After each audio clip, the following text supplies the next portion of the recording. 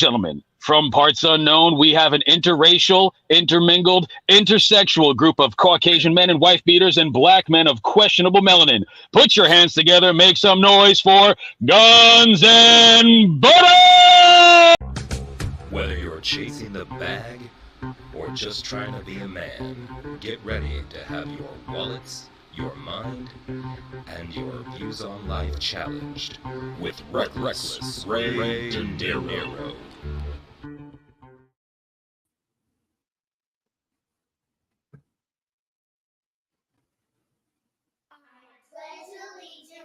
To the flag of the United States of America and to the republic for which it stands, one nation, under God, indivisible, with liberty and justice for all.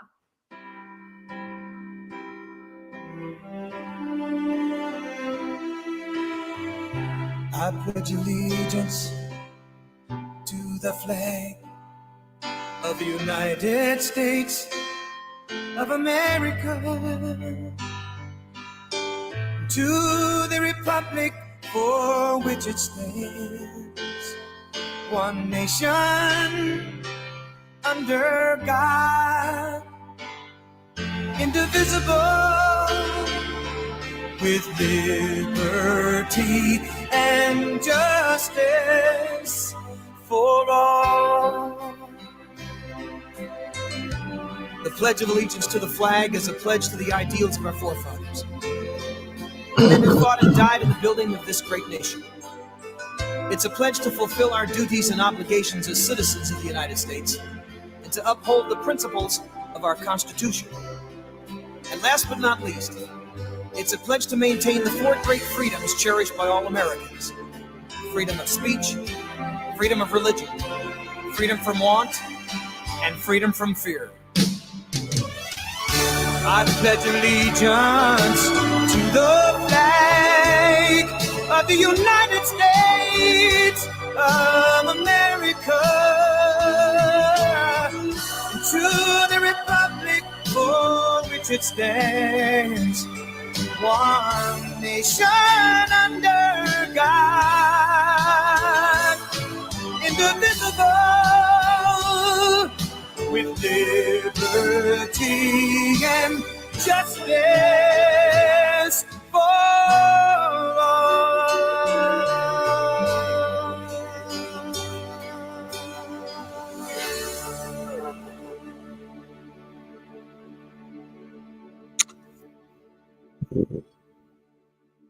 It is with much regret and a heavy heart that I have to inform you that the American dream is still alive and well. It's now converted into a dream that you scream your way through, but it is alive and well. It's your boy, Reckless Ray De Niro. We got the hat low because the interest rates are high. And I'm diving right in with my monologue. It says it in the deal, but before I jump into the monologue, I want to say what's up to my people who are here. Obviously, first, KC Mo was first. I spoke with him before the show today. We had a little breakdown. You know what I'm saying? We had a conversation. Love my friends. Dubs the God in the building. Shout outs to you, sir. Happy you showed up. Natasha Vincent, the best mod in the building. If there was no Natasha, there would be no Reckless Ray De Niro. Y'all be nice to her. She's the best. Joker's in the building. Shout out to Joker. Carl Albertson. Patriots are in the building tonight. Much respect, much love. Muslim guy has tapped in. He is in the building with us tonight as well. Excited to have a conversation. He sent me a novel today and I didn't have time to call him. So we're gonna have that conversation tonight. And we're actually Ricky Webster in the building. Ricky, what's up, brother? How we doing? In the building tonight. We're gonna start off with the money conversation. I'm sorry I didn't get to tap in. Hey, bro, shout outs. Hey, it is what it is. I know. I like to let people know when I'm live because people don't actually watch my content. Most of you just watch me on other people's shows where I'm asked to be, mind you. Where I'm asked to be. Something to keep in mind. I am asked to speak about the extra things that I speak about. I'm well versed in a lot of things, my friend. But we'll get through that tonight, obviously, because we're gonna broach a many of topics. It's an open panel, so once I get done with my monologue, I'll let you guys come up here. We're running this ship a little bit more regimented because these conversations that we're gonna have tonight are important. And as you see, Bubs, my chat's the best chat. My people aren't on people's necks because I don't do this internet beef shit. I'm an actual human. We got actual stuff going on. The wolf pack runs deep. We are everywhere, and we are moving forward. And as the ticker said in the thumbnail, we are coming for your shit. Now, let's jump into this monologue. They just raised interest rates to 8%. Now, I did a video on this. Obviously, the fallover video from Future Financial Strategies is a direct correlation to this video. That's the way this is going to be running. Ship's going to be running a little bit tighter. The financial piece of these conversations will be coming most likely as a tie-in from the Future Financial Strategies episode that releases before this show. For those of you who didn't watch it, it's going to be recapped. Y'all out here losing big bad right now. It's terrible. It's terrible. Interest rates at 8% means that, like, legitimately, some of y'all are never going to be able to buy a house. You're going to be forever renters. You're going to be peasants. You are going to be at the behest of somebody like myself or worse for the rest of your life. Y'all want to complain, but I tell you what, Ray is a very, very, very generous person when it comes to taking care of my people. Now, the rest of y'all, those of you who aren't my people, that's going to be a problem. Those of you who aren't in the wolf pack, that's going to be a problem. Those of you complaining about equity, equality, and inclusion, that's going to be a problem because this game has nothing to do with any of those things. This is a dog-eat-dog game. And if you're not tied to somebody like me who gives a shit about the people that are with them, and yes, we're starting off cussing early. I'm not monetized yet, so I'm having fun for the rest of these episodes until we get to that point. But if you're not tied to somebody like me who leads, who actually considers how my actions affect everyone around me, who makes my decisions based on the people that I have tied to me, y'all are going to be big bad. Some of y'all's parents are selling properties out from under you because they're broke. You can't even rely on your parents. You can't rely on your family because, as I've been saying, you have no sense of duty, which means that you and your entire family line at this point in modern times are a bunch of individuals who are going to fend for self as opposed to tying together to move as a unit forward. Everybody wants to be a leader. Everybody wants to be an individual. Some of you suck. And I would say most of you, I'd say it's mostly the people who are, I mean, you could look at the people who are in the UAW that are striking right now. I could imagine being in a situation where I was at a job that I had to go on strike to get them to give me more money for. That's ridiculous. I couldn't imagine living like that. I couldn't imagine putting myself in a space to where I can't quit, to where I can't navigate. I can't imagine being on strike talking about I got to go get a second job to cover my bills because my finances ain't straight when I'm making more than most people in the nation. I thought our automotive workers, y'all was solidly middle class. And I understand those of you who are new, you got to earn your stripes. And I believe in meritocracy. You got to work your way up. You get what you kill. But what about y'all at the top that's sitting out here talking about you getting third jobs and you was having to get second jobs to make ends meet because you can't manage your finances right? And you getting money. You getting a decent wage. But that's not enough. Everybody needs wage increases. I understand the dude at the bottom. The dudes at the bottom are making out like bandits. those of you who have been doing this job for a while that are sitting out there that can't handle your affairs, your finances are messed up, and you having to go get a third job, I don't understand it.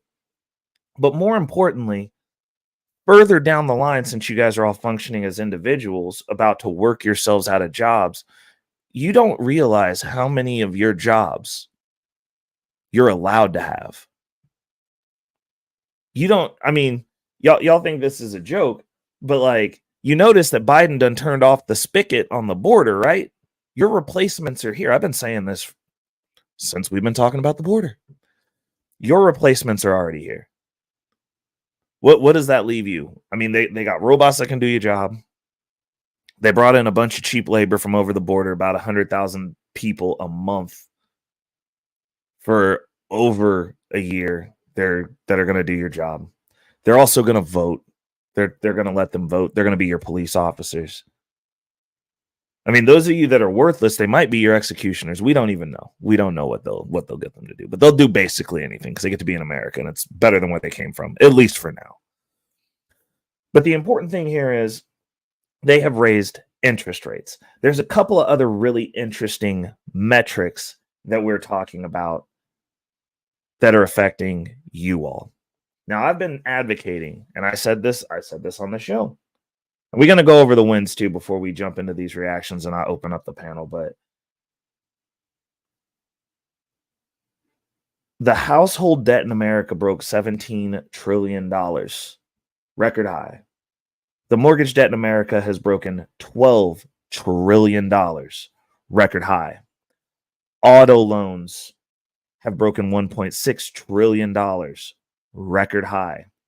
Student loans have broken $1.6 trillion, record high. Shout outs to Canadian Tyler. What's going on in the building? How you doing, brother? Credit card debt has broken $1 trillion, record high. And I've been telling y'all, we've been expeditiously clearing out debt. We down to a point now to where I'm just going to be borrowing from myself. Because if I'm going to be paying double-digit interest, I'm going to pay double-digit interest to myself to build up the base. Because we know how money works over here.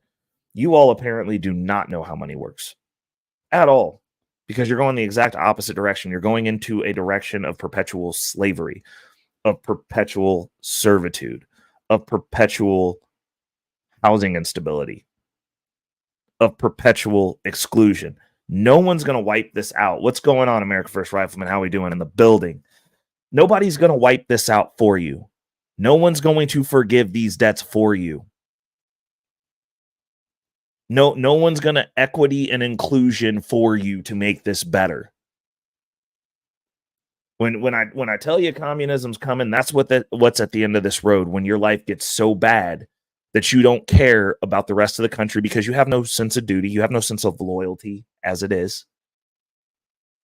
You want people to feel good about what you want to do in your beds, in your houses. You want people to feel good about the color of your skin. No one gives a fuck about you. No one. And they shouldn't have to. People got to fend for themselves.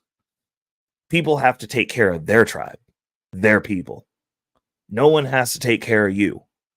Now, if you want to get together and group up and navigate through this as you see fit, like, more power to you, because that is an option. I give some of those strategies on my channel. And I understand that y'all like to hate on me. Y'all like to be mad. And some of your groups like to talk shit about me. But I'm not broke. You are. I've got the game that you need. When I go to sleep at night, I don't have debt. I sleep different than you. I sleep better than you. I eat better than you. I'm in better shape than you. I've got time to read books. I read more books than you. My life's good. It's pretty damn good. And I understand that some people obviously catch clips about the things that I talk about and they want to take it out of context. But like, the deal is, all of this ties back to the money, because while you're arguing over dumb, insignificant shit, while you're playing your identity politics games, while you're being on your stupid ass team, Republican, while you're being on your dumbass team, liberal, while you're being a useful idiot, the LGHD TV mob with your flags, got your little flags everywhere. But it's funny because when I was coming up, you know what's funny? Everyone that I knew that was a part of that community had money. Now, everybody that I know that's a part of that community is broke as fuck and crying and bitching about everything. Being poor, which is fine, because if we're going to be enemies, that's exactly where I like you. Which brings me to, why do I invite you over? I invite you over because I enjoy worthy competition.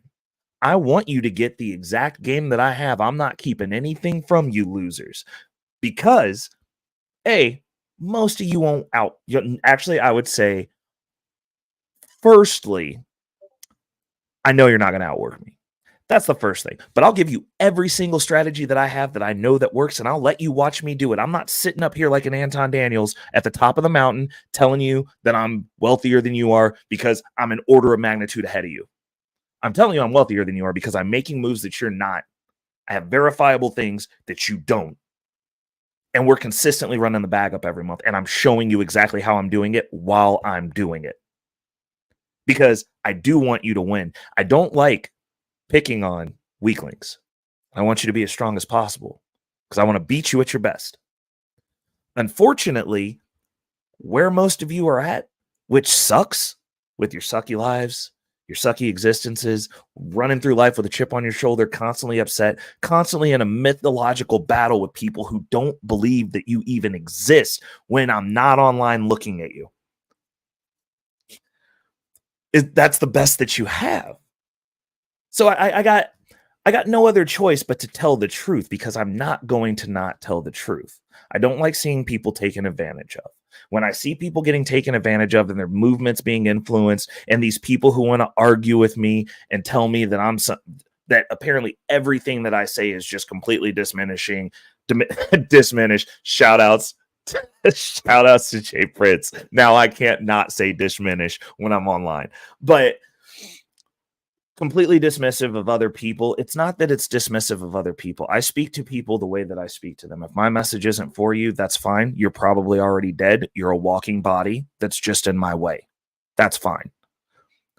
But the reason I speak the way that I do is because I know that nobody gives a fuck about me but me. Now, I have the capability, because of the position that I'm in, to give a fuck about a few other people. And I do. I take care of them. I make sure they're straight. But I don't care about anybody else. And I know nobody else cares about me. It's up to me. It wasn't my business partner. It's not his job to take care of me. It's my job to take care of me. It's my job to get what I need. Do I advocate for the team? Absolutely. Always.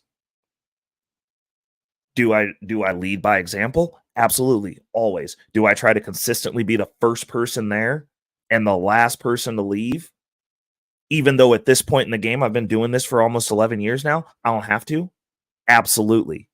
Because everything is competition, and people respect people that lead from the front. People respect people that stand on their shit and live by their shit. That's how you exude actual influence. I don't sit here and cry about what somebody fucking owes me. I don't sit here and cry about what I don't have in comparison to what somebody else has. If I want something, I go figure out how to get it. That's the game. And most of you don't want to play the game because it's hard. It's hard to win. It's hard.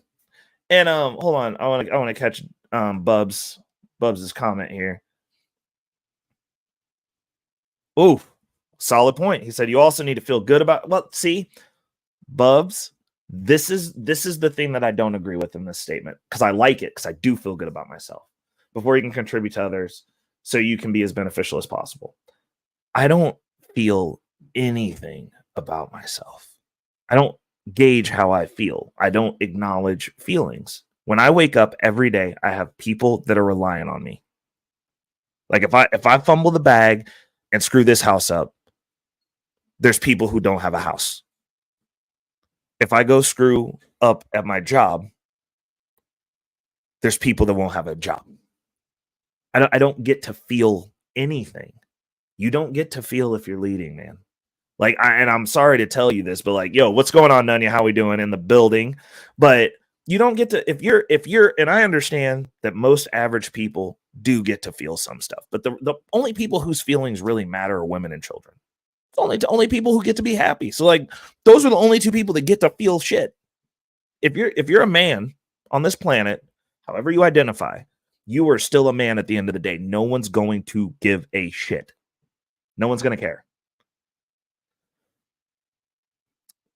So when where I am consistently coming from is the space that I function in, which means that like if we're competing and you're worried about your feelings and I'm worried about what needs to get done, you all I got to do is just make you feel bad. I got you. Understandable. How would you feel if you fumble the bag for the household? I mean, you can still be a man who hasn't forgotten that he's first a human. What's going on, Jay Rillo? No, I mean, I wouldn't. That is failure. I mean, I would feel terrible about that. But at the end of the day, if I did fumble the bag, you know what needs to be done? You got to get it back. That's what I'm getting at. Like for a man, there is always shit to be done. Like if you fumble the bag and so like me personally, I don't believe in depression. Like I'm not a depression believer. I worked in the mental health field for 6 years. I don't believe in anything, period. And this is the way that I built my brain. Not everybody has the same brain, and I get that. But I don't believe in anything that takes power away from me. I don't believe in anything that I can't fix, period. Like I'll just die off this planet. Like I don't believe in shit like that. Like I don't believe that something magical is coming down from a cloud. I'm gonna wake up one day and I'm gonna be indefinitely sad. I don't believe in that shit. If I fumbled the bag, I would feel in a instant. I would feel terrible. I do feel bad sometimes. I wake up mornings and I don't feel like going to work. But you know what? Shit's got to get done. I have to go. I don't feel like doing it. I would rather curl back up into bed, roll over, especially when it's a space where, because like you've seen what's going on, Corn Pops. What's up, my brother? Especially when you see me on these panels late at night. I get up between 4:30 and 5 a.m. every morning, no matter what time I go to bed. If I go to bed at 1, I'm up between 4:30 and 5 a.m.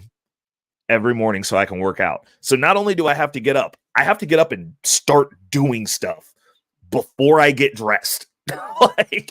It's just, what's going on? Black Man Unfiltered in the building. Also, if you're subscribed over here and you're not subscribed over on Black Man Unfiltered, 90% of Tuesdays, with the exception of this Tuesday, because I had real life stuff going on and I had to go be there for my brother. But outside of this last Tuesday, 90% of Tuesdays, I'm over on that channel on Tuesdays pissing people off. It's a little bit different conversation. Way better run than over here. I'm learning from him. But definitely tap in with Black Man Unfiltered. If you guys are over here and you're not tapped in over there, you guys need to make sure that you're tapped in over there because it's a solid channel. And he has good stuff. And there's a bunch of stuff that's snap, tough topics in the building. We're gonna open up the panel. So give me a second. Let me finish my monologue. But yeah, like there's just stuff that needs to be done. And what's being done right now to this economy is intentional. It is by design. And while we're arguing over all these other things, and obviously we're going to get into some of the other things on this show. Oh, snap. Hold up. Jesus, Jay Rillo, bro. Jay Rillo over here just blessing the hell out of me. Like, I owe Jay Rillo like 19 favors. I got to show him the money. Jay Rillo started with the 10 ball, showing the love. Ladies and gentlemen, from parts on. Not that one. Hold on. This is. Here comes the money. Here we go. Money talk. Here comes the money. Money, money, money. Dollar, dollar. Dollar, dollar.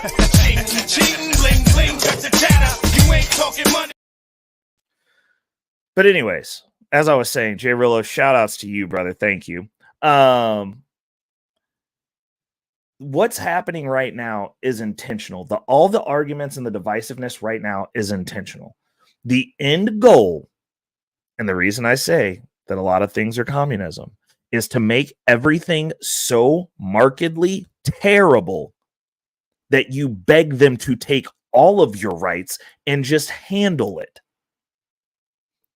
That's the end goal of all of this. With this current interest rate, until this goes back down, new people who aren't already in the housing market aren't going to be able to get into the housing market. Like, I've got things that I could leverage, but I mean, like, Jesus, I'm gonna pull this up and I'm gonna go ahead and keep talking because like this monologue could drag on forever, technically speaking, and I'm trying to move the show along at a good pace. I'm gonna drop this in the chat and then I'm gonna go over there and I'm gonna pin it so that way if you guys want to pop up, but I'm gonna pull up the current mortgage rates. Like this stuff is crazy. Hold on, let me pin this. Okay, so pin message. Pin to the top of the chat is the link to join up if you want to come up and rock out with me for a little bit. But hold on, let me share this page. So these are current. This is at bankrate.com. Now it's at Commerce Bank, which is what I would consider a real bank.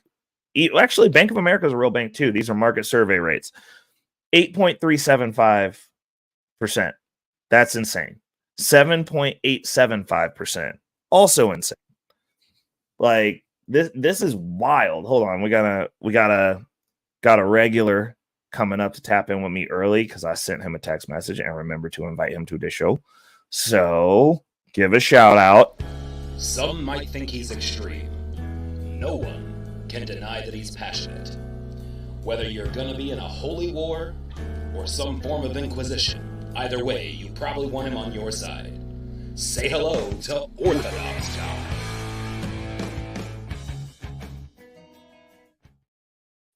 What's up, brother? How we doing?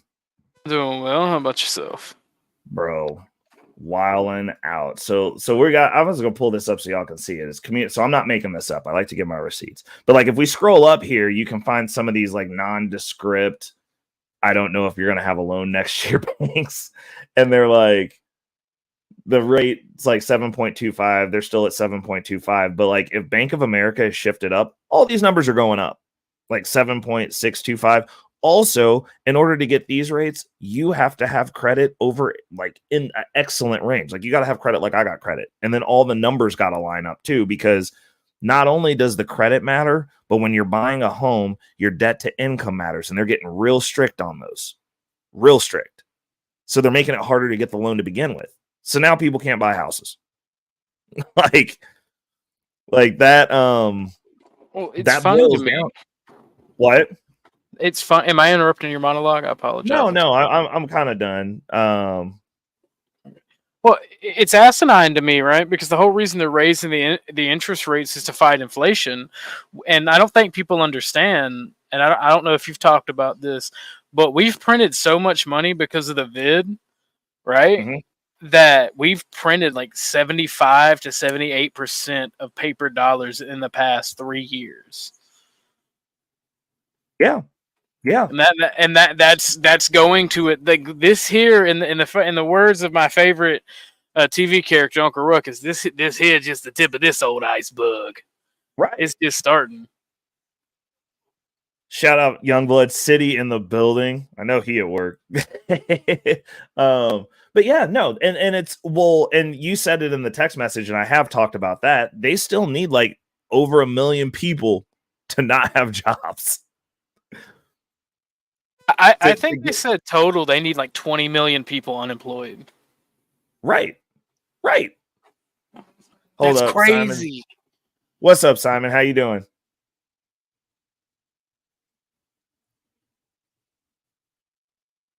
Simon. I'm cool. Simon. What's up?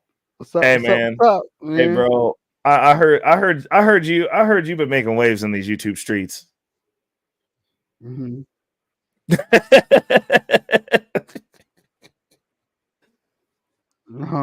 Okay. You want to tell me what you did since you're here? Because I want to hear it from you, bro. You can ask me any questions you want. What happened? What happened when you went viral, Simon? Ask me any questions you want. I want to know what you did to Kendra G, bro. Oh, Jesus Christ! Okay. You want to ask me about that?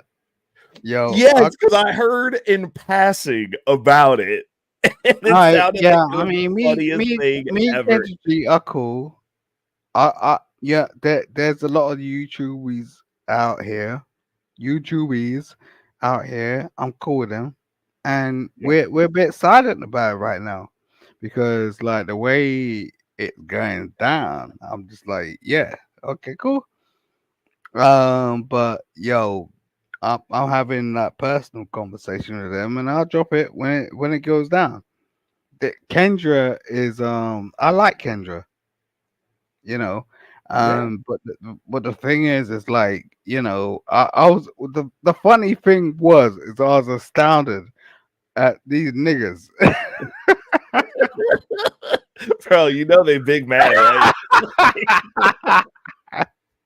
They were coming back at me, emailing me and doing all this bullshit. It's like, yo, you want to this is Kendra? Really, nigga? Bro. You are wrong, bro. Like, yo, you want to get on your shit? I'm single as a motherfucker. I don't care. Like, so. I thought it was hilarious. I was like, bro, you from what they said, you Jesus. gave her a good run for it. So I haven't Mm. seen it yet. Yeah, no, but me and Kendra are cool, man. Like, you don't really understand. Like I be getting emails like yo, the pictures they be sending me. I'm like, Jesus. Wow. Okay, so I'm like, Simon might not be saying Jesus. wrong, what you're saying. Simon might have a boo thing but here before winter for cuffing season. We don't know, but I'm just saying, yo, you know what I mean? So Simon, question for you. Sorry to get a little bit off topic, but I just want to go ahead and clear the air because I had questions. But question for you: what are the interest rates over in Europe right now for a mortgage? About 2%. What? 2%. The You're interest lying, rate, Simon. You are lying, bro. no, the interest rates over here was jacked up about 5 years ago, and we've not been able to sort of get our heads around that. I guess what happens a lot of the time is the British bank, they sort of set the standard in terms of what the interest rate's going to be. So we turn around and we try to go along with that. But the thing is There's no way it's 2% right now. I'm on Google and AI just said that it was an average of 7.644 October 5th, 2023, with 11 basis point decrease from the previous day. So yours is at least going down. But Bank of England is at 5%, which is fucking. How are they at 5%? How do you guys not have consistent rates? This is insane. Because the Bank of England is a dumb motherfucker. And, this is the conversation we continue to have. We know what it is as businessmen. Yeah. When, This is wild. they put these people in positions, and they're just doing some stupid shit. I mean, if you got hired as, the person that was supposed to be in a position that's supposed to broadcast the rate of our taxes and all that, it's like that's a big deal. So I can't sort of let him down, but at the same time it's like I ain't seeing a black man do that. I want to see black people start doing shit. I really do. Yeah. I think it'll be highly interesting. Because we keep complaining about shit. You get what I'm saying? It's like they just put the nail in the coffin for most of the people who are first time home buyers over here for a while. Yeah, they're like bang bang. Jesus Christ, why don't we lean towards these people who are out here that can actually turn around and do something for you? Why is that a problem? I don't know how.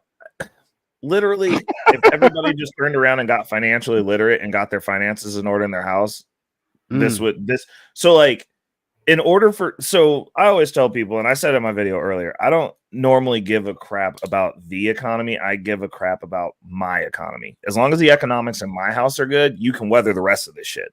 Right. Unless it's a scenario where it's like, well, the country's collapsed and we're just going to go in here and everybody's just ramrolling everything and taking people's stuff.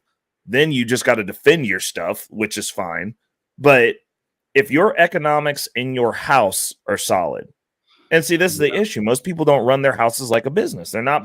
They don't understand the concept. They just go money in, I spend it, I do whatever I want. And then they think there's no consequence for anything that they do financially. And then when it gets so bad that now you can never buy a house, you can't afford an increase in rent, and now you got to move. Now it's somebody else's problem. And a lot of these issues, and I agree that there's some overarching issues, but like if you know you're in a financial war and you're not getting financially literate, or you're not already financially literate and navigating as such, I mean, future financial strategies. I told y'all before this year started, our goal is to eliminate this float. We're taking away the float. There's no reason for me to have a credit card float right now. I don't want to have no debt out with nobody. Period. We're closing up debt. And what did the rest of the nation do? Record high household debt, record high mortgage debt, record high auto loans. Y'all getting double digit auto loans to buy chargers and shit to get repoed. Now you ain't got a house or a car. What is we doing? Yeah, Jesus. Yeah. I mean, what's going on, Quantum Love? Oh, this is a lady that's so much of a lady. Like, you better watch yourself, but Quantum is a lady. I love Quantum, man. You better be careful, bro. Yeah, Quantum will dog walk you around the block and put you back where she found you, bro. No, I want a lady like that. I'm just like, yo, you need to check me. Like, that's some serious shit. What you was talking about, some quantum mechanics, and the fact of the matter is most people don't really understand that shit. That's and that's fine. The funny thing is they will, because we're about to dish out. We're about to dish out. We're going, okay, yeah, we're gonna be like, yo, I look at every day like I sit down my daughter and I play Master Chef, right? I make her understand the difference between food. I make her understand, and it's not me making her understand, she's watching it, but she could choose to turn around and put some bullshit. Like most of these I don't want to be rude or anything. I'm just saying, like most mothers, they'll turn around and just put a digital screen in front of their children. No, I ain't doing that. Like my child talks to me like a fucking adult, and it's weird to me, But the fact of the matter is I ain't gonna be around here for too long. So yeah, I'm gonna draw everything I know and understand into her so that she can be the best person she is, and not be the conversation point of what's going on. But apart from that, I'm gonna bounce out, bro. I've got shit to do. But the thing is, it's like, wow, this dude is just bringing across some real points, man. Yo, hit the like, subscribe to the channel, and do all that shit, bro. Because like we're gonna be rocking on the next level, and you ain't even seen it right now. Maybe, but we're gonna have these conversations. We're gonna get down to it. I mean, we need to, and like that's the reason I kind of set this platform up. I know we run it a little rough shot most of the time, but like I'm getting better. But like when I see stuff like this, I'm like, this actually, like these people who are disaffected, it actually validates that. Like they're you know, because like when they're like, oh, well, like we couldn't do this. And I'm like, you could do it if you move with intention, like this, and this. Like now it's like, bro, if all the money that you like, you might as well just go ahead and buy Bitcoin because you can buy fractions of it and you can't buy fractions of a house. So like until the dust settles on this mortgage thing, like you're gonna be renting and like you need to figure out how to set some money aside in something that's not gonna lose value. Like it's this is one of those things where it's like you look at it and you're like, wow, we ain't I haven't seen no shit like this since I've been alive. I've been alive a minute. Yo, I'll tell you something. Niggas are so disposed they can't even like pack So away. hold up. I'm gonna answer Ricky's question real quick. So Ricky, to be honest, my mentorship, the people that I got pouring into me, dude, like the family that's helping me is one of the edicts that he told me was the best advice he could give for somebody in my position when I was looking at getting a house was, if you buy a piece of property, figure out how to never sell it. Period. He said that would be like the one thing, because he would have been even wealthier had they never sold anything. He was like, when you buy a piece of property, figure out how to purchase the next one without letting that one go. You keep every single piece of property you put your hand on, you keep it for as long as you possibly can. Yeah. Listen to so I would the single greatest way to build wealth. Yeah. So long as they're profitable. Well, I mean, think about this though, Muslim guys. So I live in a pretty happening part of town. Like the real estate around here is expensive, especially the commercial.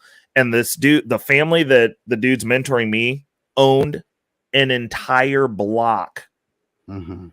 Like he owned the whole street, and it's a really long street, and it's a very well populated street. And then like 8 houses in this neighborhood that I live in, and like the whole area where the hospital is, the hospital bought that from them. And now that family, after releasing those properties, have converted over, and now they're doing commercial developments that are is like $500,000 and up commercial spots. But like that's how they navigated. They were like, yeah, we depreciated all the stuff that we could out of the property, then sold it. But he was like, if you cannot, yeah. I mean, Ricky, if you think about it, just plug in what you're paying right now for your house. Just go to one of those mortgage calculators and put in 8% and look at how much more expensive. Like, I mean, honestly, the way that I'm looking at this, if they haven't brought interest rates back down, I'm going to just continue saving and I'll have a bigger down payment. And like, I'm not about to be paying like quadruple what I'm paying now for a house. Like what's going on, Lady Navoa? How are you? It's actually at this point, as much as I'm an advocate for purchasing homes, like you really have to do the math now, because in a lot of cases, even though they've jacked your rent up, rent is now cheaper than buying the home. And so like, I mean, it's one of those spaces where it's like, I'm in a position where I can put money away. I'll just keep putting money away. Like I'll put money away until something happens or I can make those numbers work, because at this point, the mortgage, there's no room. There's no difference between the mortgage and rent. Like it's just not feasible. See, Corn Pops knows what's up. This is ultimately going to be devastating for the economy at the end of the day. Like it's See, Casey, I disagree with you. Why would you take out a mortgage at 8%? Like that makes no sense. That's just an expensive bill. Like, I mean, I see what you're saying as far as using the property as leverage, but I mean, the payment right now, what are you getting out of it besides living in a house? Like there's no financial incentive. You're not going to be able to charge more to rent it. Like unless you can break even and get that house for zero, there's literally no reason to pull out that money, because like you're just losing money every month. And that's going to send ripples across the other aspect of the economy as well. What's going on, Rebel Warcry? Shalom. But yeah, no, it's crazy. And I mean, it brings back the point of what you were saying earlier, where you were talking about hating capitalism. I would hate this version of capitalism if this is what you consider capitalism. Yes, it's very much hateable, but it's the government that's manipulating the market at this point. Like we know who made the money, we know who diluted the money, we know what they did with the money they diluted. They sent it everywhere. Is it really though? Because the Federal Reserve, which is who Functions is on their responsible, they're completely independent, and they can tell the federal government no. Like Well, this is the end result of capitalism. No, I'm not, and in that message, like I joke around and say I am a communist now, comrade, but I'm not, because communism is still a worse aspect, but both are dystopian as hell.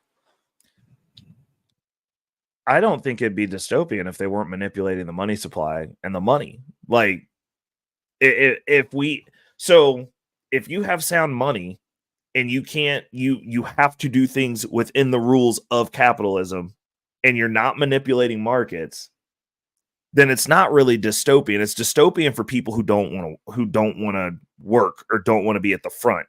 Like, the concept of we show up to a job. I mean, and just think about this for a second. The concept of you go to school, you go out to college maybe, and you get a job. And then you expect that job that you negotiated the pay for, that you accepted the job for, that you show up every day for, to think that they owe you something. It's a symbiotic relationship, because technically speaking, it's a chicken and the egg conversation. If the person who owns that place didn't make that job, you'd have nowhere to go work, right? Then you would have to be responsible for everybody else who works there. I mean, like the whole UAW argument, basing their pay off of what the CEO gets. The CEO makes all the fucking decisions. You show up and do a job. Yeah, but the CEO is still not the owner. Like, I can understand. I can understand your 100%. But like, if you look at it from this perspective, the CEO is more valuable than the people who don't make. These people can't even be the CEOs of their house, dude. They're broke at home and they're making more money than everybody else. I get your point about that. Like, whenever anybody talks about the poor or people struggling, that's always my first. That's always my first thing. Are they poor because of circumstance? Yeah. Or are they poor because they don't know how to manage money and they live beyond their means? Absolutely. Okay, so Rebel Warcry, I have your question. Give me a second, because like I can't stop for every single question, but if it's a question that flows in line with what we're talking about already, I will answer. But I have you starred. I have that question saved, and I did see it. And I'm gonna answer it.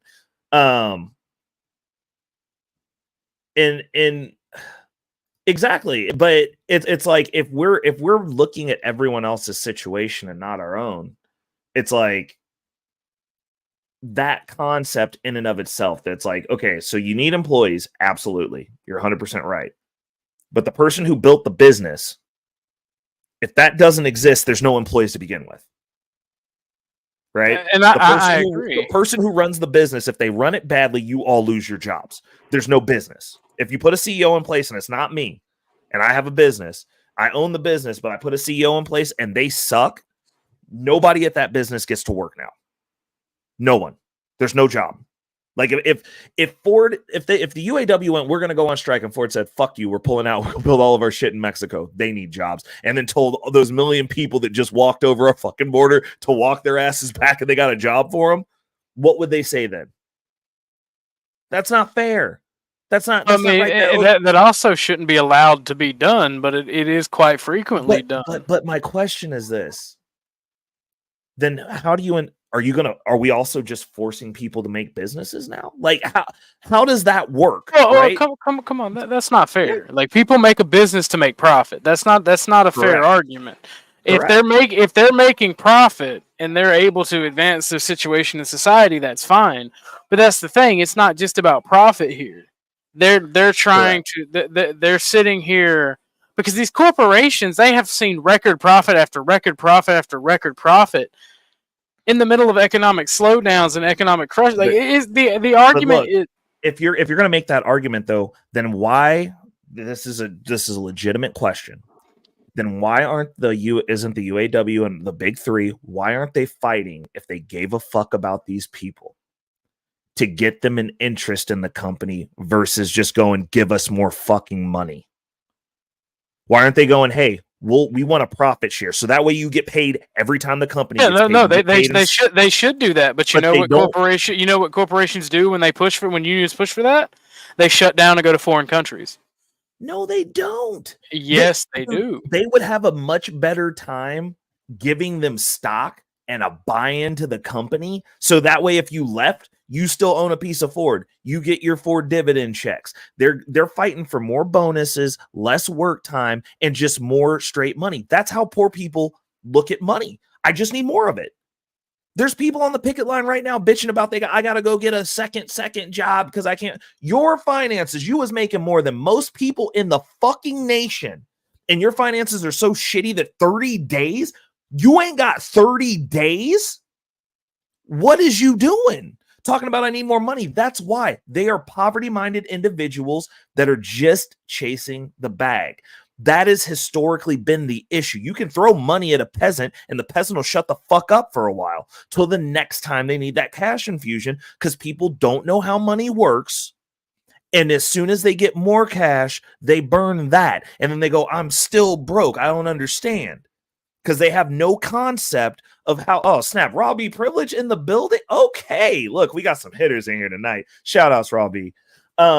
Because they have no concept of how money works, so they just keep having to go on strike. The people at the top, and I understand that they're making the argument about the people at the bottom. Well, we want them to come in and make all the money that we're making. Like, you gotta earn that shit, but I understand.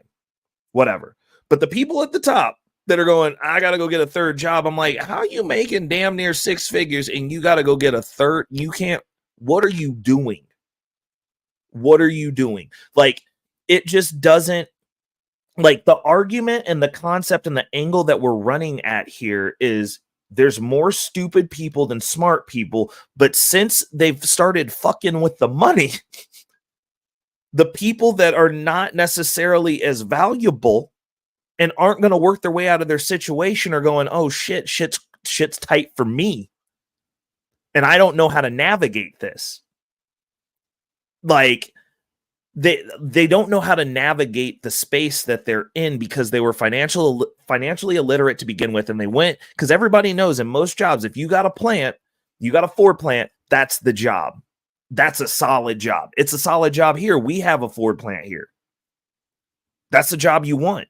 Moving the Ford trucks, if you get on the contracting company that just moves the trucks around for them, that's a solid, well-paying job. Just driving the trucks. So I know the people who are driving the trucks ain't getting paid more than the people that are making the fucking trucks. That's not a thing. So then it comes back to personal decision. And you've got people who, because like that's what all these gurus sell these people. Oh, you just got to go get more money. You got to go get more money. Or don't buy Starbucks. It's knowing how money works. You have to figure out the game that you're in, or you're going to perpetually lose no matter what the system is. Either I that, agree with you there. Either that, or you restrict the system so much that now your civilization has brain drain, and the people who are smart go, well, I'll go somewhere else. I'll go help another system then, because this is restrictive for me. And I'm not, the thing that I agree with you on is I believe that the country that you're in as a business owner, you should have a vested interest in the people of that country and you can't have the environment that you're in.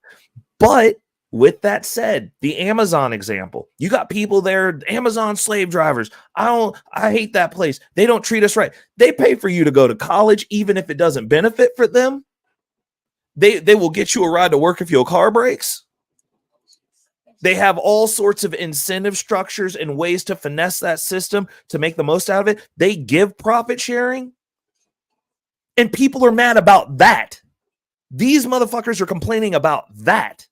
There's no system for them that's going to work except for the one where they get to sit at home, have Cheetos in their fucking dysgenic belly buttons, and get to play video games because that's what they want to do. Nothing that they are given. They don't utilize the things that are laid at their feet.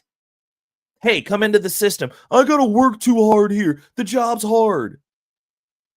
Like, hey, we'll pay for you to go to school. We Ray, do you understand. honestly believe 300 million people are lazy and don't want to work?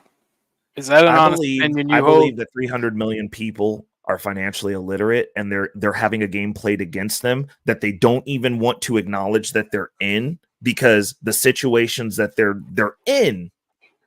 Like, if you're making more money than me and you bitching about a raise because you're broke, I can't. Yeah, I'm no, like, I agree with you. That's stupid. That eugenics, what are we talking they deserve to die out and starve out. But in all actuality, that's not the case, because that's purely because it's a union job, yeah, right? And these modern unions in America are garbage. Like, I joined a union and they gave up their right to strike, and they have no power, and their workers are treated like crap. yeah, Like, the simple fact of the matter is, modern unions are tools for political parties. bruh. Even the automakers are offering tuition reimbursement. Like, bro, and they're offering profit sharing, bro. Like, but that's what I'm saying. I'm like, when I look at the arguments and like what these people want, I'm like, first off, you chose that field. Like, I chose to work in the trade that I work in, right? For a reason. I'm like, and I've had this conversation plenty of times. Hold on, let me answer before this question gets too far away. Rebel war cry. My thoughts on centralized and decentralized government. I think decentralized everything is better. Decentralized everything is better. Like, when you have a centralized entity that controls all your stuff, it never ends well, because we end up with what we have here. Which I'm going to get to the parts where I agree with you, because like I'm not trying to give you the complete what for, because that we agree on most of this stuff. But Yeah, that's why I find it weird, because I'm for a centralized government. It's weird because, like, I don't see how you and I agree. I don't see how you and I disagree on that. Because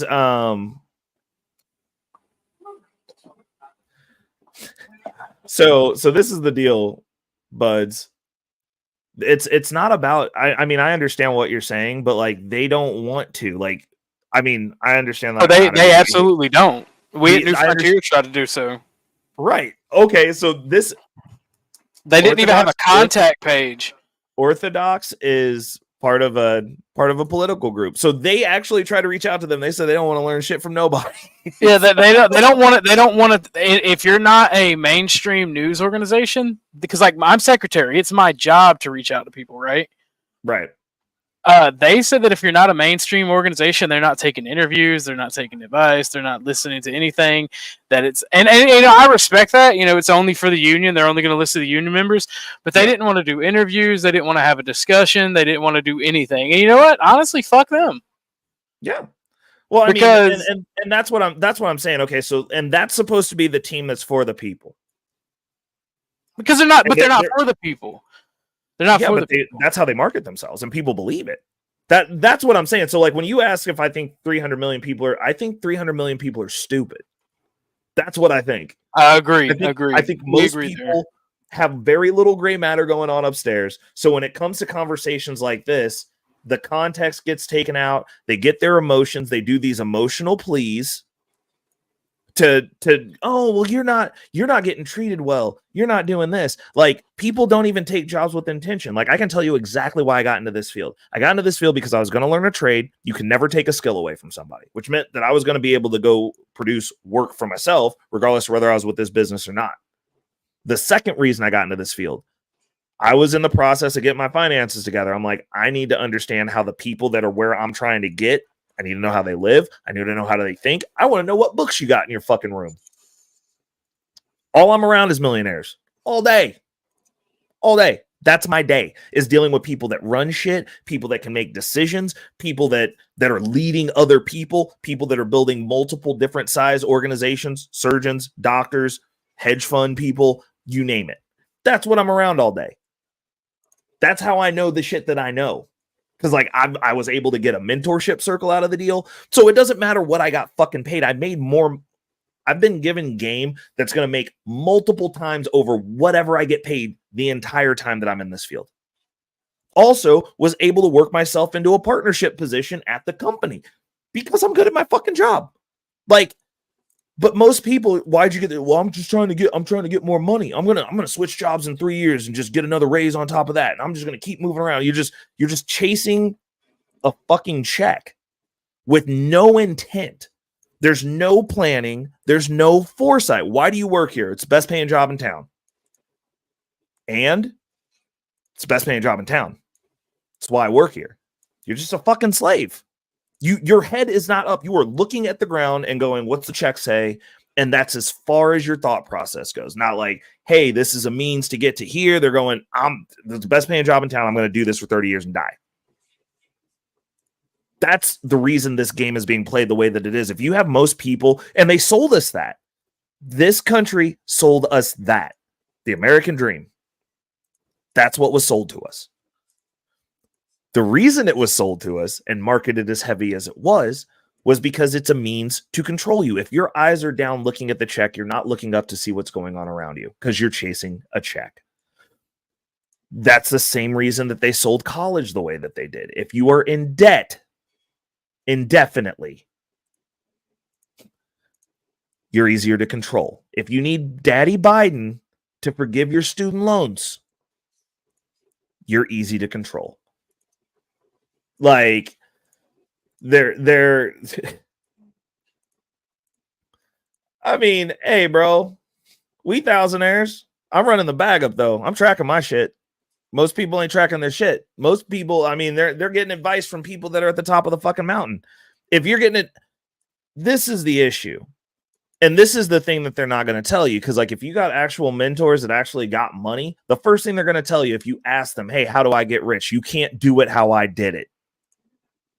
First thing out of their mouth. That's real game. Because they already did it. They're already there. If everybody could do exactly what one millionaire did, then money would be worthless because we'd all be millionaires. It doesn't work that way. Strategy changes. I've been saying that for a long time. You can't do what a person 8 years ago did. That shit don't work now. You running the Dave Ramsey plan? Good luck with that.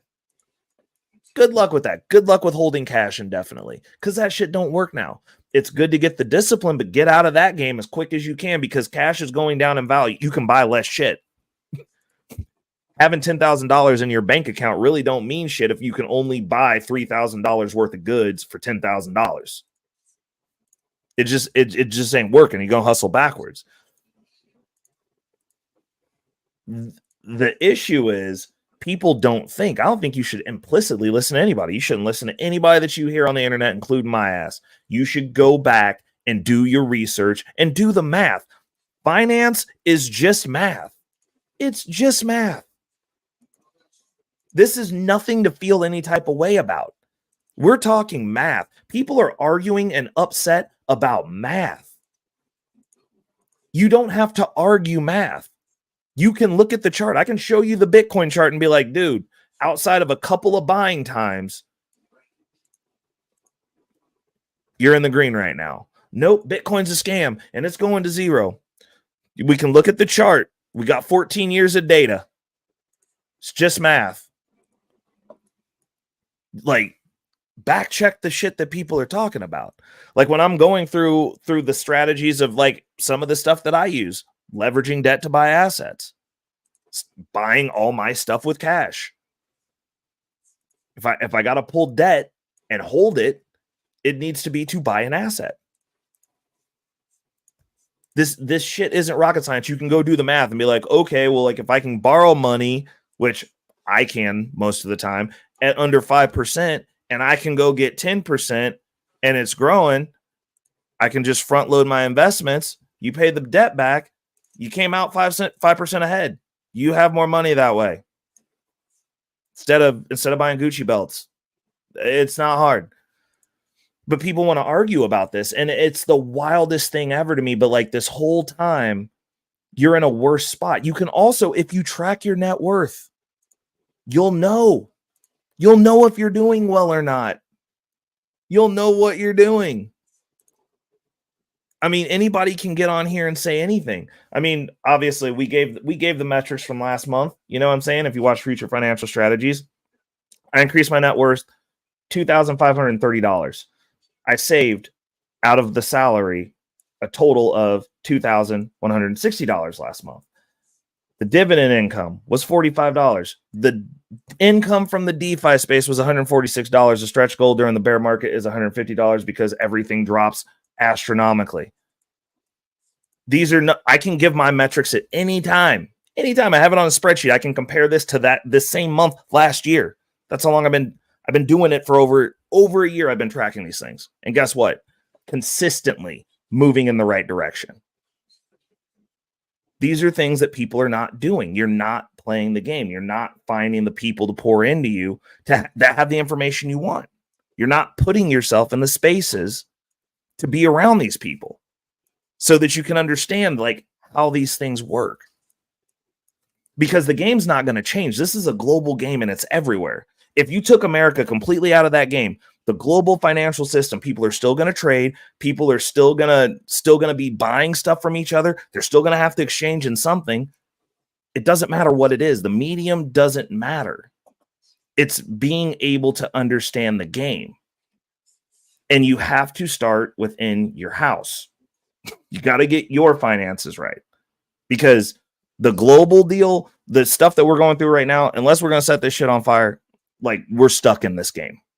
At least until we start voting some people in and actually start looking at these policies and holding these politicians to task to do what they said they were going to do.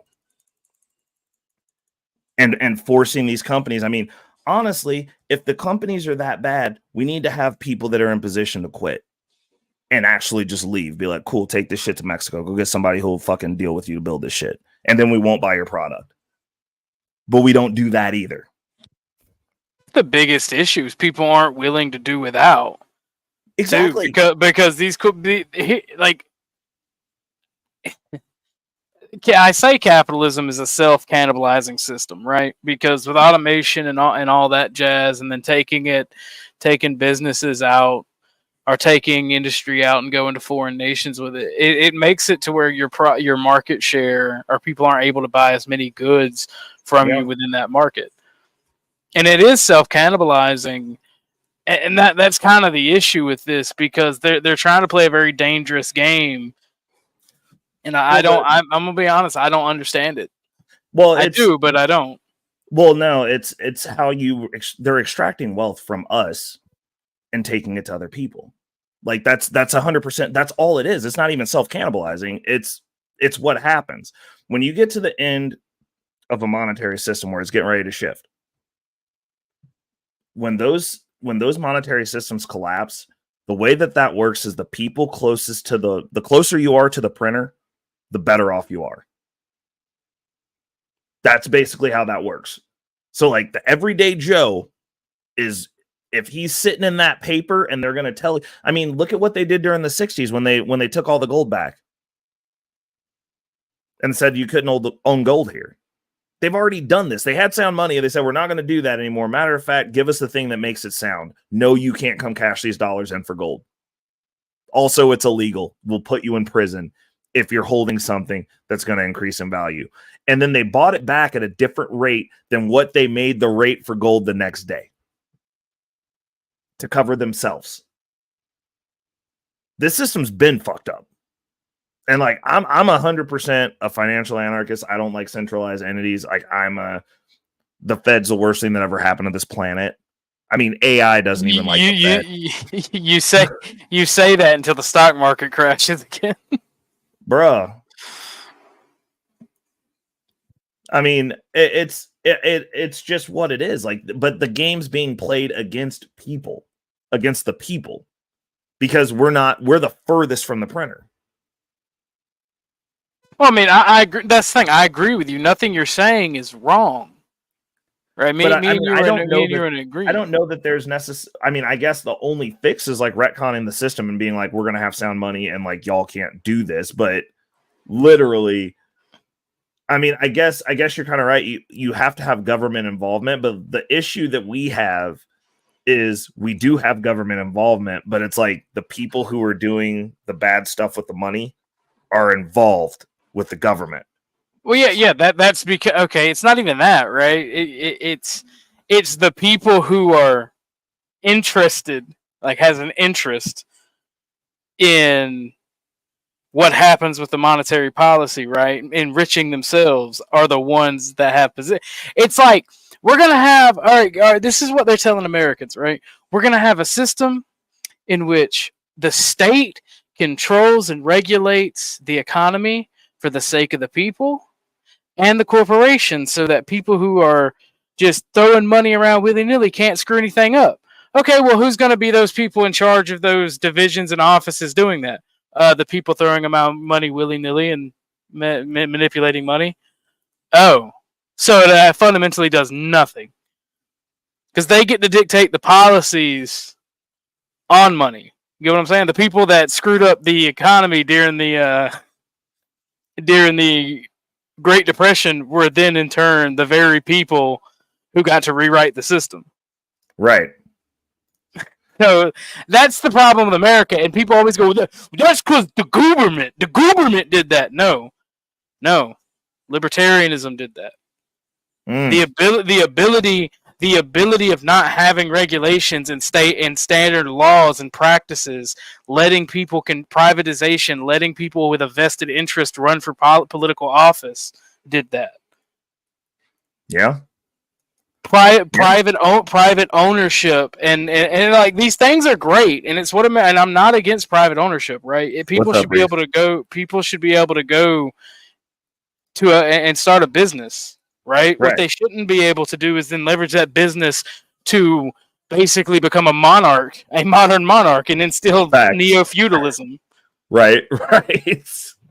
Because I'm gonna be honest with you, I'm not an anarchist, and people will go, well, he's a statist, he's a bootlicker. You'd be very surprised how anti-statist I get whether it's a private individual or the government seeks to tell me what I can and can't do and oppress me for their own interests. I don't care if it's the government or a corporate actor or just a guy who owns a local business. You're not going to tell me what I can and can't do, because guess what? I will just take from you what I need if I can't afford it. I'm gonna be real with you. I'm gonna be real with you. If I die, I die. It is the fucking law. It is the law of nature. If my mother or my brother or my other brother or anybody in my home or my best friend who lives next door was sick and they could not afford medicine, your boy would be on the news because I would go knock over a pharmacy. Bruh. What's going on, Red Illusion? Is Corn Pops, is that you in the back?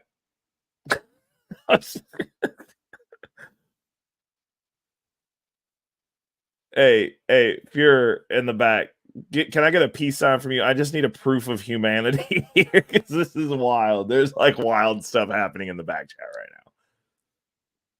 I can't see the back chat. I mean, this is a pretty mellow conversation, so I don't understand why they would be trying. Oh, okay.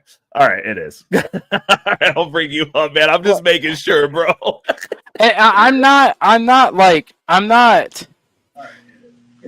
because I'm not against people's right to make profit and money, right? People have a right to own property. People have a right to be left alone. What I am against is when people's right to be left alone is like, I'm going to spread disease and be like an ultimate degenerate that hurts our nation. And then they get ass mad when they get told, no, you can't do that. What's up, guys? What's going on, bro? How we doing? Pretty good. How you guys doing? Man, Bumpkin was supposed to come on here, but I guess he making little bumps. I don't know. I saw Bumpkin had a rather large and voluptuous woman that he posted about. I forget what I commented, but it wasn't something flattering. I don't know. I couldn't tell whether it was supposed to be like facetious or if he was serious about it. No, and Bumpkin is probably facetious. Bruh. I was like, Bumpkin back out in these streets? Like, what is going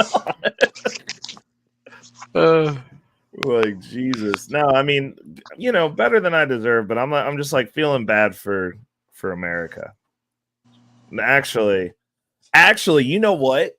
This is a good segue since Corn Pops is up here. We're gonna move over to the next section because we had the money. And then we're the men's section. I got something special for us to look at for this one. All right. Speaking of the men's stuff, real quick, right? I'd like to bring up a point. What is up with men like making little fucking gotchas and talking little like just disrespect. Like I'm trying to word this properly. Men disrespecting men and be like, well, a man's supposed to act this way. It's like, okay, but if I disrespected you, you'd be ass mad. Like men don't disrespect each other. If there's a problem, we either fight about it or we talk about it. There's only two paths. Right. This catty bullshit of I'm gonna talk shit on you, but I'm gonna say you're not a man because either you can't pay me or you can't do something for me. Like, don't come at me and question my manhood if you want something done. Ask me or tell me what you want done. That's fucking feminine. Right. Well, I'll tell you exactly what it is. It's I'm gonna blame libertarianism. Based rating. Based rating. It's like the one thing that I like. Cause like I used to like really want to be a libertarian, and then I started talking to them, and they were like, "No, I can say whatever I want to you. You can't hit me." And I was like, "The fuck, I can't." Like, what are you talking? My non-aggression principle, bitch. I'm poor. That don't apply to me. Pop, pop. Like non-aggression principle, my ass, bro. Like I'm like, no, you can't say whatever. Yeah, I can. Like okay, let's see how that plays out. It's the absolute most asinine things. You know what I used to say for the longest time? I was like, libertarianism is just conservatives that can't fight. Not wrong. See, I say that libertarians are one of three people. Someone so wealthy that their beliefs and policies will never affect them. Two, outright cowards. Or three, people who just don't know politics and want to sound intelligent. Right. No, I think it's as these dudes get old and the testosterone level starts getting a little low, they forget how shit works. I don't know. I'm like, because like, you know what? I'm like, the thing that's crazy is you always hear this from people that you can like look at them and be like, dude, I know you done rocked somebody's shit before. Like, what are you talking about? Like now that you're old, we can't hit people anymore. Like what? Like you just can't get hit, bro. Just say it. Just call it what it is. I think that's actually a uniquely boomerism thing, right? Because they're the ones who do that, and it's always like it's them and Zoomers and like these little kids. Like that's how they function. Like when I talk to like, I was talking to a buddy of mine's son. He's like 13. I was like, dude, I was jumping people at 13. Like we were showing up with groups of people to other people's houses that had groups of people there to fight. Based. And then we would walk home. Win or lose, you had to walk home. Like it was always some sort of grocery store parking lot, like my youth. It's like for me, it's just the woods or in the school. Yeah, like and it's like these kids now, they're just like, well, we just get into like, and they literally call it going to war, guys. And it's just them like bad mouthing each other online. Well, social media's made everything so fucking gay, man. Oh, see, no, here's the thing. Like, here's the thing, and I don't want to spread too much information because I ain't trying to like talk bad, like make myself. I'm not trying to do internet tough guy shit, right? But when certain things happened, right, my little cousins were the ones to back me up. Like grown men didn't even back me up when the shit got real, like 13 up to 16, I think at the time, they were ready to go. But the grown men that was supposed to have my back, you know, supposed to be the defenders of the tribe, is just like, oh, I couldn't see, or I couldn't see. Bro, no, I'll expand upon more on this story. Why it matters they couldn't see. We need to have a conversation about this, bro. Like if I ever got into a fight in front of somebody and they told me they couldn't see, bro, I'd be like, "Oh, really? Do you want me to tell the story? I got you." Do you want me to tell the story? I don't mind, but I'm not trying to make myself sound like an internet tough guy, right? No, you are an internet tough guy, in my opinion. No, I'm a bitch and a coward. I'm a whole bitch. I'll be the first to say it. I've heard you racking shit in the background, bro. So there's a lot of meth in my neighborhood. Since 2020, we've had like crime has exploded in my small town. For some reason, they think they're Detroit.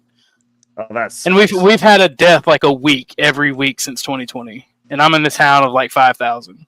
Oh, Jesus. Like, we had a drive-by shooting happen earlier. I would say this week, but it was last week, like Sunday or Saturday. What? And Dude, we gotta find you a new residence to live in, bro. And I had played my own little part in this. Some meth head was arguing with his wife. I didn't care. I'm not a white knight. I don't care. If a woman makes a bad choice in a mate, that's on her. I'm not going to die to defend her from her bad decisions.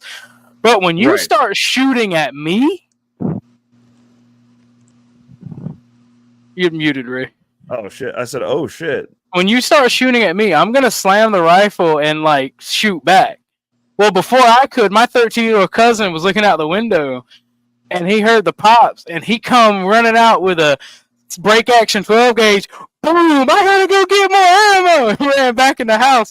My cousin grabbed the Mosin that I was cleaning. I keep a little ammunition on the side. He didn't know if it was loaded, so he started loading that bitch. He couldn't get it dropped, so he threw the fucking shells down he was trying to put in it. Put out my Mosin bayonet, was about to charge the motherfucker, and I'm shooting with my AR, and my brother who grabbed his rifle with my best Y'all friend. having whole ass cowboys and Indian wars out in the streets. Well, hold on. My best friend grabbed his rifle and was like, and had his rifle because he was shooting at his girlfriend. I don't care. I'm used to violence, right? What? Yeah, She was shooting at his girlfriend. He decided for some reason he was going to shoot at me and my family. I'm like, okay. That's how used we are to violence. Wait a minute. So since you said meth, I'm assuming that these people are of the Caucasian persuasion. Yes. What? I get told that I've been told that I'm a bad white nationalist because I've only ever hurt white people. And my reply to that is, you got to clean your own gene pool, brother. Bro, that is you telling me y'all having Detroit shootouts, but it's all white people? No. My small town is 40% black. I'm saying this 50%. Oh yeah, no, this story. No, yeah, dead ass. This at story. A Detroit shootout, all white people. Yeah. Bro, and flipping this for historical purpose. And so my brother, who grabbed his rifle because the dude was shooting at his girlfriend, who grabbed it like 10 minutes prior to us getting shot at. I'm like, don't get involved, don't worry about it. If something happens, we'll just report it, whatever. But it just looks like he's just trying to like shoot up in the air, right? Well, my brother takes up a position. And this man, him and my other brother was like in the house, right? Because he was putting the guns up, for cleaning, right? After he got through cleaning them, so he gets a pass, right? My little brother was at home asleep, so he gets a pass. But my best friend took up a position to supposedly scout and watch this dude. His words, not mine. I'm like, bro, you're LARPing as hell because for one, you didn't fire that rifle out one time. I know what a 30-30 sounds like being fired. And he's like, I couldn't see. And I'm like, nah, you a bitch. Don't talk to me. I got children out. I got a 16-year-old about to bayonet charge somebody like it's 1887. Like some Confederate soldier done possessed this man. Oh my God! I got a 13-year-old running out with a break action shotgun, putting one through the damn windshield, and your ass can't even squeeze off a round in anger. You pussy! Don't talk to me. Where the hell do you live at, Orthodox? I live in Middle Georgia. I was gonna say, I thought you were in Georgia. God damn, man, you need to find a new neighborhood, man. Dude, for real. It used to be a nice place, but people just lost their fucking mind during COVID. Dude, that's everybody. Okay. So my actual topic. This is going to be the actual topic for tonight. It's going to be a good one. I think we'll have some good context with the group that we got up here. This should be interesting. Let's do this. This way, Ray. It's so bad that I'm looking for the police report to tell people about this, and going through the amount of shootings in my small town since when this happened. There's been like 4,000, I think it was. What? That means that everyone's been involved in a shooting in your town, almost. Yes. Except for like 1,000 people wild. that probably live in one gated neighborhood where like they just don't fuck with y'all. A military veteran told me, right, that he fought so he fought so that people didn't have to fight the war in the streets. What the fuck is going on? Oh my god, dude. Pandemonium. The birth of communism. Okay, so check this out. This is an interesting one. And so a little context here. So I watched this interview, and it's interesting because the the right has waged all-out war against the manosphere and the red pill space. And I normally don't talk about this stuff, but this one specifically, because these tradcon women, I'm starting to think that most of them are fucking liars, dude. Like they're Most LARPing. of them are fucking They're liars, LARPing dude. hard. Especially And like this was a go perfect continue. example of it. So I wanted to break this down, and I was like, well, this is going to be part of the show, because like it was so basically we're going to talk about finance for like the first hour, 45 minutes, something like that, first hour or two. And then I'm going to talk about something that annoyed me. And then we're going to bring it all together. That's the way this show's running from now on. But this was so annoying that I was like, nope, this is going to be my thing, because we were talking about what is a man. And, you know, obviously we got to talk about things that affect us. Like it's just,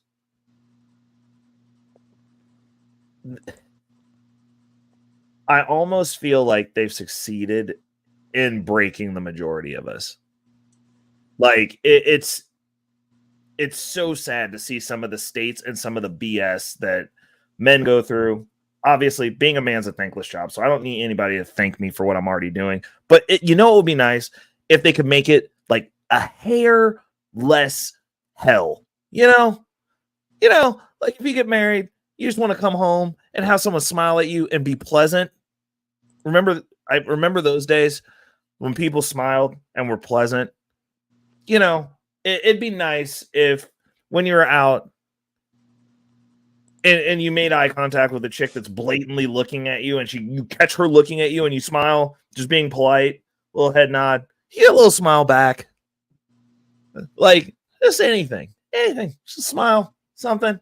A kind word every once in a while. I get kind words a lot, actually.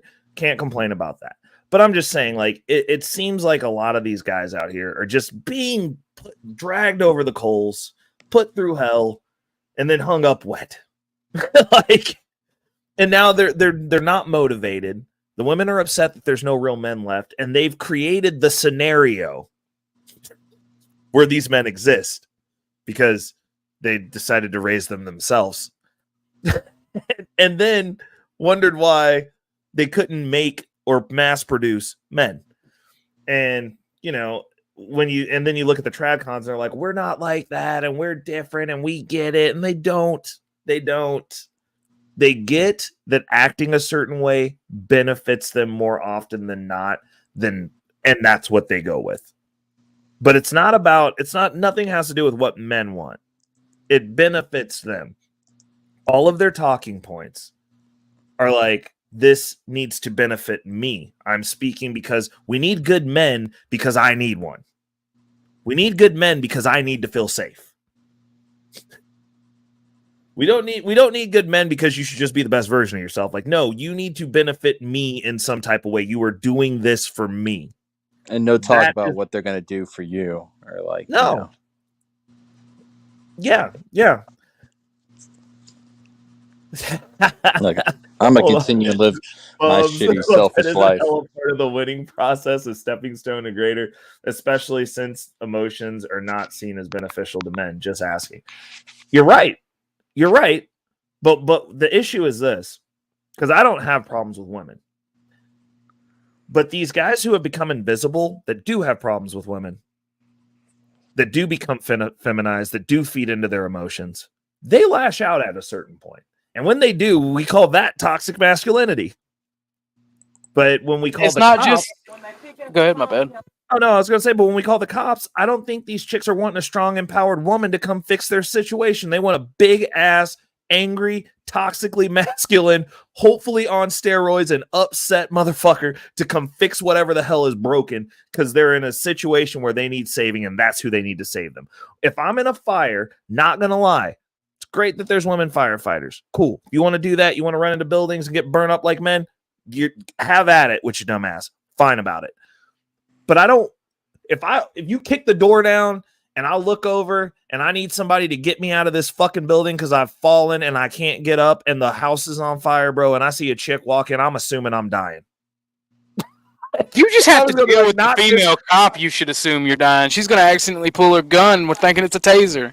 100%. Like, I mean, I just don't see, and you know, like I grew up, my mom was a female cop and she was really good at the job, real good, ran gang squad, been in a bunch of shootings. She's done some shit and she'll tell you straight up, that's not a job for women.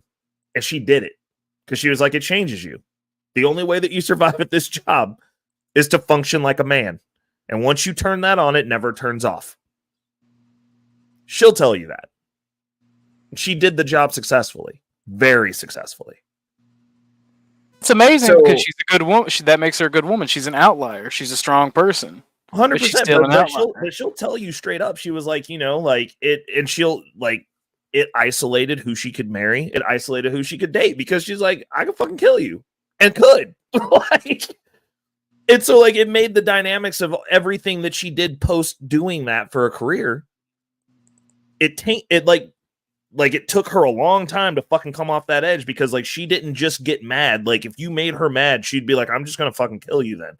Like it's just not a way to function. Like she like because of the job. Like she had PTSD and all the fun shit that they don't treat military soldiers for. They also don't give any type of support for police officers. So like you're just in a state of insanity, and like, yeah, she processed through it. But one of the interesting things is she was in gang squad. They did a drive-by on her at the police station. They shot the police station up. That's the type of city Kansas City is. And she never killed anyone the entire time that she was a cop. And she only had to shoot one person because when she was a cop, she got into fistfights with dudes. Like she literally used all the other things besides the guns and never accidentally grabbed her gun and thought it was a taser. None of that shit. Getting into fistfights with dudes my size or bigger because they lower the standards to increase women officers. Well, it's not she was probably a police officer when they didn't do that. Well, that's all. Too, look at all the true. fat fucking that's men. True, but like, what? My question is consistently this: then what the fuck are these white traffic cops scared of, bro? They're not detectives. They're not doing any type of specialized anything. You ain't working with SWAT every day. No one's looking for you. You ain't never had to fucking move because they found out where you lived with the your average family. The average street cop, though, the average street cop does get shot more than detectives. Like, there's a bunch of crazy stuff. There's a bunch of crazy stuff, but like we have accurate statistics for every cop that dies. Do we not? It's not even the most dangerous job. Like, oh no, facts. It's blown out of proportion. So if and it's also a job you asked for. Also that. Those are my only points. I'm just like, bro, like I just don't understand. Like I grew up getting hit. Like I don't know. I got into fights. Like I don't understand where the escalation is when you have a blatant advantage to where you shooting people in the back that are running away from you. like I don't know. It's because that's the only way they can get away with it. Because their immunity doesn't work if they're not afraid for their life. Hold on, Bubs, listen. The outlier, the anomaly does not disprove the rule, it reinforces it. I'm an outlier. That's like saying that everybody that went through what I went through growing up is going to end up like me. Statistically, that's not reality. The numbers speak otherwise. Me being an outlier and being successful after living in the areas I lived in and growing up the way that I did, that reinforces the rule that like, hey, we're talking about her as the outlier. Do you want me to pull up all the videos of these little white ladies getting ragdolled, these little black ladies getting thrown around, getting their wigs snatched off? Bro, they're not good at the job. Like let's just be honest. My mom rolled with 3 chicks when she was a cop that were good at the job. 4. There were 4 because there was the one chick that picked everybody up off the street. That lady was a beast. But like she had another officer that she worked 2 other officers that she worked closely with that were good at the job. And that was it. The rest of them were just kind of there. That's like saying Bubs, they just got done passing women through Rangers course. And Mandrell, who's a Ranger, sat up here and straight up said that they didn't do all the stuff the men did. Does that mean that they can do the job as well? He also said that they're not going to be active duty. That man, every mission that he went on was 150 150 miles or further into enemy territory. They're not doing those jobs. They're sitting behind a fucking desk. They're not as good at the job. Like, let's be honest. Are women just writ large as good at warriors as men? Because civilization and history speak mounds to the opposite. I mean, it just is what it is. They're not as good at the job. She did the job, and she's like, yeah, most of the chicks that we worked with, not good at the job. Like, I had my 3 chicks that I rolled with, and that was it. But the women who choose to be in those spaces aren't necessarily as good at, if stuff hits the fan and you're in a shootout, women are not as good at that job. If there's a bunch of fist fights to be had, women are not as good at that job. Like, they can't take as many punches. Their bones are literally softer. Literally. Less bone density. Most women who get beat up, even when women MMA fighters fight each other, they always have their faces rearranged. They just say built to get hit in the face or hit, period. Like, that's just not what they were built to do. The bones aren't there. I be tanking shots when I get hit. I just be like, ugh, bro, now you die. Like, Drago. Right, bro. Like, just let me get my arms around you real quick. I'm gonna get all them licks back. you gonna even if I lose, you're gonna feel me in the morning. Bro, I will choke you until you wet yourself, bro. Like, if you hit me, I'm squeezing you till juice comes out. Like, but you know, I mean, I understand that women want to choose to be in those spaces. Like, that's fine. But my question is this, and this is an honest question. Why would women choose to do the most carnal and worst of men jobs? Like, they're not fighting to do that. I work in construction. We're starting to see women now because everybody's broke. Sometimes. Don't you think that's because of like our modern feminists like pushing our culture to like they don't have a choice, bro? They don't have a choice because like in my field, we never stopped working. We worked straight through COVID. I work with rich people. Rich people still wanted their shit. Like, I was constantly employed during COVID. I was working in the marine like, business. I had more had business during COVID than we were. But what I'm saying is, like, think about what happened during COVID. Like, if we want to have an honest conversation about it, everything shut down, and then what happened within 2 days? You got to see your favorite waitress's butthole if you chose to on OnlyFans because their finances were fucked and they didn't save any money, and then they didn't have a job. You know who didn't not have a job? People with trades. They still needed. I got to see my ex-wife's butt. Well, ex-fiance's butthole because she got scared. It was the pandemic, and she called me back and got back together with me for 6 months. And I was stupid enough to falter. Yeah, and guess what? Because you benefited. You benefited her. She was like, "Oh wait, hold on, Corn Pops, come back. I don't got a place to stay. Help." Yeah. Right. Well, she had a place to stay. She had her own place, but yeah, I guess she felt like, you know, the future was undetermined. You know, the future wasn't safe. You know, and then became a valuable product again. Yep. Well, See, that's the issue. Like that's the issue right there. Our nation, our government, the way, and I sent you, and this was part of what I sent you in that volume, that first volume. They have devalued men from our society. Right. They have told women that you can do the work of men. Right? They've taken women out of the home, so now men have to compete with women for jobs. Yep. And are we competing? I'm going to stop you right there. Is there competition, or are they being allowed into spaces where they wouldn't have normally been able to compete their way in? Because now we're going on quota to where you have to check these boxes for minorities. I mean, like, are they yes and no. We are having to compete, but we're having to unfairly compete. Right. Because there has to be a quota for them. There has to be, like, a woman and a racial minority and a sexual minority will get a job over someone else.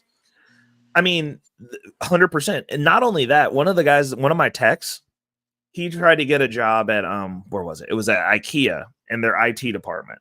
Because he's done IT work. Had a career in IT, applied for the job, got no call back. So he like trollingly called them back and set up a separate application where he said that he was like transgender and picked all the stuff and just made this complete troll account. They called him the next fucking day. Like the next day after he submitted the application, he had to just be like, "Oh, I gotta," because they were like, "Hey, like we really want you to come in and talk," and like like same credentials, check some different boxes. Next day, got a call. Yeah, but we're supposed to believe, but we're supposed to believe that the white man is holding us back from doing shit.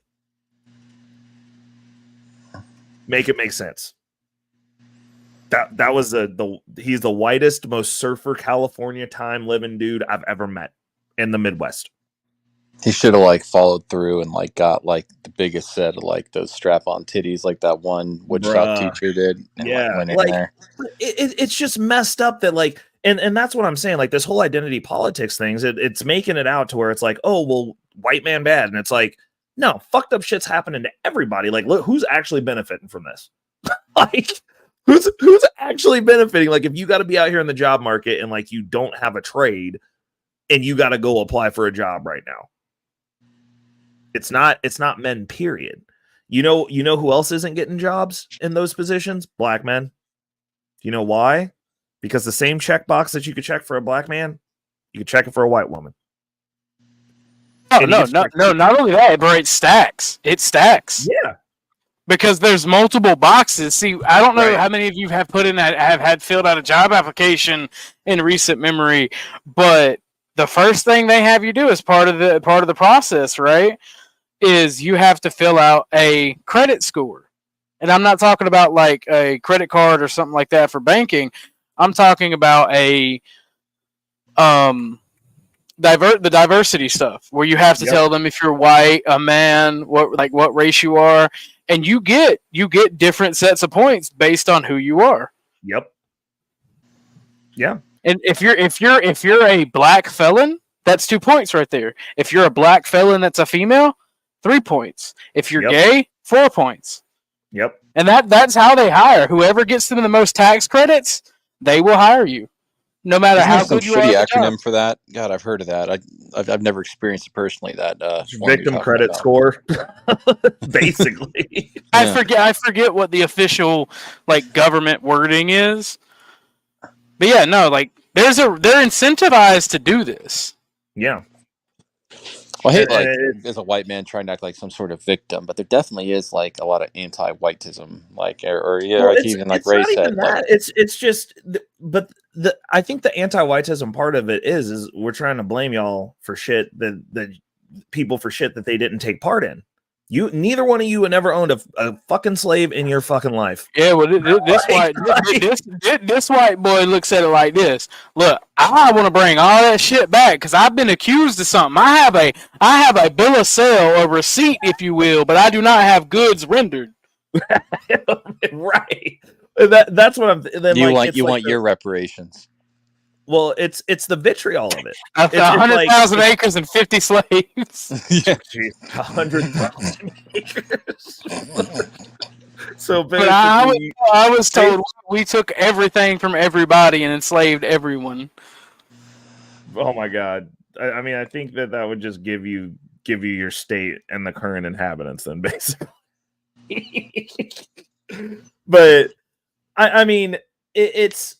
That's the thing that doesn't make sense to me. It's like, okay, so we can break this down and we can be like, okay, well, like we're teaming this up. It's like, well, we live in the same country. So like my best example of when this whole movement of diversity and inclusion lost me was I dated a chick that was a hedge fund manager, and her company got bought out for her two of her funds that she managed.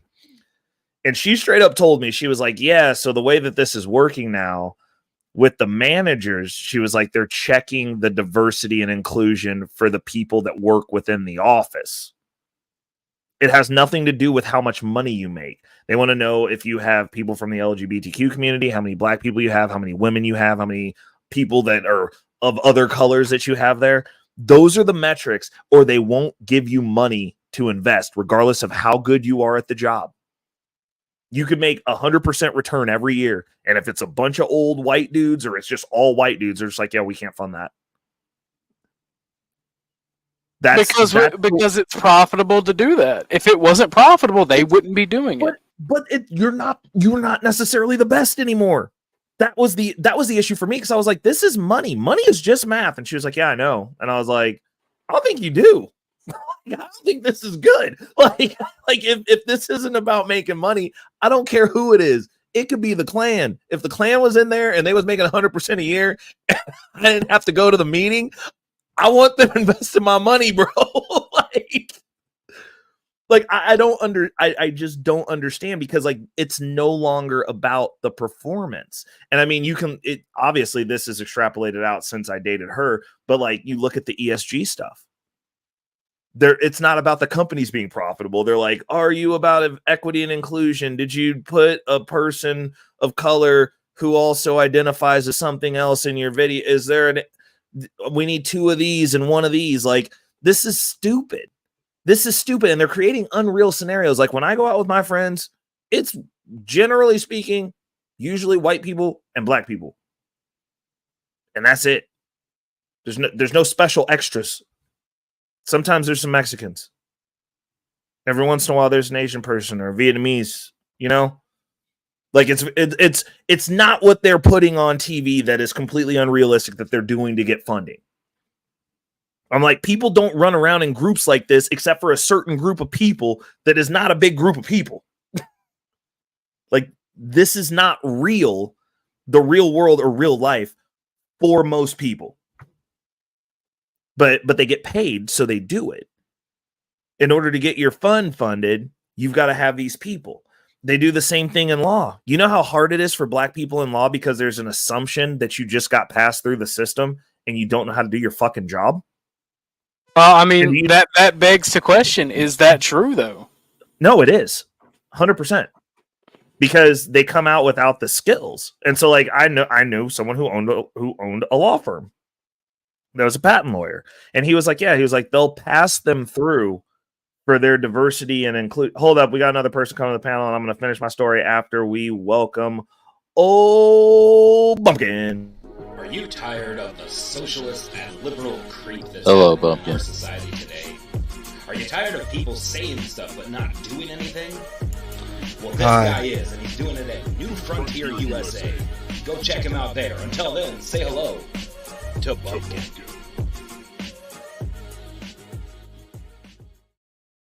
Okay, what's good, Bumpkin? Are you tired, big dog? So, bruh. Wow, Bumpkin. Do you have something you want to share with the class?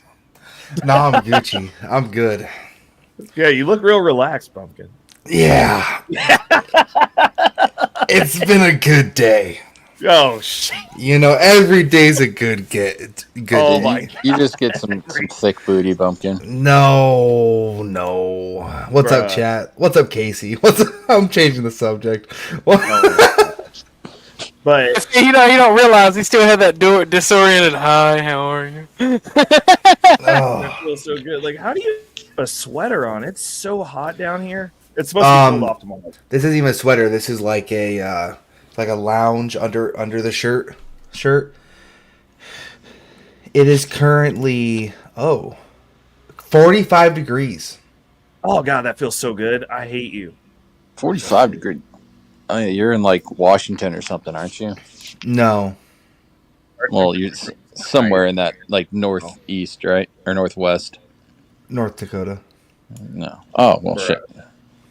So North anyways, Middle. let me finish telling you guys how this diversity and inclusion works with lawyers. So they pass these people. They'll get them through the bar. You actually have to take the bar. You can't really diversity and inclusion the test, but they'll get them through school. They'll get through the bar, but like fundamentally, like they're undereducated in comparison to their peers. And so they'll start off and then they'll hire them on at most of these law firms.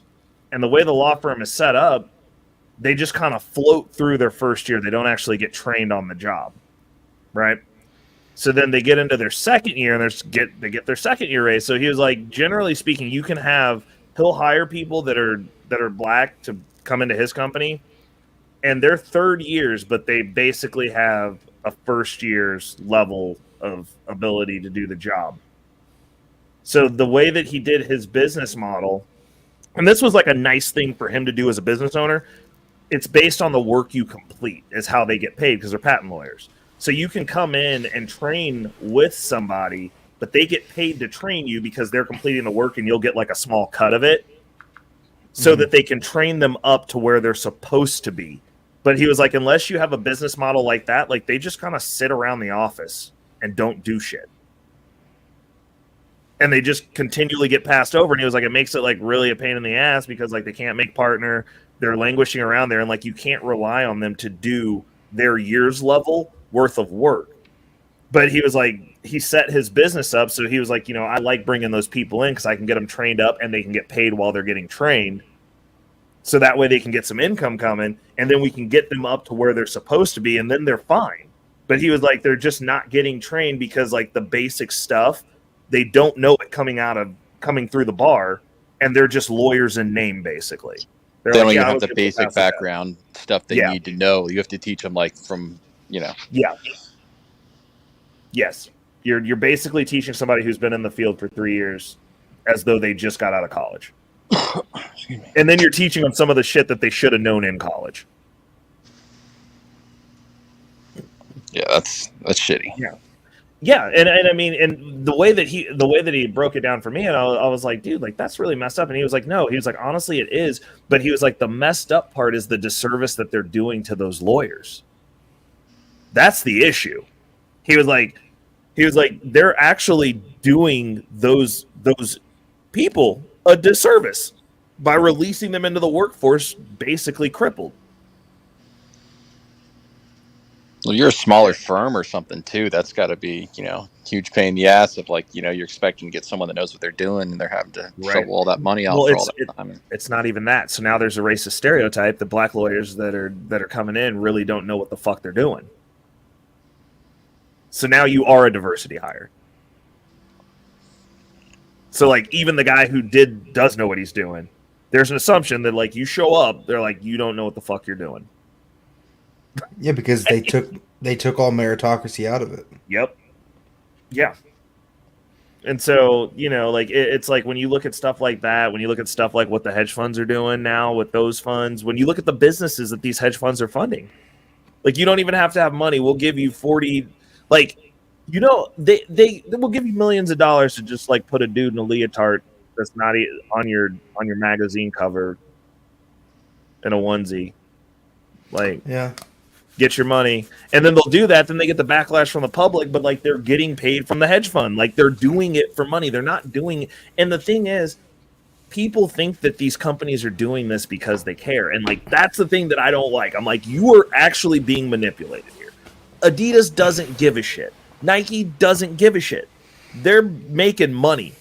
Netflix, outside of the people that work there, to be honest, don't give a shit. And once it came back to the money, you know what they did? They got some of them people that worked there with the blue hair that was feeling some type of way and wanted to shut down shows and shit. They got them the fuck up out of there because it's about the money. They are a business. So when they get told, hey, put some people from this community in all your shows, every show got to have some guys kissing or holding hands or something. We'll give you $30 million. Okay. Hey, I like your script. Make it this. We need that $30 million. We want to add that to the books too. It's just about money. And then people get mad. They have the backlash. But like you notice, Bud Light's still in business. It's not because they're like people are actually buying their shit. They actually started giving beer away basically. But they got paid from a hedge fund for doing what they did. They didn't do it because they gave a shit. They had the diversity hire, do some diversity hire shit, got their ESG score up, got that lady out of there. They pocketed the money.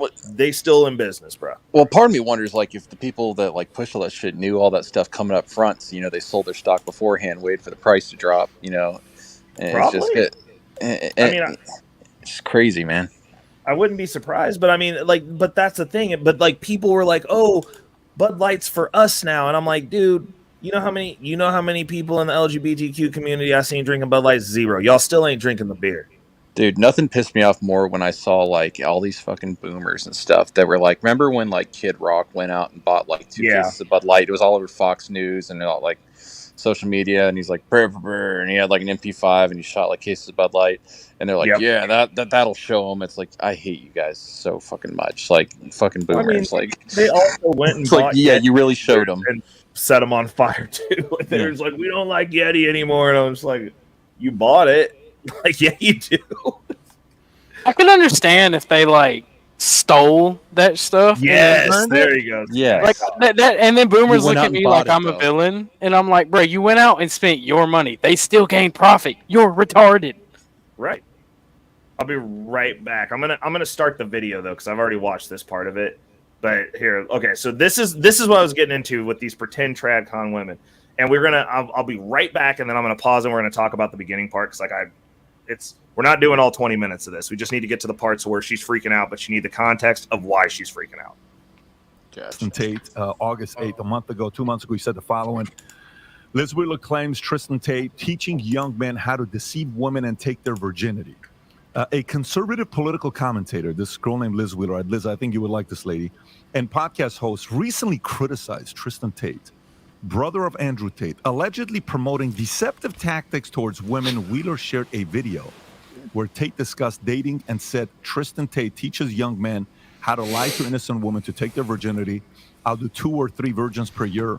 I'll teach you how. Jordan Peterson even responded and supported you, saying for advocating family values and discipline, joined the criticism by sharing Wheeler's tweet and warning about the potential consequences of weak men influenced by Tate's advice.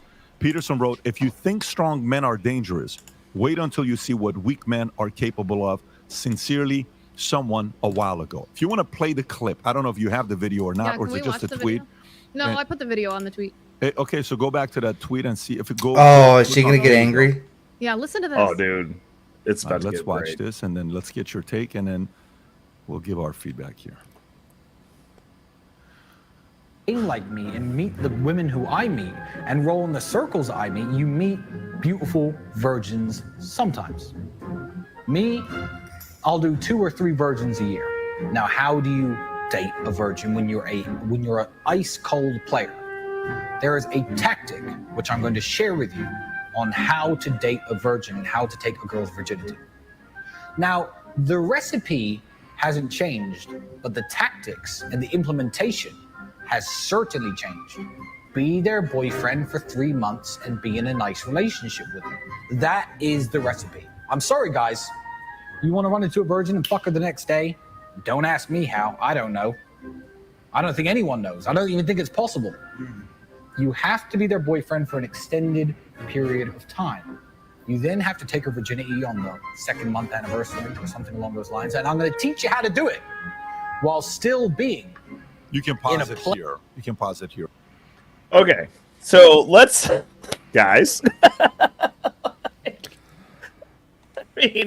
I have to admit, I am not a tape bro, so my tape may not be. I just want to say, like, what virgins are people coming across? I haven't banged a virgin since I was in high school, man. Like, they're just For real. virgin So women around. unless he's diddling something. No. Yeah. Actually, you know what? I'm not gonna lie. I banged a virgin one, like in adulthood, but it was like the year that I exclusively banged lesbians to prove a point. That lesbians aren't real. Agreed. 100%. So you guys are wild. So in that year, They it was a great fucking year, Bumpkin. Because like, listen, I know. You want to talk? I called it the year of the Expendables because like they're not come after you because like the bitches is gay, dog. Like, what are you talking about?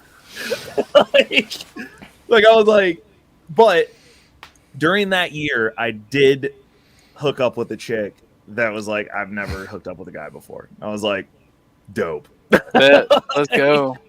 Yeah, but I mean, so now the older school Tate stuff, not necessarily a fan of. Obviously, the game stuff, like shit happens, and I mean, but the reality of the scenario is this: all men want to bang virgins. Like, what are you talking about? Like, what are we talking about? Nobody goes, "Hey, I want the chick with 1,000 bodies. Let's get to work."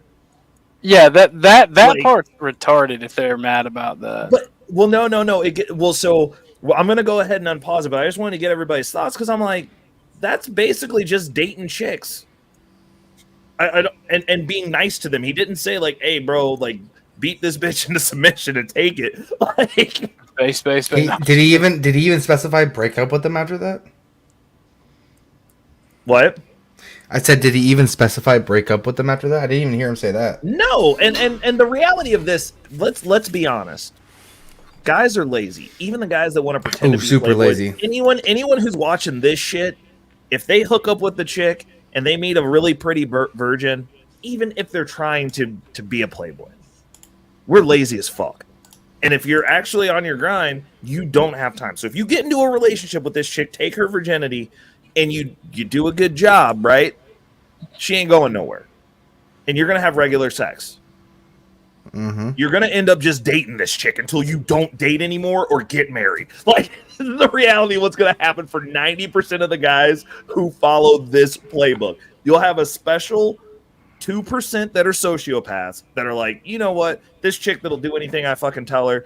And like, I've trained her to have sex the way that I want to have sex. And she's great at it. And I'm enjoying it. She's enjoying it. We're all happy. To go, I'm going to go see if I can find another one. Like, get the fuck out of here. Another one. That's not real. They exist though, but yeah, go ahead. You gotta have a screw loose, man. I mean, that. Hey, bro. Buds. Oh my god. He said at least some of the women who have hella bodies on them have the nerve to charge for it and know what they're doing. That's fair. That is fair. But I'm just saying, men in general, we would prefer virgins, and like if we know, that's fucking man nip, dude. Like, oh yeah, no, you getting targeted now. Target acquired. Yeah, like that's what it is.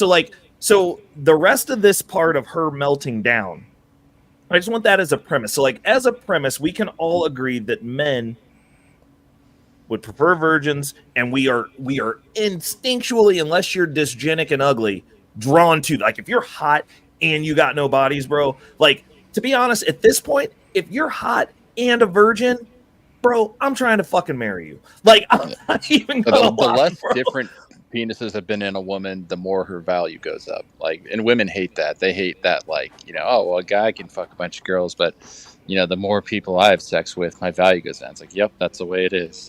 Yeah, that's all this meltdown is about, because it scares a woman to think that she couldn't get married, to put any inkling of responsibility behind her actions scares a woman. 100%. The modern woman 100%.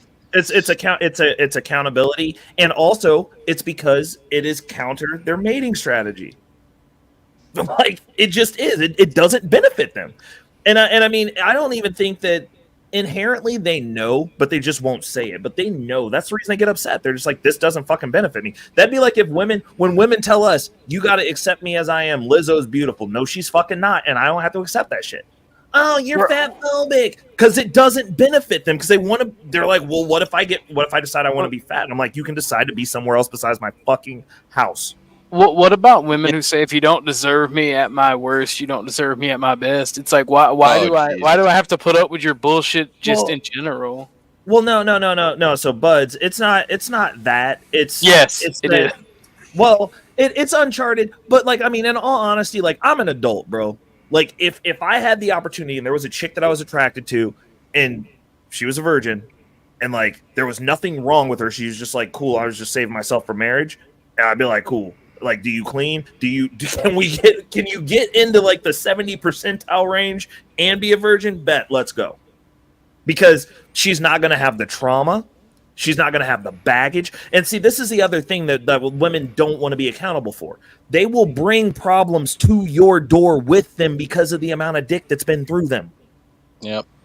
They will bring an issue to your door and then act like it's you're responsible. And like, you tell these chicks sometimes, they're like, oh, I really gave a shit about you and I really loved you and all this shit. And I'm like, yeah, but apparently all you've been doing is training to run the motherfucker that you actually gave a shit about off, because your whole point of context from a relationship standpoint is fuck boys. and idiots and dumb people that weren't worth your time, and then you let them fuck you, and then you show up to me and go, I'm bringing you all this trauma, all this baggage, and all these problems, and now I'm going to figure out how to be a wife. No, you're not. No, you're not. You're bringing stuff that is not my problem, making it my problem, and then expecting me to indefinitely just sit here and work with you about it, like while you're making my world hell because of some dick that you got run through that wasn't as good as the dick you got now. Nope. Like, what are we talking about? Like, it just doesn't make sense. And like, those are the things that they're not understanding. Like, oh, you got a lot of bodies and you a boss bitch. Okay, fair enough. It definitely affects Melanie, their ability to fair pair enough, bond. Melanie. You a boss bitch, but every time you have sex with the dude that actually gives a fuck about you now, and he texts you the next day, you don't know how to respond, so you just dip out because That's the worst you're part. I hate is used. the game playing. Like you Yeah. can't just pretend that you don't give a shit about them. Like I hate that with women, man. Like, Well, I it's actually like not you. even. It's like, It's not even that. It's not even that, Corn Pops. It's the fact that they've never been treated right. So, like me personally, when I'm out in these streets, I'm out in these fucking streets. But the one thing that I am good at, I treat every female I interact with, whether she deserves it or not, exactly how I would treat somebody I was dating, or exactly how I would treat my fucking wife, because I'm consistent. I'm not yeah, I've never training. gotten to that point I'm until not- I've been with someone for like a year, like where you just So, like get each other's little idiosyncrasies, like till it's a point of like where it's almost like hanging out with one of your like friends, Right. you know, like you get each Well- like you totally get each other. Like before that, I'm like fucking almost intentionally ignoring the calls and shit, and I hate doing it, but it's like fucking like I don't want to come across as needy because that shit's like bit me in the Yeah. ass in the past before. But this is the deal, though. However you start's how you got to finish. If you're consistent, like the deal is this: the man sets the tone. If a woman can't receive that, that's her fucking problem. That's the issue. Is like, I refuse to deviate from how I navigate for anybody, because the reality is the consequence of it is I'll just remove myself from you. You will no longer be able to be in my presence, and you can go deal with lesser men and get treated like shit, because that's what you deserve. Like, that's what if that's what you want, go find it somewhere else. Like, I don't have time for that shit, dude. Like, it's because this is the thing. What if you meet the woman that you're supposed to marry and she's looking for that level of consistency, and you have a set way that you deal with women, which is like, I'm going to treat you like whatever, you're an afterthought for the first year. Now she goes and marries somebody else, has a bad life, and she was supposed to be your wife, and you don't find your wife now because you weren't consistent. You're like, hey, I got all this goodness for you. I'd rather run you off going, oh, Corn Pops is too needy. He's such a fucking great guy, though, than to have to finesse you into allowing me to be nice. Because that's not somebody that's going to stay either, because the reality of the situation is that person with that mindset where you got to push, pull, and do this drama Dawson's Creek shit, they're not mentally right. I think I've just been around a lot of toxic women because, like, 100%. No, dude, you've just been around women, but like the majority of them in the West, that's what it is, dude. Like, they can't receive it. Oh, we hooked up and like you actually checked to make sure I'm good. I got home safe. Oh, think about that. You like getting treated like a piece of shit. And now you're upset that I'm not doing it. I'm gonna be real. I was sort of the problem in that situation. I never checked. But I'm the gonna be thing honest. is, though, I'm just a piece of shit. it can work both ways. But my deal is this: I'm a firm believer of this, because these chicks that'll get out here and you'll tell them, like, I don't seriously date chicks that are like, if you say the words, I've never dated somebody like you before, you're fucking done to me. Like, I'll still fuck you and I'll still be nice, but you'll never get exclusivity out of me because you've trained yourself to deal with pieces of shit. I am not a piece of shit. So you're either going to think you can walk all over me and don't understand that I will put your ass back where I found you immediately and keep moving and not give a fuck, or you're going to expect you're going to bring things into this relationship to make this relationship what you're used to. And that's what they'll do. If you look at look at some of your exes and look at the dudes that they dated before you and how that went, and then look at how they either if they successfully made you into that guy or tried to before the relationship ended, or if it ended because you wouldn't involve yourself in that level of toxicity. Like, it's just what it is. And like, I'm a firm believer in my values. I'm like, this is how I navigate. And if you come into my life, there's expectations and rules.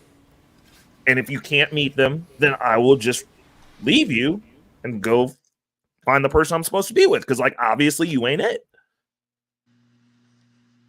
And that's one of those things. But like, these women will go through these relationships and they'll date dudes as placeholders, and they're like, I'm just waiting for something better. But like, this whole time, what you're doing, ladies, is you are training yourself. You're training your brain on how you interact with men and how you look at them. So now you find the one that you want, and you can't act right. You can't keep him. You can't treat him the way that he's supposed to be treated. You can't treat him like the king that he's supposed to be. You can't let him lead. You want to start arguments over nonsensical stuff. You want to make his life harder. And then he leaves you and you're upset.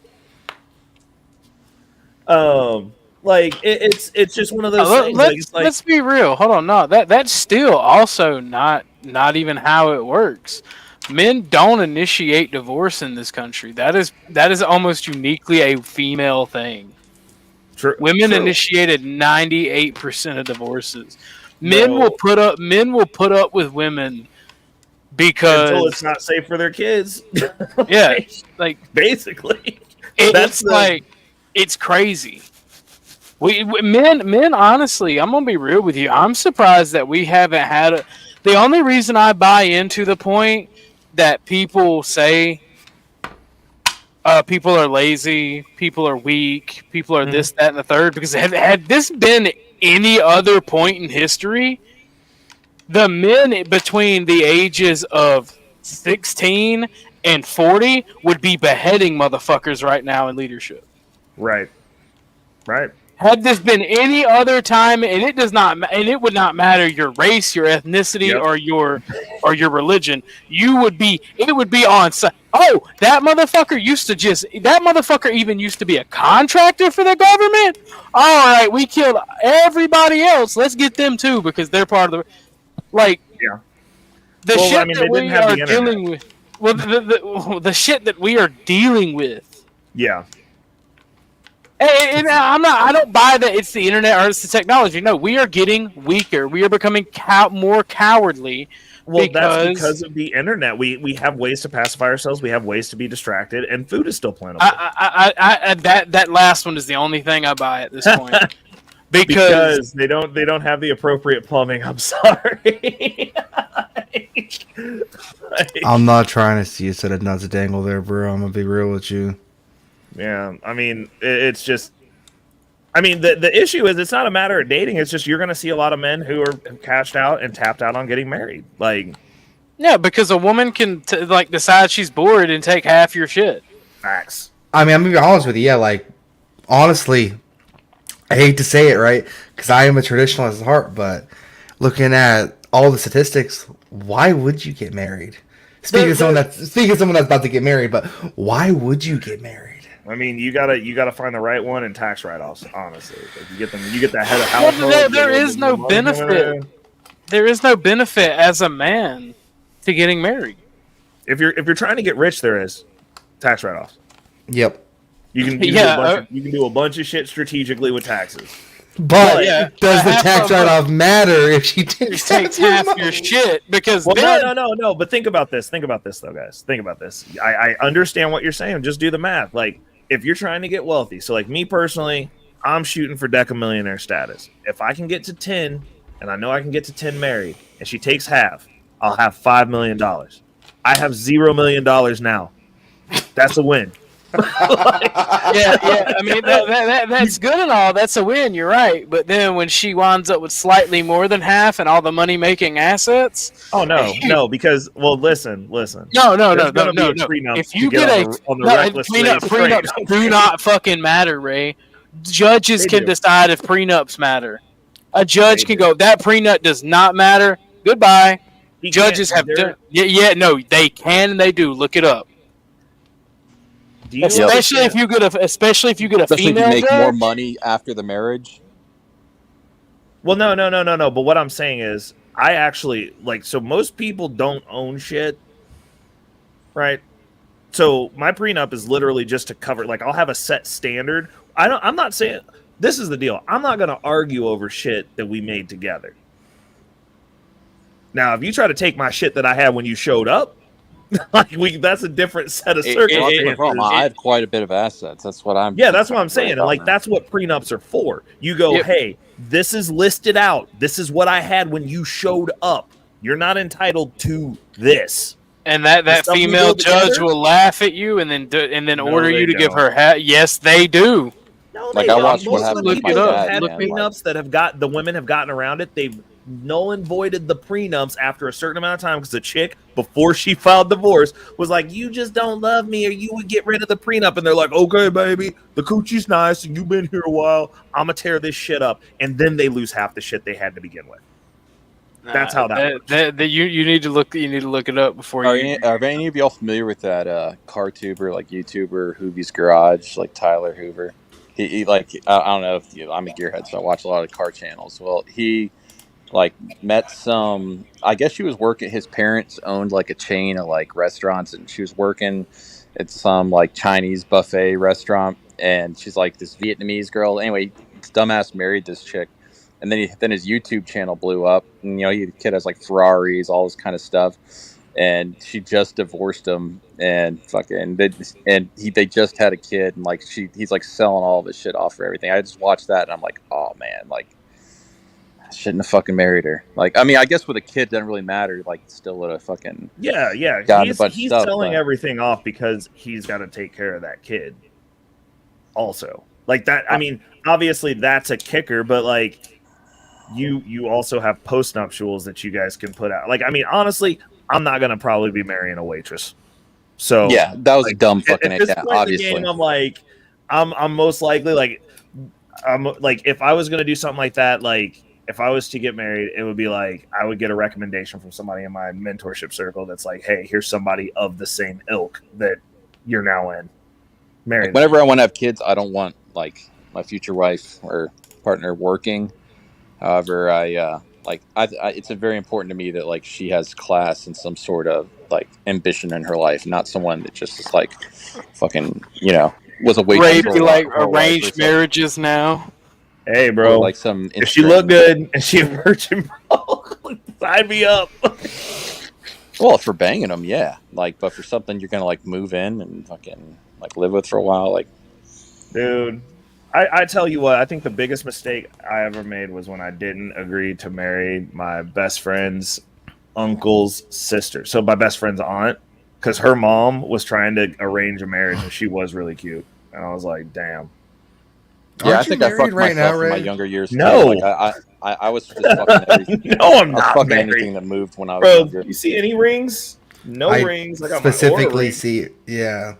I got my Aura ring. That's on my middle finger, though. That's on the fuck you finger. Like all my friends I grew up and went to like elementary, middle, and high school with, like, probably like 30% of them, like I see that like I was in that same group and like they all have like nice little families now and stuff. I was like, man, like I could have had that if like I wouldn't have been like fucking off in my early 20s. Like, but I was too concerned with like chasing pussy and fucking. Hey, there's nothing wrong with that, man.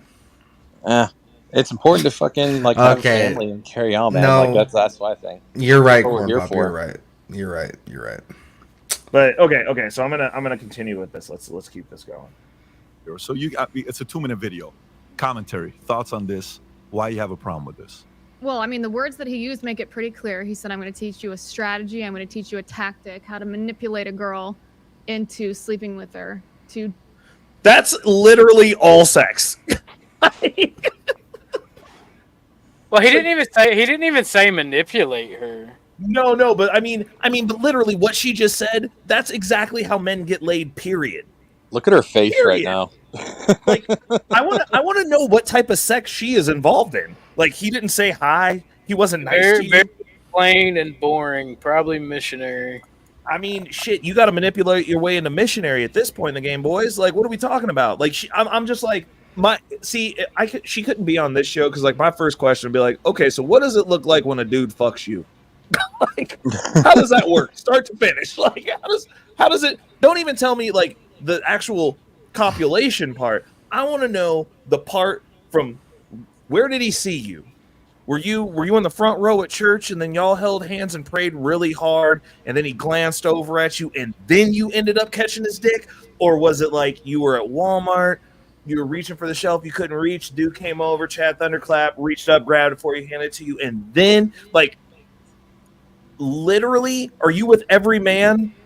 Did you marry the first guy that put his dick in you? Then you too are a part of this. You know why she's upset?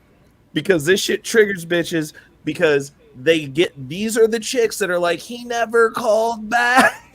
Like, this shit works and you know it. I have a special hatred for this bitch because she got one of my accounts banned on Twitter.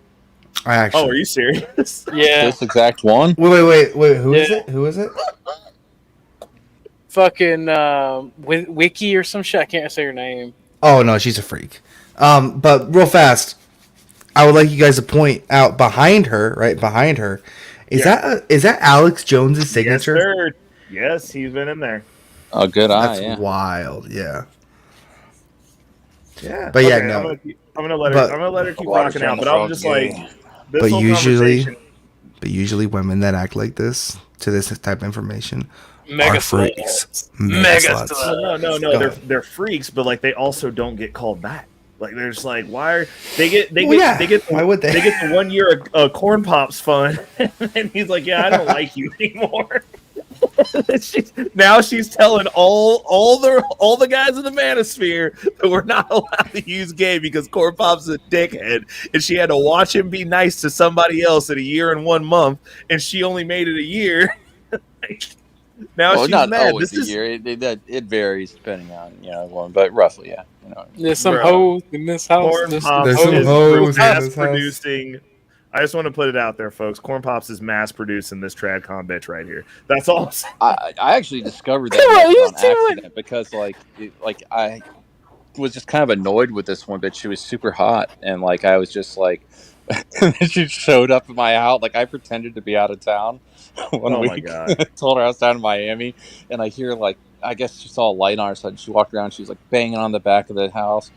Like, Chris, are you there? Oh, fuck, it's up. You know my round. But anyway, she's banging on this, like yelling, and my dog starts barking. Hold on I told her because she had like interrogated me. She was like, "Oh, well, who's watching Roscoe and all this kind of stuff?" I was like, "Oh yeah, my sister's gonna watch him or whatever." And I was making all this stuff. So now like she's got me in like 2 lies. And now when I'm not out of town, 2 dogs at home. And the funny thing is like.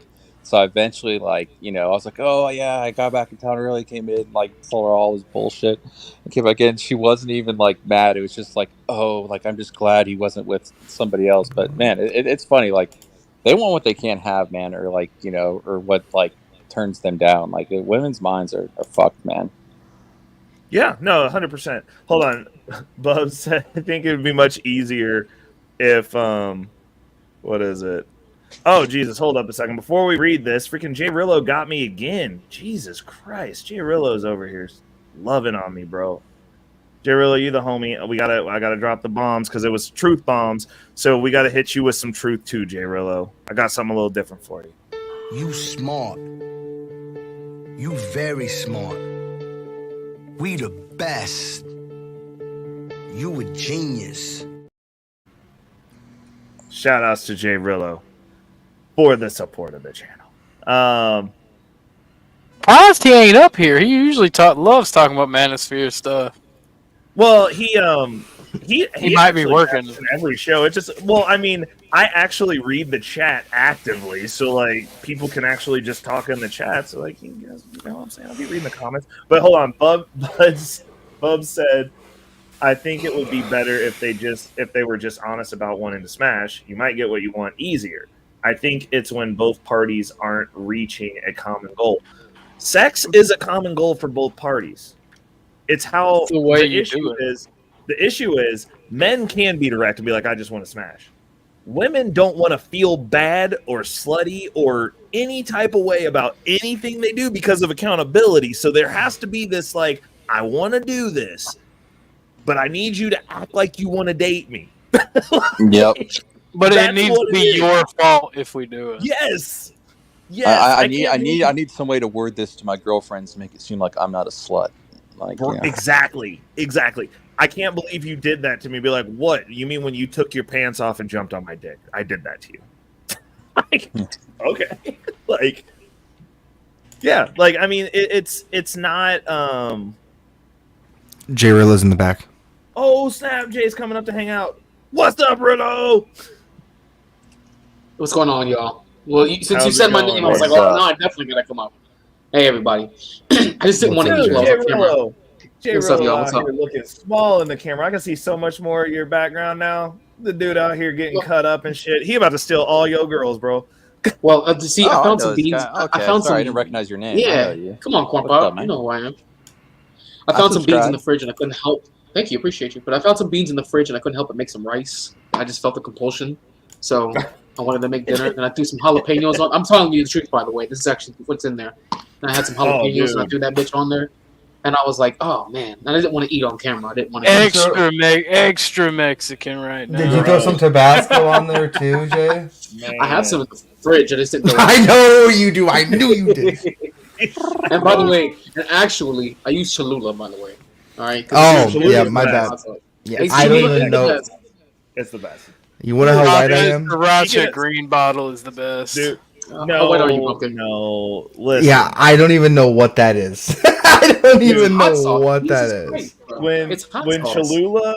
Cholula released in Kansas City that you couldn't buy it at the store and it was only at IHOP, and I shit you not, I went there Bro, like that's 3 exactly times where a I found month it. and stole it.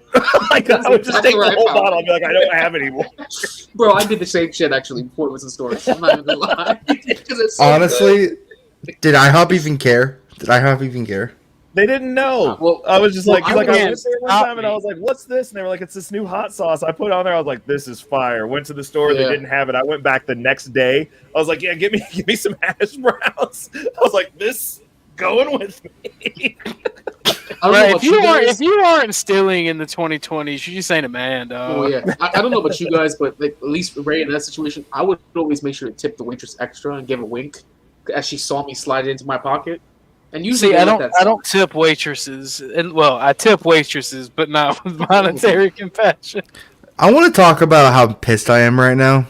All right, it's October 5th. Tomorrow's October 6th. Tomorrow night we're going to be getting our deep freezing temperatures already in October.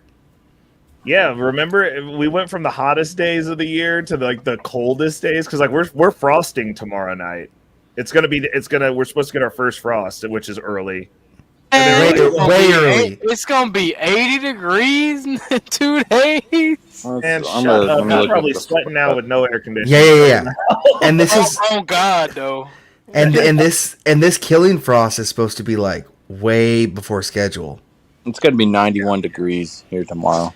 Low I of hate 70. y'all. Y'all live in hell, bro. Like, Yeah. trying to deal with that. I was like, I 80% was humidity. pissed it was 90 this week on Monday. Like, I was upset. I was just like, bro, I'm done with this. Okay, so hold on. Let's listen to what this lady, who's obviously she's a TradCon goddess.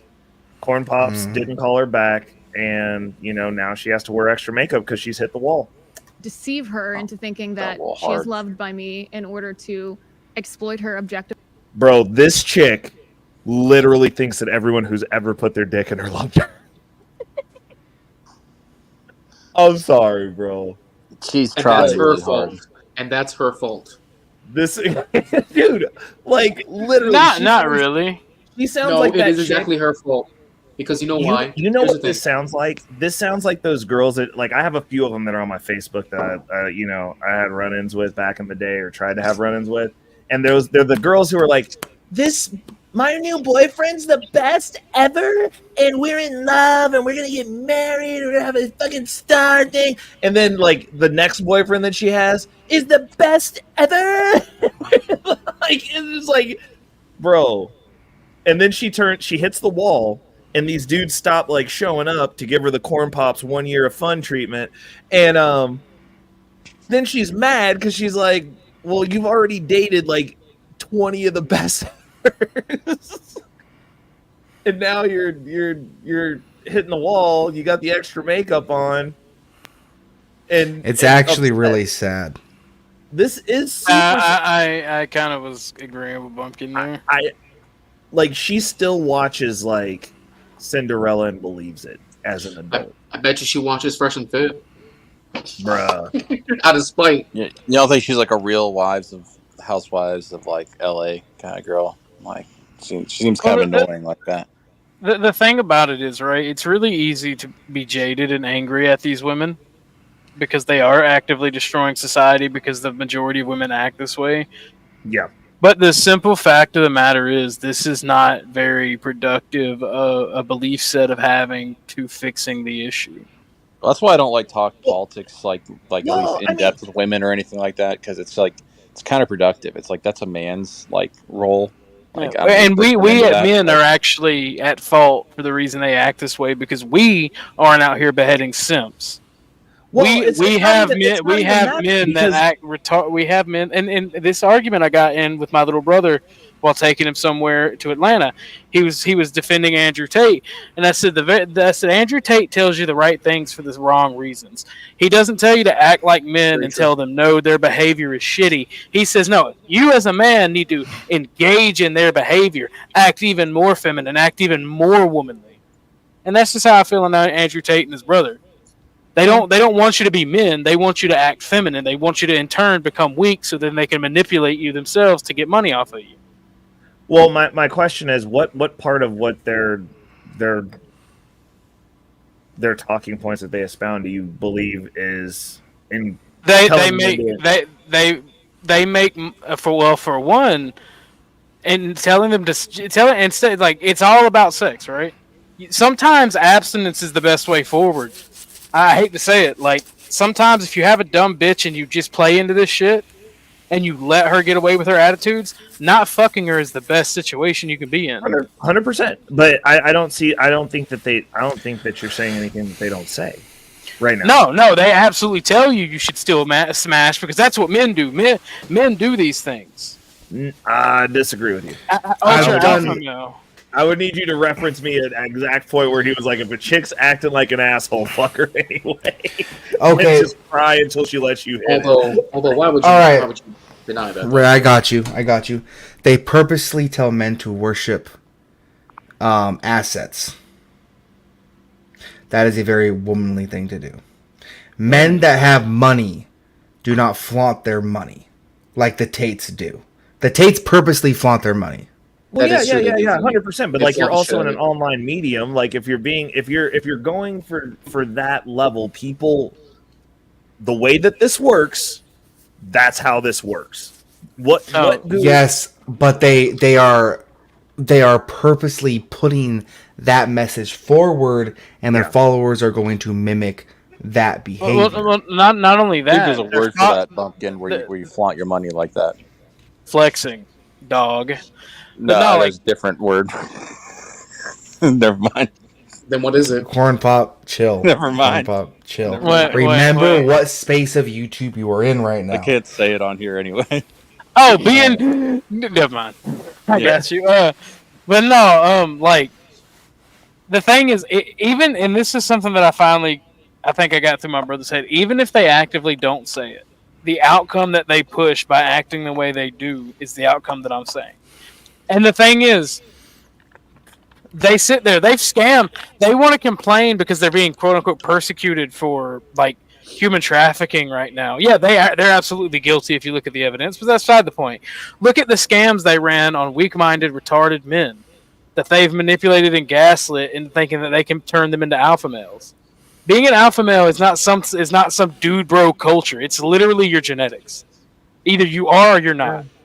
I can. Even these women that claim to like I disagree. Men, like, I they disagree can't help themselves because alpha around okay. So my question is this: if we're going based on actual historical fact here, alpha males are created. Like, obviously, there's some that are bigger, but like if you're the best warrior, Napoleon was a fucking alpha. He took over the goddamn planet. Small dude. No, he wasn't. Good at war. Napoleon was average height. Everybody was malnourished back then and statistically shorter. Okay, but The average he man just was start like off at, 5'6". 5, and everyone was like, "Get on your horse, we'll follow you," or did he work his way up and learn how to fight and learn how to do everything? And He just was got really good yeah, at it? yeah. Okay, look, like I get it. Like alpha males typically are gonna have skills that others don't have, but that doesn't mean they're created. Your genetics dictate whether you're alpha or not. If he does not have the genetics, if he does not have the genetics prone to be alpha, he would not be an alpha. No, and the child trafficking statement is complete bullshit because the 2 women that they got, the mom disavowed them because they were like, "This bitch is a liar." Her mom said that about her, about that situation specifically. They have text messages of them plotting exactly what they did. We're gonna come forward at this case. And by definition, trafficking was them doing TikToks while in this man's mansion of their own free will. Ray, do you believe in pornography? Do you think pornography should be a thing? I think it's the one thread that's holding the society together for all the average Jesus dudes Christ, that Ray. Come on, Ray. But Ray, do you think morally pornography is a good thing? Morally, I'd have to say no. Okay. Do you know how the Tate brothers got their riches? Yeah. Okay. Cam girls, lots and lots of cam girls. Yep, lots and lots of cam girls. Did you know that there's been several pictures of the Tate brothers having women carve their names or getting their names tattooed, the Tate brothers' names tattooed on their bodies? Hey, bro, got more territory. They would literally carve names on bodies. They would purposely They were carving the names. The girls were carving the names. Yeah, so a chick who was going to cut herself anyways, you tell her to cut your name. What are you talking about? Okay. I mean, Damn, Ray. I've kind of emotionally What? abused them before, so I can't really. Wait. Is that I'd supposed to be be a this kind of hypocrite screen? Holy to shit. call out Tate. Come on, bro. I'm just saying. Dubs says, "Come on, context." The context is, Dubs, that the Tate brothers morally, right? They would purposely get in a relationship with these women, several women at a time. Then they would coerce them to start doing cam stuff, and then they would gain the majority of the revenue off of that cam stuff. Which cam stuff is pornography, basically. They were basically creating a network of a bunch of e-whores. That's what they were doing. Bro, people are e-whoring themselves now poorly, and they're not getting as much money. It doesn't matter. And that's still just as bad, right? It's But just two as bad. wrongs don't make a right, Ray. But look. I'll also say this, like, hey, if you make it through and get through the other side, like, if you die when you're a piece of shit, I'm like, oh, that person died a piece of shit. Like, we can have the same conversation about any of some of the great people in history. Malcolm X was a gangster.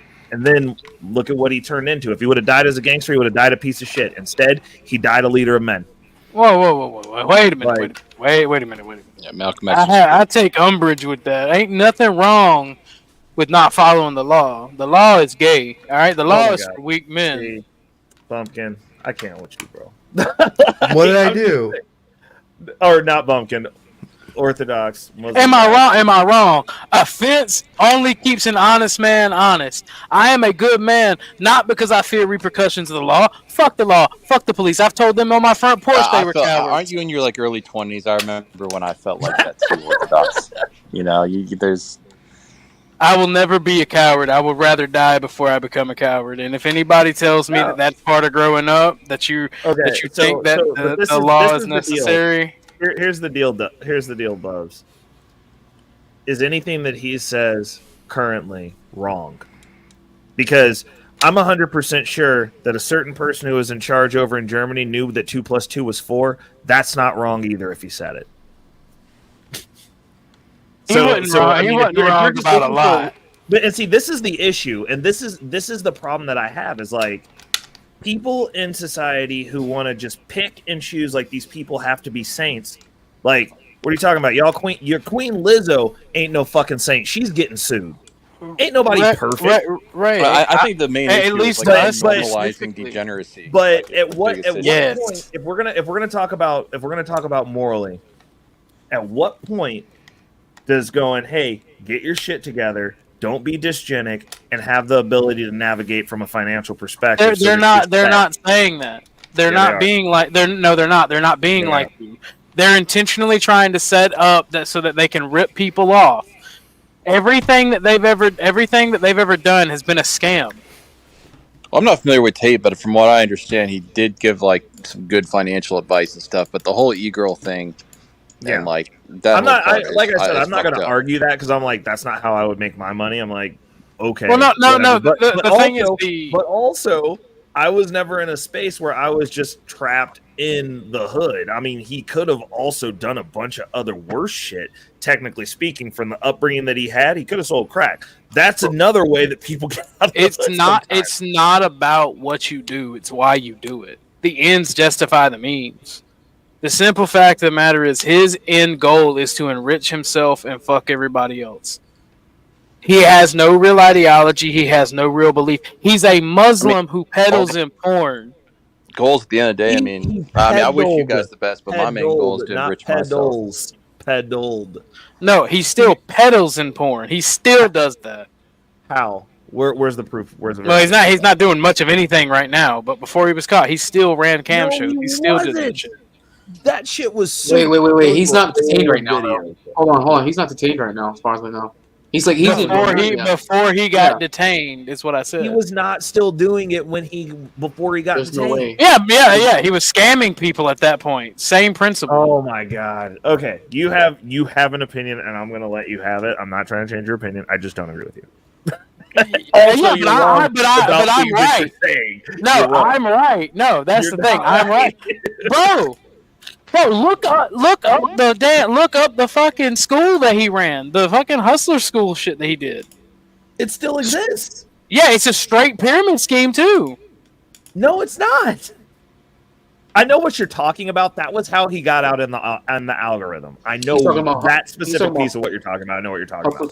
That was with everybody clipping up his stuff and sharing the clips and like. No. It goes beyond that. That was a part of it. There was legitimate organizations under the Tate brothers where you could go pay a subscription and listen to lectures and shit. It wasn't just people clipping his stuff. Well, I mean, Valuetainment has a thing where you can like go in and like pay to talk to people for 15 minutes at a time. I don't see what the difference is. But they were dumb enough to get involved in a pyramid. There's a legitimate difference because he's sitting here marketing and pet selling something to these people, saying he's going to change their life and that he's giving them skills that just don't exist, that he's not giving. Well, one of the skills he offered at Hustlers University was copywriting skills. And he even gave strategies how to become a copywriter and how to do marketing. Yeah, thank you. That's what I'm saying. I'm like, I don't understand where the scam is here. Like, Okay. No.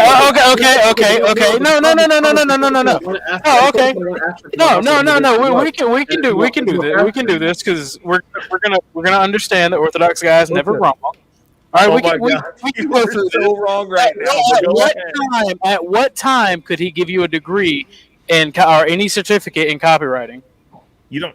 Do you have to have a certificate in copywriting to copyright? No, you don't. You don't need a degree. In fact, you need to know what you're talking about to go work around the law. All you need to know is the marketing aspect.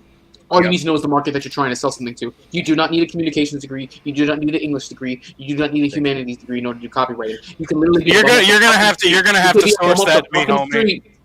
Go on Google right now and type it, and the first thing that Google's going to say is you need a degree in copywriting, and it's from a university that says that because they paid Google AdSense people to be the first part, the first thing you see. Okay. If you can get a job in that without a degree, whatever. You don't need any job. But you're wrong, though. You gotta say that you're wrong, bro. No, because I'm not wrong. You don't need a degree. You can look it up right now. In order to use these skills for anything beneficial other than your own YouTube channel, you would need a degree. And if that's what they're selling, now you can do anything you want to as an individual, right? You can start a business in anything without a degree. That might hurt your ability to get certain licenses. But if he's teaching you a skill and he can't give you a certificate or a degree in it, then you don't have that skill. You're not certified for that skill. Now, if you know somebody who will hire you... Hold on. Google has answered this for us. The AI has spoken. A bachelor's degree is not always required to become a copywriter, but it can be a valuable asset. Now, when it comes to tips for becoming a copywriter without a degree, taking online courses in writing, marketing, and copywriting is the first fucking thing. So, I'm sorry, bro. I honestly, at this point, I feel like we're splitting hairs over We an are aspect of like, what but I'm yeah. like, literally, Google says Bro, exactly. like if you think you can become a copywriter without a degree, more power to you. Go ahead, boom, bada bing, go do it. Well, the thing is, that's what I'm actually doing right now. But that's the thing. Yeah, you can do anything as an individual. You can make any claim, Jay. You can work for yourself without a degree.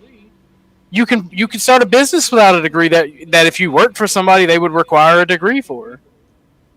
Like that's perfectly fine. You know that knowledge. I'm not denying that. And if people want to pay Andrew Tate for that, then they're stupid. But you will not be able to use that knowledge you have for a corporation unless you start a business or you know someone who runs a business. Actually, you know what's funny is if you start a business, no one asks for your fucking degree, dude. That's funny. That's what they ask. I know we got stuck. Go ahead, Ray. Oh, I was gonna say, I was like, literally nobody back checks any type of fucking credentials for fucking anything. But that's because people who start businesses probably already have the money, and you don't really money talks, bullshit walks. If somebody wealthy says I'm a nuclear physicist and they're wealthy, it's like I'm not going to ask them what their degree is if they're offering me a job at a nuclear power plant. You know what I'm saying? Yeah. Maybe a shitty example, but still. Okay, what was the core of the discussion we were trying to get to? We're talking about these fake bad context, and then Orthodox just wants to be mad at me. I'm not mad at you. You're I don't feel like I feel like we just split more hairs than we needed to. We always do. That's just the way we roll. I just don't understand why people praise the Tate brothers like this, man. It's wild. It's mind-boggling. I just was look. I'm going based on the points, her conjectured point, and obviously, fuck this bitch. She's retarded. I know she got you banned from Twitter. Be on our team this time. I know, but no, because then I have to support the Tate brothers, who are at the end of the day, no matter what the argument is against them, they're still a net negative for society, pushing the same shit my enemies are. Oh Lord, they are though. They're pushing materialism. They're pushing degeneracy. They're anti-traditional. They push Islam. I mean, they're pretty much antithetical to the entirety of the West. I mean, Andrew Tate says, I'm the Matrix is against me. My brother in Christ, it's your sandwich. You're part of the Matrix. It's your sandwich. I like that. But I hit bump you with that a few days ago, and I can't stop saying it. God dang it. Okay, I just want to let her continue with her ideologically tarnished blue eyes. No eggs. Eggs are gone. No eggs. I mean, I still come on her face though. I'm be real. Oh yeah, if I wasn't rusty one hanging on, that's terrible. I mean, I would if I saw her out, I'd definitely try to pick her up. I'm not gonna lie. Yeah, listen, if I didn't have a fiance, for sure, pull her back out. But... Wait, Liz Wheeler. Yeah. Her name's Wheeler. Yeah. I gotta do a real quick Wikipedia search. Hold on, give me a second. Wheeler. She's either a member of the tribe or one of those whores that the conservatives pay to act all prim and proper. Let's get some of these images up here. Oh yeah, she can get it. How old is she? I think she's like 32, 33. I guess 30s. So. Oh, they took her early life off? She's 34. I'm not gonna lie. I thought she was older than 34. Damn. All right, I win. That's never a good sign. They took the early life off of the Wikipedia. Yep. Oh yeah. No. Well, I don't know. I think I would choose her over Sydney Watson. Like I'm trying to think of other woman conservative pundits. Sydney Watson. Oh no, she is one of the most prettiest conservative pundits there. I will give. There's that other hot blonde one. I forget what her name is. God. Are you talking about Ann Coulter, the old one? No, she not has that old a show. She has a show. It's called the Liz Wheeler Show. Hold on, I'm gonna figure out who the hell I'm thinking of. Hold on. Oh really? I didn't know that. The second Amendment is the right to keep and bear arms. World class. Employer One America News Network. Blonde Conservative. Oh, Jesus Christ. Is that actually what you're Googling right now? Well, you about to get so Okay, much here, you porn. Google in silence. I'm going to let You're her not thinking talk. of All right? Tommy We're going to let Lauren, are Liz you? talk. All You're right. not thinking of Tommy Lauren, are you? There you go, Tommy Lauren. There, yeah. Thank Okay, you. that's what you were thinking of. All right. Yeah, I would. Yeah, Tommy would probably be my Tommy number Lauren's one. hot. She also can't find a good man. She's upset. Yeah, but she also got publicly put in her the thing that place. I was going to say is, though, the thing that I was going to say about Liz Wheeler, and actually your TradCon women, they're not looking for average guys. These chicks that are chameleoning, they're not the ones dating average guys. They're not dating normal men. Period. They want the upper echelon. So I'm 100% sure that Miss Wheeler has had the upper echelon. You know They something just funny don't about want to Tommy keep Lauren? her. That Medal of Honor winner. God, I forgot his name. He's the guy that bitched about people wearing like vests and going out and training, like wearing plate carriers. Oh God, I can't think of his name. But he banged Sarah Palin's daughter, got her pregnant, and then like 2 weeks after she had the baby, cheated on her with Tommy Lauren. What? Yeah, I'm trying. I know I got to look up that guy's name. Fuck. Anyway, sorry. Remember, like, right? These people are supposed to be conservatives. They're Yeah. supposed to be against that. They're supposed to not do that. Yep. Hey, dude, Sarah Palin's daughter's hot too. Yeah, she is. Is she? I would definitely take her over Tommy. It was a Marine Medal of Honor winner. What the fuck was that guy's name? Over who? Tommy. Tommy Lauren. You never Yeah, heard Sarah of Tommy Palin's Lauren? daughter is way hotter than Tommy Lauren, in my opinion. I don't know. It's just me. Maybe it's just And me. here's the thing. The thing is, I Tommy agree, Lauren. sure. Tommy Lauren actually came out and tried some shit like this chick is right here, and like publicly came out and said, "Men need to stop acting like bitches. Just pay for the date. Just show up. Just text back." Yeah. And then the backlash she got, put her in her place. Because I remember that Kevin Samuels covered it when she first came Dakota out. Meyer. And That was they the gave- guy's name. Dakota Meyer. And she gave an apology video about what she said and backtracked everything, which to me, in my mind, says that these ultimately TradCon women, you know, their bark is ultimately bigger than their bite, because she couldn't even stand by what she was saying, and that's when Tommy Lauren was so big. But I'd fuck the shit out of Lauren Boebert. Bark or the bite, though. The issue is the intent. They don't actually care about men. They care about men in the sense that it benefits them. Tommy Lauren doesn't want good men to just have good men in a safe country and strong. I mean, even then, that still benefits you. But she wants a good man so she can have a good man. There just needs to be more Well, good men out here for us to they're hate. women. They're women. It's their nature. 100%. Like we're complaining about how women are naturally behaving. No, Yeah, but no. we used to have a The society complaint, which kept confined. the complaint is specifically to the tune of them pretending to be something that they're not, and not going, well, we're just women, and like this That's is their what it is. nature, though. That's their nature. Well, their feminine no. persuasion Oh is shit! one I of- never said hi to Not Lost. How's it going, Not Lost? I'm sorry, bro. I'm a conservative guru. Let's finish this video. I just want to say that little face she's making kind of adorable. Not gonna lie, I know. I might not hate her anymore. Like a cute derp. You need to knock it off. You need to knock it off. She's a woman Orthodox. and thus retarded. So Actually, unironically, you simping That is a for better her- angle. You simping for her, right? It's a step in the right direction. Okay, Orthodox. So look, all I'm saying is if I do it, it ain't simping, because I'll tell a bitch to shut her goddamn mouth real quick. All right. Hey, in the words of Obi Trice, despite if she tight, I tell a bitch she can have a nice life. Hardest bars ever written to live by. Okay, hold on. Let's hear what you got to say. Her and have sex with her. That's pretty disgusting, I think, by anybody's standards. Adam? I think one more comment I will make. The reason that I criticize him specifically, or that I've criticized Andrew Tate, is because at one point Andrew Tate was the most Googled man in the world. He's incredibly influential among young men. And the reason, it's very interesting why he's influential, because he accurately diagnoses a serious cultural problem in the West. He accurately notes that masculinity is under assault, that men are told that they're toxic and bad. And he actually, to his credit, has the courage to say, I'm going to push back against this. I'm going to tell men to be men. The problem is that once he accurately diagnoses the problem, his antidote, what he prescribes, is self-destructive. He doesn't actually teach young men how to be good, strong men.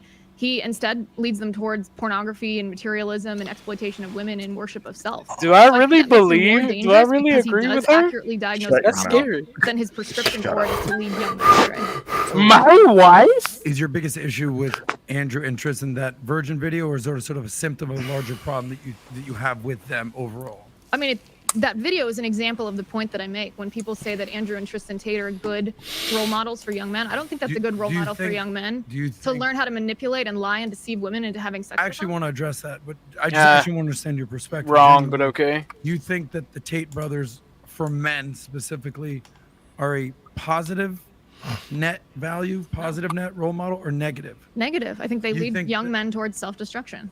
Okay, so you think that the words that they're saying, agree. not the little clips, but their overall message is bad for men, not good? Yes, because what are they telling men? They're telling men you're attacked, you're a victim, and that resonates with men because that is a valid grievance, especially in American culture. That's why they've become so popular here. They were popular in Europe and in Britain, but they're so popular here the last couple of years because there is a war on masculinity. So- Young men are feminized, and it's a powerful thing when you take a valid grievance and then tell someone that the solution to that grievance is something that actually harms them. So I actually think they're more self-destructive than some people on the left because they're playing on a valid problem and prescribing something that's harmful to young So men. just to be clear, what do you think that their prescription is for men? Pornography, materialism, exploitation of women, and worship of self. That's what you think their message is? I fucking agree with her. I can't believe it. I hate this bitch, but I agree with her. Got your stupid face. No, I agree with her. Like, I hate mean, this bitch, she's but I agree right. with her. I mean, she's right. She's No, but right. She Ray. is. You know why? Because Ray. nobody else agrees with her, but Ray. you two anyways. Ray, Ray, do you remember the other night when you were talking about the Rainbow Squad? Yep. And you said how I already know where you're going. Okay, no matter what their shit is that goes on, right? They understand that they have factions within their ranks, but they understand the task at hand, right? This right here is a microcosm in this conversation. Is that as much hate as they have for the Tates, if the battle line was drawn down the middle, they would still be on our side of the line. And yet here Right. we No, are. they wouldn't. Keep talking to Tates. Yeah, they they would. would. You know what? Because at the very least, they would say, you know what? When shit was to hit the fan, they would at least say men need to still be men and not be fucking pussified like that happening in the West. And also, what's their solution then? What would their solution be then? Because the Tates are merely a natural reaction to how society is. Well, evolving. I'm not disagreeing with you, and neither did she. Yes, The you movie- did. Did you not because hear what the woman disagree, said? You're disagreeing in the sense that you're saying it's like a net negative, so you should listen to basically nothing they say, and that they're wrong because they don't fit your standard. But the issue is this, and this is the reality of the situation.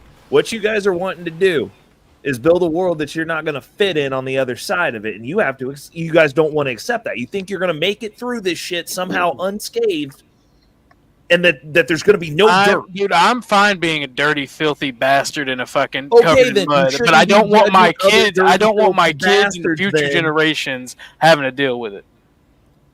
Future generations need to deal with the fact that they need to do their push-ups, they need to do their sit-ups, they need to not be dysgenic fucks, they need to be decent men, they need to have the ability to navigate in whatever system they find themselves in. However we're bartering, if we're trading seashells, you need to have as many seashells as possible, not because the seashells mean something, How but many because that's what seashells we're can you throw trading. down by the seashore, right?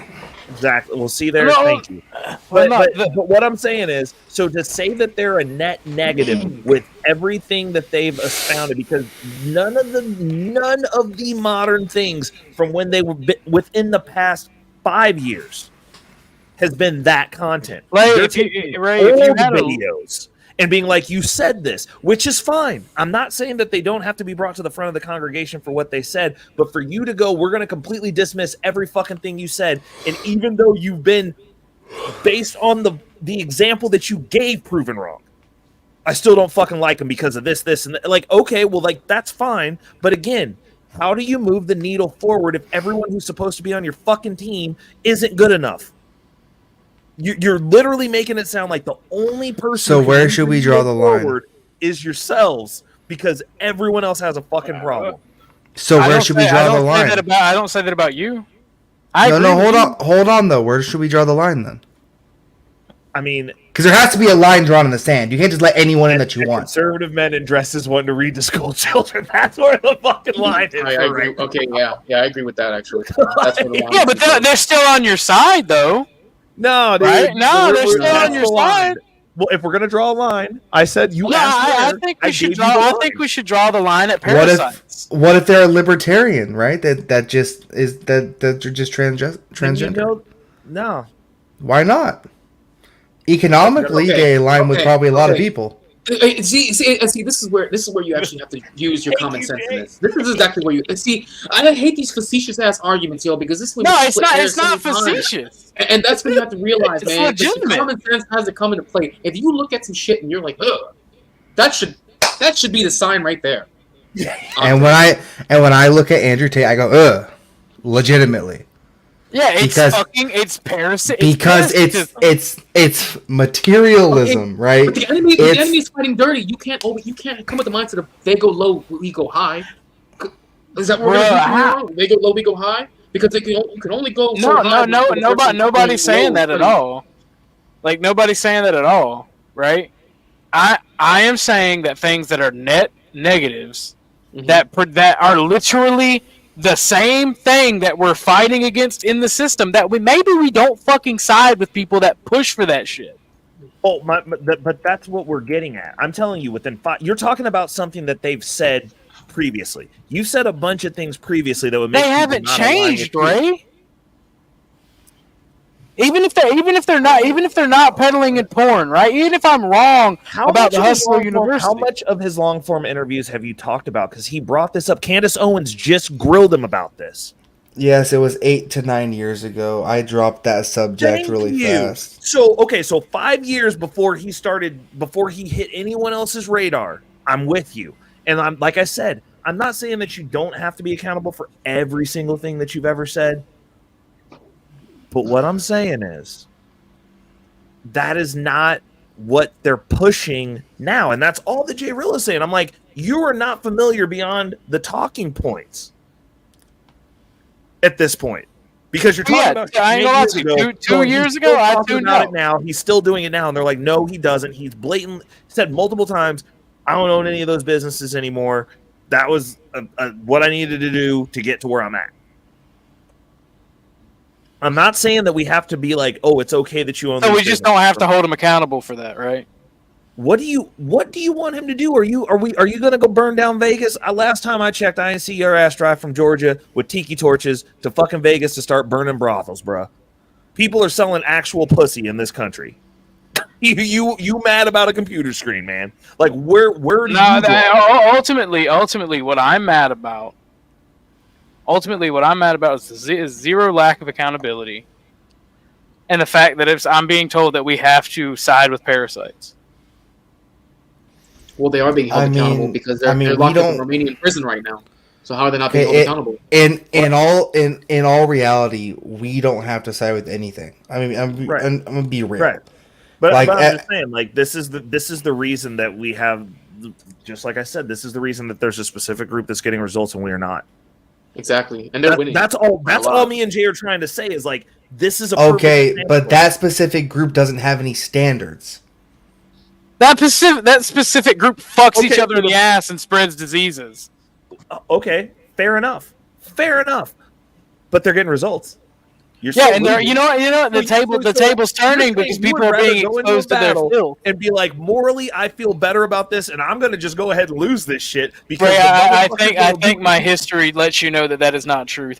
My thing is, I am perfectly fine with being filthy. The problem is, I'm not going to have somebody untrustworthy at my back. Yeah.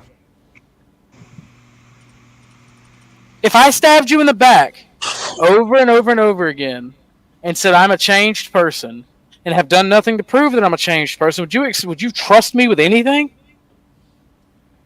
No, I wouldn't. But I mean, what has been? What did they do? Okay, let's. States hurt you, bro. Like I just need to know.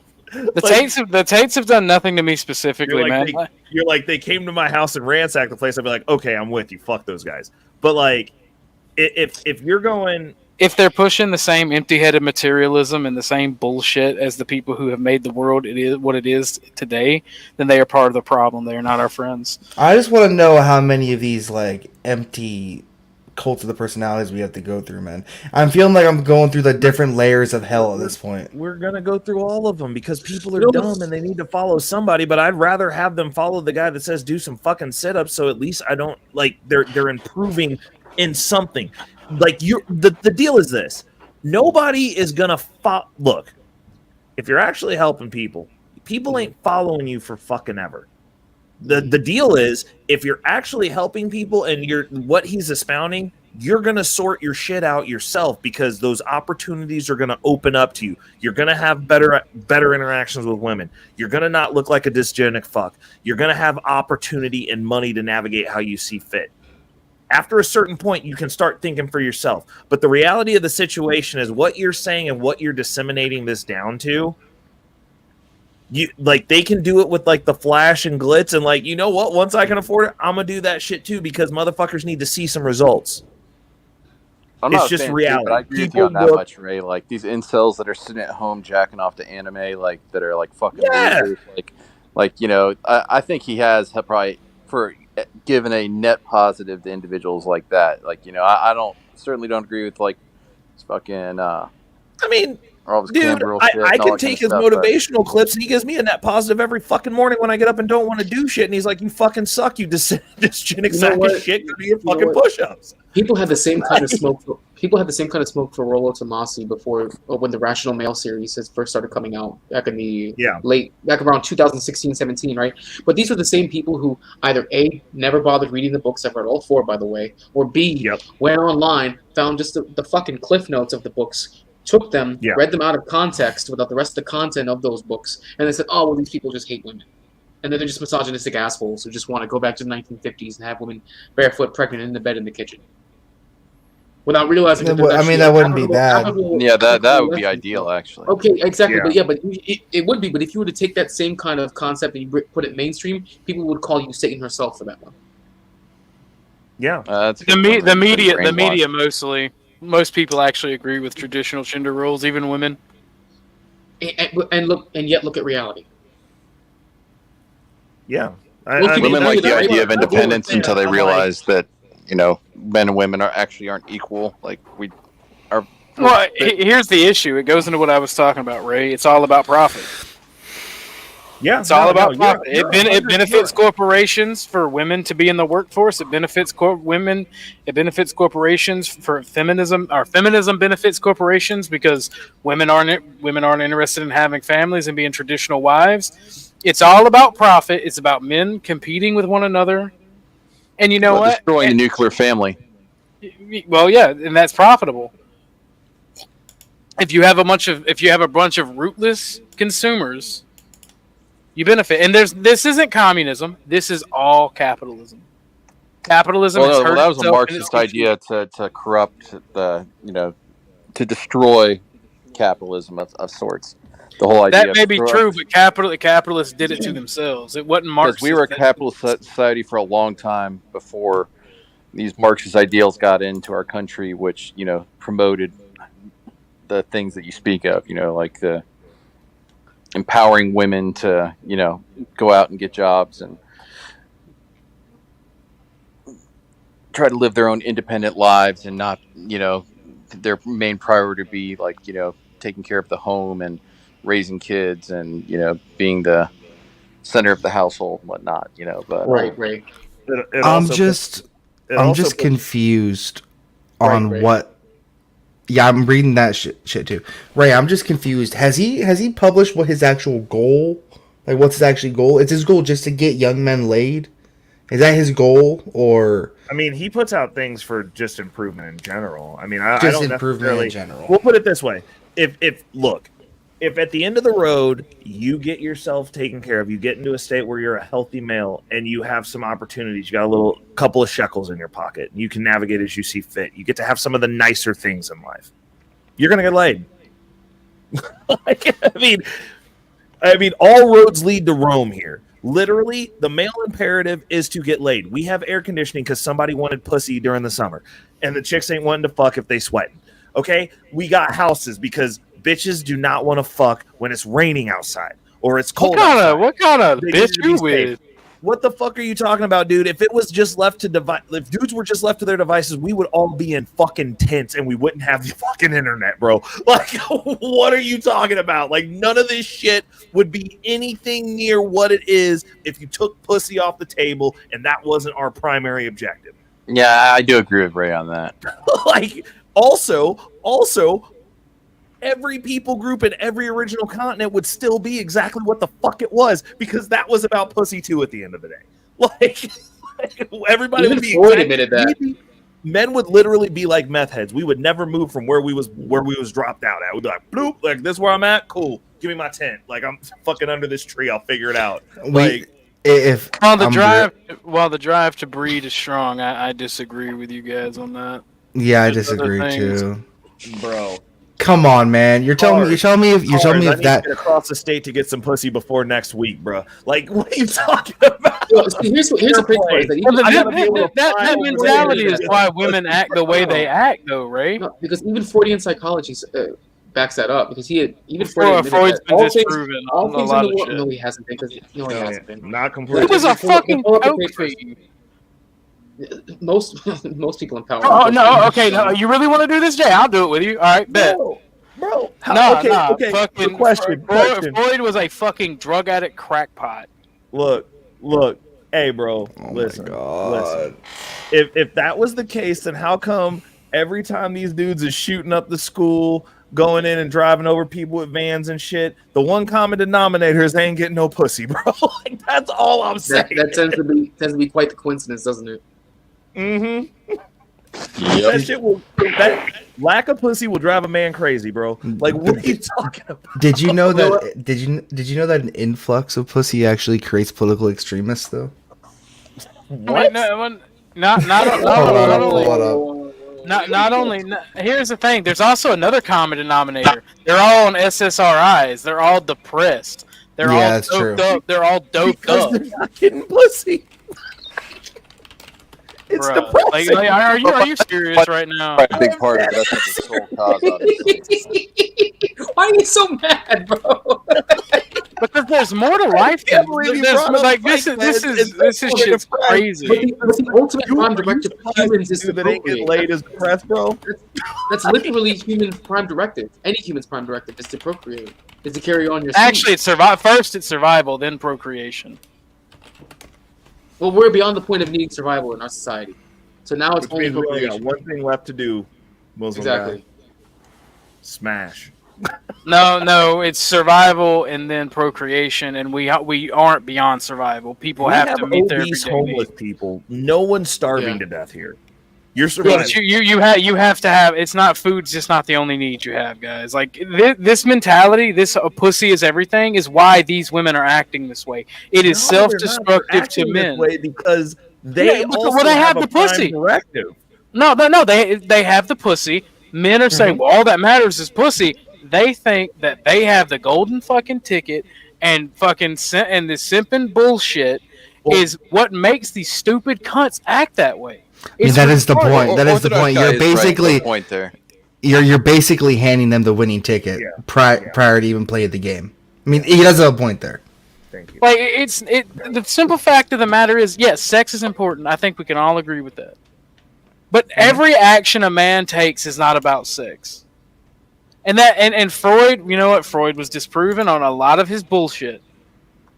And it's annoying. Like, just because he was disproven, does that mean everything he said was wrong? No, a broken clock is right twice a day. I mean, the thing is this: everything that man's invented has somehow roped its way around to work its way around pussy, though. That's not wrong. We made the internet. Remember when the internet first came out and it was just MUDs and you could only go into the player-driven rooms and it was text? The first thing we did, well, what did we do when we got on there? As soon as they made AOL, what did everybody do? Downloaded a picture of a titty, bro. Like that. We waited for like 2 minutes. I mean, when you have an influx, when you have an influx of population, yeah, people are gonna be like, hey, well, first off, I'm horny. What should I do? That doesn't mean that it was designed around having sex or fucking finding some way to copulate. Like, I mean, the fact is, like, humans made having sex more convenient.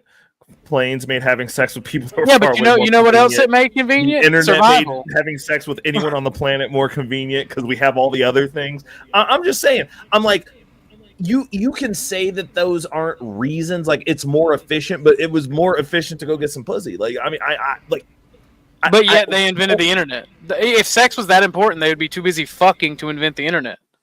No, variety, my friend. The internet brought all the variety.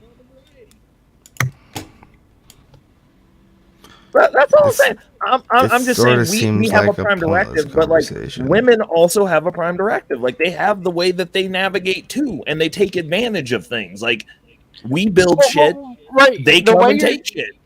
Well, the way you're talking about sex right now, right, is no different than the way these leftist people complain about money.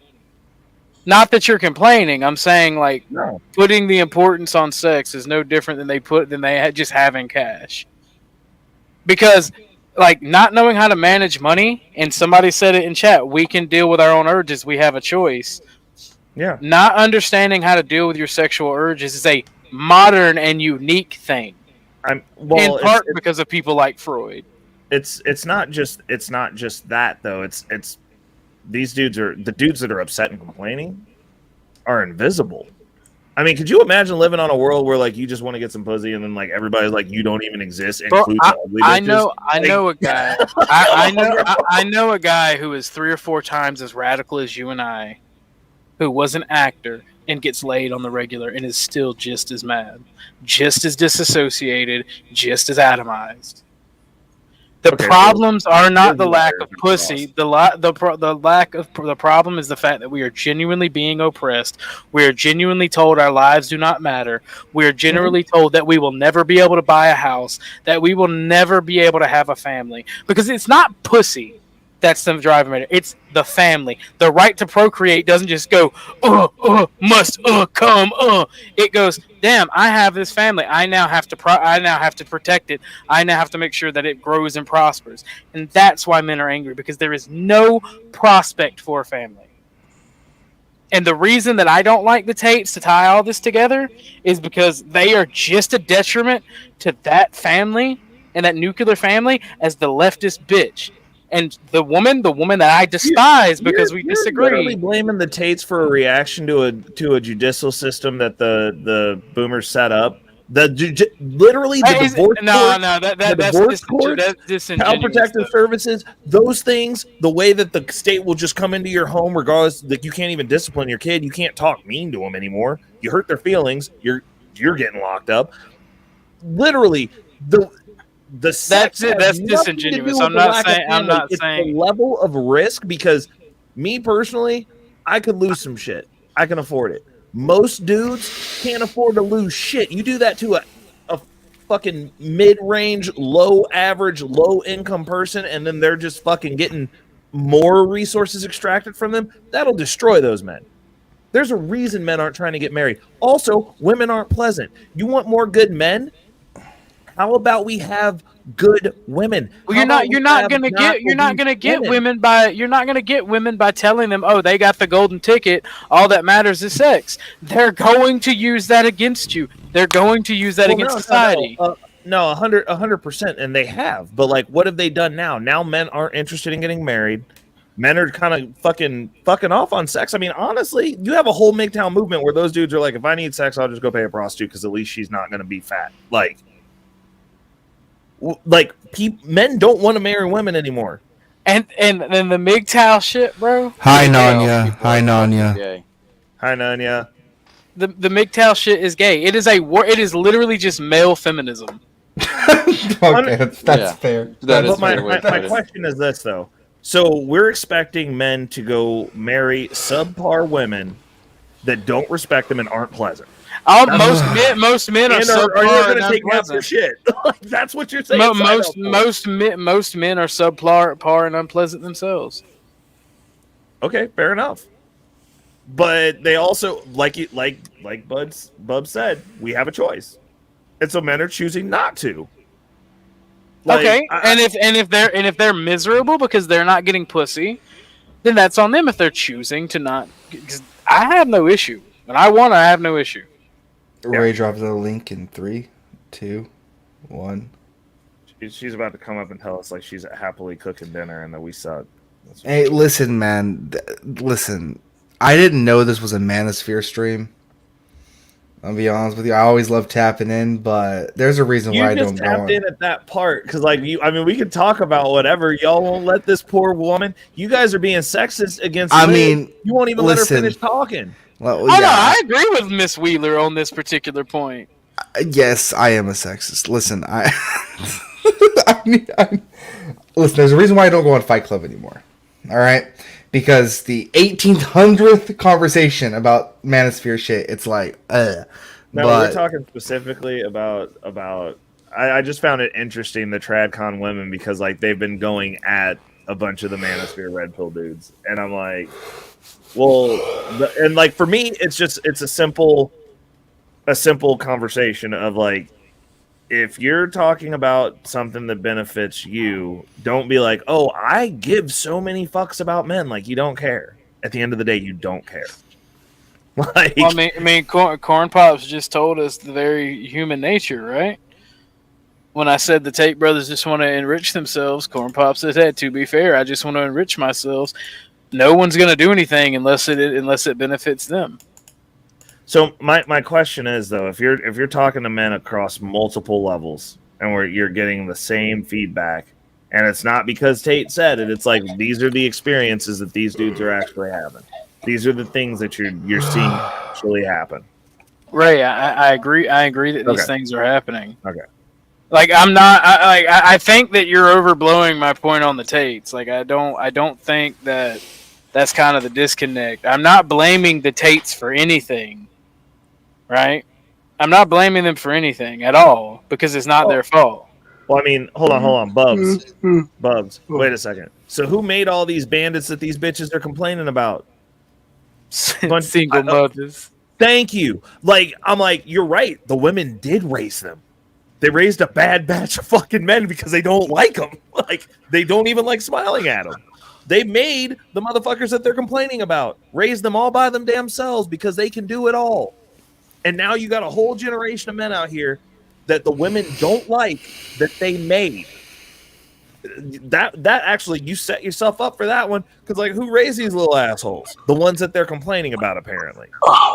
But then it's my job to go marry one of them after they done banged and had kids with 3 or 4 of these motherfuckers. Like I'm supposed to come save her ass. Fuck that. Well, no, it's not even just the single mother in of herself is actually an issue of weak men. Look at the boomers.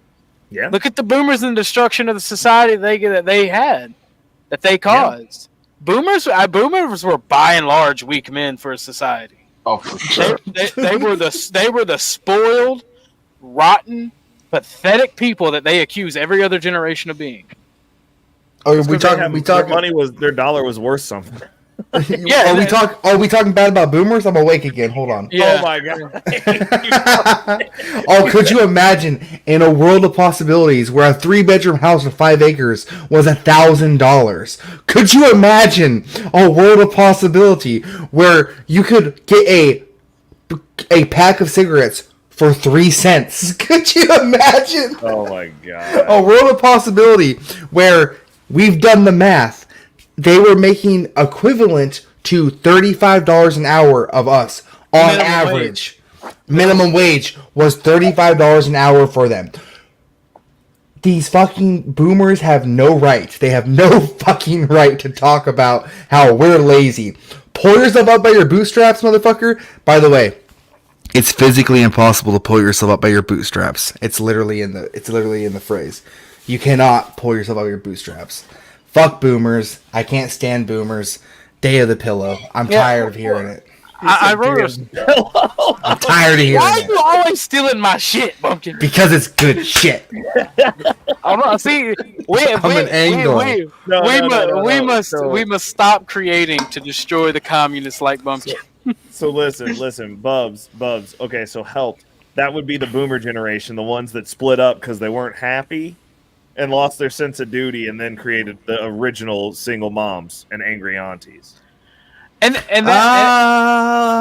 wasn't I don't think that was the boomers. That was Well, more- the first that there was didn't the used to be boomers. a lot of divorce lawyers in the United States. The first divorce lawyers that came over, because none of the Christian divorce lawyers would, or lawyers would divorce anybody. So there's a other group of people that came over here and started. Okay, corn pop. Okay, we won't get into that. Jesus Christ, you can't help yourself. You're like a fucking Ryan rabid dog, sent a man. video that's a 10-minute video. I'm watching this later, but apparently this dude survived a shark attack and then got mauled by a pack of lions. Like, he should be dead. God hate That is fucking funny. God said, "Stay down, bitch." He said he just died. Like, like shit, dude. Like, why are you how? How does He that was happen? attacked. Like was it like immediately? Like was he attacked by a shark and then climbed up onto shore? And then fucking escaped into Wakanda, and they said no, thank you. God, Africa sucks. God. Africa does kind of suck. I mean, there's lions there. And they God don't- needs to. I mean, I was actually earlier watching like an Australia shark attack special. Yeah, like screw Australia, man. Like they got all kinds of good stuff there. Listen, man. Look, North America has lions too. We call them cougars. Go ahead, Bubs. All I'm gonna say is, families with two parent household families fare better than single parent households. Single mothers absolutely fare worse than single fathers. That's the hierarchy. You either got two parents or a dad and then a mom. Like, that's just the way. Those are the statistics. Like, I don't know what to tell you. Those are the numbers. Like, if we put a value on education, a value on family, and a value on predominantly financial education at this point, shit would be better across the board forever. I'm gonna say this. I just got back. When it comes to financial education, right? I'm practically illiterate, and I will listen to you on that. I will not argue with you or anyone who's trying to teach me about that at all, right? But when it comes to the politics and the morals, I'm gonna lock and low, baby. And the fucked up thing is, me and you actually agree on a lot because we are good men and we have a sense of duty. I'm not gonna fight you. I'm not gonna fight you on it. Because you understand. I mean, when you talk about morals, though, like it's subjective. I don't like things that aren't measurable, because we could, technically speaking, it's morally wrong when a lion chases down a gazelle and eats that motherfucker, because a gazelle's having a terrible day and the lion's having a great day. No, it's nature. 100%. But you can extrapolate that out to anything. If you're in a space where you have no perceivable opportunity, and you do immoral things to get out of that space, so that you get out of that space and then stop doing it because you don't have to. Ray, if you have to do anything to survive, it's moral. People do anything to survive. That's what I'm saying. Like it's cannibalism is immoral as fuck, and people did that all over the place. No, they were fucking hungry and they didn't want to die. What makes cannibalism immoral is when you go out and kill your fellow man when you have steaks in the fridge and you have a fridge full of food. That's what makes cannibalism immoral. If you're crashed on the side of a mountain or shipwrecked and you eat the dead, I mean, it's gross, but you did what you did to have to survive. Am I going to make fun of you for it? Yes. you gotta literally tell them they ate that booty meat and meat. Oh no! I'm if I piss them off, what you gonna do? Eat me? Bruh. Like groceries, bruh. Oh, gee, that's terrible. No, but the thing is, like, it's morality. Morality is not subjective, right? Morality I is think purely. I think it's a little bit subjective because I don't think it is, because we can look at people that are completely immoral and be like, I don't live that way, but their societies are better than ours. Because you guys like to shit. You guys like to be upset about the Muslim religion, which is fine. Whatever, I get it. Oh, I'm not. I love Islam. I used to be one. But their societies are functioning better than ours right now because they have standards. Whoa. Hey, bro. Yeah. Have you seen Afghanistan? Hey, have you seen a Muslim country? Dubai? Have you seen Dubai? Dubai's a city. The UAE is a country. The UAE watched does a not look like video of Dubai. Nigerian pirates. Yeah, eating a but I monkey. mean, I don't see every wealthy person isn't setting up to be in Dubai. Yeah, but Dubai is They're only setting up to be in America. They're setting up to be in Dubai. Like, everybody wants to be in Dubai. Well, Dubai in the Middle East is like that purely because of oil money. They were useless savages before they had that oil money. Well, they figured it out. Well Again, civilizes opportunity. a man. Now look, hey bro, but we gonna talk about money not mattering though. Good point. Just saying. It's funny Speaking how a of little which- bit of money changes the situation. money Like now gives you you ain't gotta be a options. useless Money savage. You gives have the you most options. technologically advanced city on the fucking planet. Huh? Okay. Who said my name? I don't know. No Who said one. your name? No one. What was Okay, that? that's cool. What the fuck? Bumpkin is having the zoomies right now in his head. He is a cat. Must be. Huh? Yo, pull up not lost comment. Exactly. That's crazy. God dang it. Not lost. That's a good one. Pretty good, yeah. Man, why they gotta make titles for vehicles so complicated? It's not I guess- though. What are you It's not. talking about? It's not complicated, but it's like, it's way more complicated than it should be, right? It's easy to figure out, but it's like, I don't know. What? Did you get a new car, Bumpkin? Yeah, Oh, what'd you get? it's a shitty car. I'm still Not a young and poor. Challenger? No, You got a God, Challenger. no. You got a It's Hellcat with a CB kilo?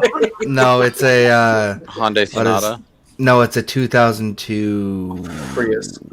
No, a 2002 Nissan Xterra SE. Oh, nice. Oh, nice. Ray, I keep getting hit up by army recruiters and then government recruiters for being a cop. I think I'm taking them up on the offer. Bro, the last thing we need is you running around with legal firearms. Whoa. First off, all my guns are legal, ATF. Calm down. Get the recorders away. Everything I have is legally owned. Bro, you better go ahead and take. Matter of fact, go ahead and take that job, bro. Could you imagine me as a cop? I would never be able to arrest a black person ever if just my middle school Call of Duty account was like hacked, right? Oh shit. They'd be like, this man had to physically detain an African American. He is charged with a racism. He is charged with a Middle racist- school. I really If my COD lobby from last week got leaked, what do you mean? I'm just joking. Bro, if me, you, and Andre's battle bit got leaked. Okay, Andre doesn't count because Andre's black. Like he can get Andre away. does count because they keep banning him from battle bit. That's true. Oh, you motherfuckers are playing Battlefield? I don't want to get in on this. No, Battle Battle bit. Roblox Battlefield, but it's funny. Oh, I love. Yeah, You guys I play saw Roblox something- Battlefield? It's hilarious. Well, no, it's the art style they chose to use because it's cheaper to develop. I literally go back to my Muslim teachings. I strap on a C4 vest and just run in a building and clear it out and get picked up by medics. Can you do the like the four-wheeler teleport thing where you have a demolition guy throw a bunch of C4 down and drive, with team members on and like launch it across the map? You can, but friendly fire is permanently on BattleBit. Ah, fuck. But no, yeah, I just strap C4 to myself and clear out a room.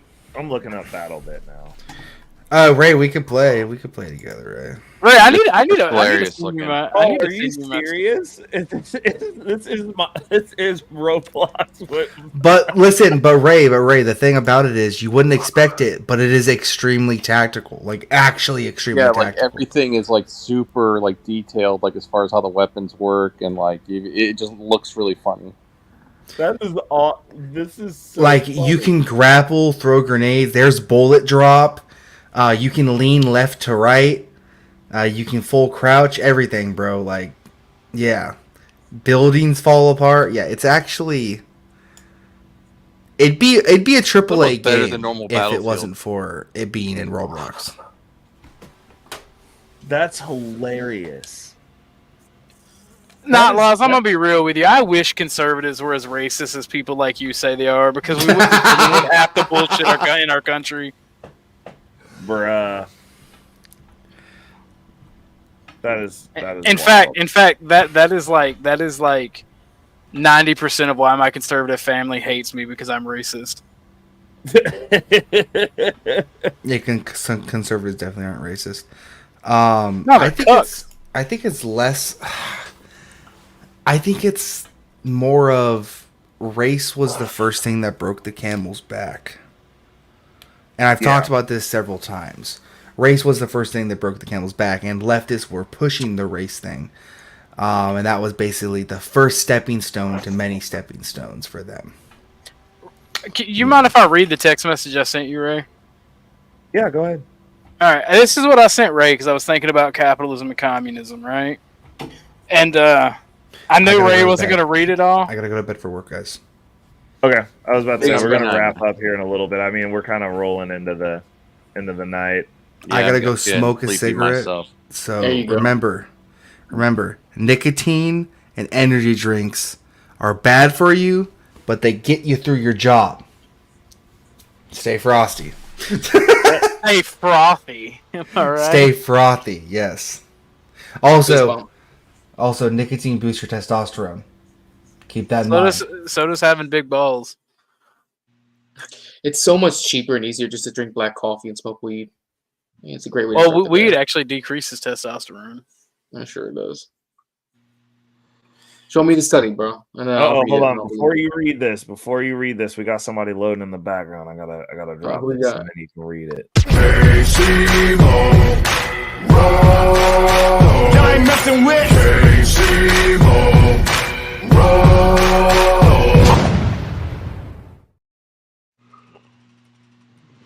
Bruh, KC rolling up looking like a straight up KC thug in the mansion. Okay. I Right. see you, bro. Got that background. How are we doing tonight? Got that Dale background. Bro, Yeah, Casey, right. Casey been gone, bro. Casey been gone. I thought he got a new girl that he was putting through college or something. He been gone. He been gone so much. That's what happened. Damn, you Trying all to right, bro? Yeah. I just got done with my drive. So Hit him with the blink twice if you safe. I'm all good. I'm all good. But yeah, man, I made it. So I'm gonna go to sleep here soon. Of course, you got to have your testosterone boosting cigarette first. Right. Dude, be going to sleep angry as hell, bro. The only thing bad about cigarettes is they take your breathing away. They screw up your ability to breathe. Eh, Other you than say that, man. they'd be I pretty can hold my based. breath for almost 2 minutes. Jesus. I got great lung capacity. It also is related to Aquaman. Like while swimming for 2 minutes, or like just laying like face down in a pool. Underwater, I'm probably under 2 minutes, but not much. Actually, I'm going to be honest with you. The compression underwater probably makes it easier.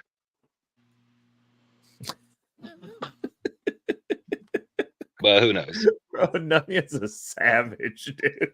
First off, all right, I'm gonna make sure this bitch knows proper. Jay Rello is a completely different person. I'm Jay Rello, so this bitch is confused with the passport, bro. So I take no offense. Oh, hey. No, she knows who you are. She knows who you are because you guys have had that conversation. Because do you About remember Jay way Rello? back? Yeah, like go back like in your mind, go back like 3 months, maybe 4 months. You had that conversation, and at first she was talking about Jay Silly, who is generally on her channel, and that's who she thought you were at first. Do you I remember? think she thought I was a SoundCloud rapper too, but definitely not. You might be. I think you might be. You think I'm a SoundCloud rapper, bro? I've never touched SoundCloud in my life. Why do people think this? Dude, you got hot bars? Wait So, a second. Jay, I'm gonna send you something on Telegram for your reading later, since you challenged me on the marijuana thing. I got you. Uh-oh. And it's Listen, actually I'll a read government study. Listen, Is I'll there a read it. case study that shows marijuana makes your balls small? It affects men's reproductive health and testosterone growth because I don't know if people know this, but testosterone comes from the balls, and anything that affects your reproductive health affects your testosterone levels. Oh, okay, fair enough. So if I smoke weed, it'll make my balls smaller. That's an interesting take. I mean, I didn't say that, but I guess it works like steroid. I mean, if it does, I'm all about it. I'm sick of lugging these big motherfuckers around. Sometimes it hurts when you sit on them. Boy, doesn't it? Yeah. How do you know though? Like I'm in my 40s. Like I've got that problem. I don't know why you got. I got fat nuts. That's why. He got truck nuts in his It pants. ain't. Look, bro. Look, it ain't. It's swinging, and it's all swinging down there. That's terrible. Settle You can't down. be. You can't wear the new age. You All can't right, wear look. the new Have age you ever shorts, like? you got balls. Have you ever like? Have you ever had to like? That mine ain't gonna go there. Yes. The answer is yes. I don't even know what you were gonna say. The answer is yes. I gotta like lay these motherfuckers over the toilet seat so they don't get splashed. Yeah. Y'all are retarded, bro. I hate both Right, of though. you. That's terrible. Have you not like just sometimes when it's cold, right? Oh, Like I have to like stand up to piss, and then like I go to sit back down, and my shit will hit the fucking like inside of the toilet bowl, and I'll feel all nasty and have to take a shower. You do have to take a shower at that point. Dude, Yeah, have you no, ever- there's okay, nothing else to do, okay, so and it ain't. it's a construction thing, but like at least here I have a belief about porta potties. fuck those So like things. take a dump in a porta potty and the splash hits your butthole. Oh no. You Go to the absorb doctor. all the rage of everyone who shat in there before you. Ugh. And then if they don't Make a dump it monkeypox. fast enough and you're the last person to shit into it and your shit is still connected to your butthole and the porta potty at the same time and like it hasn't broken off yet, What is happening? then you become the shit lord and you absorb all the rage of the porta potty itself. Why is this happening right now? Because you brought it up. This is just man talk after a certain time.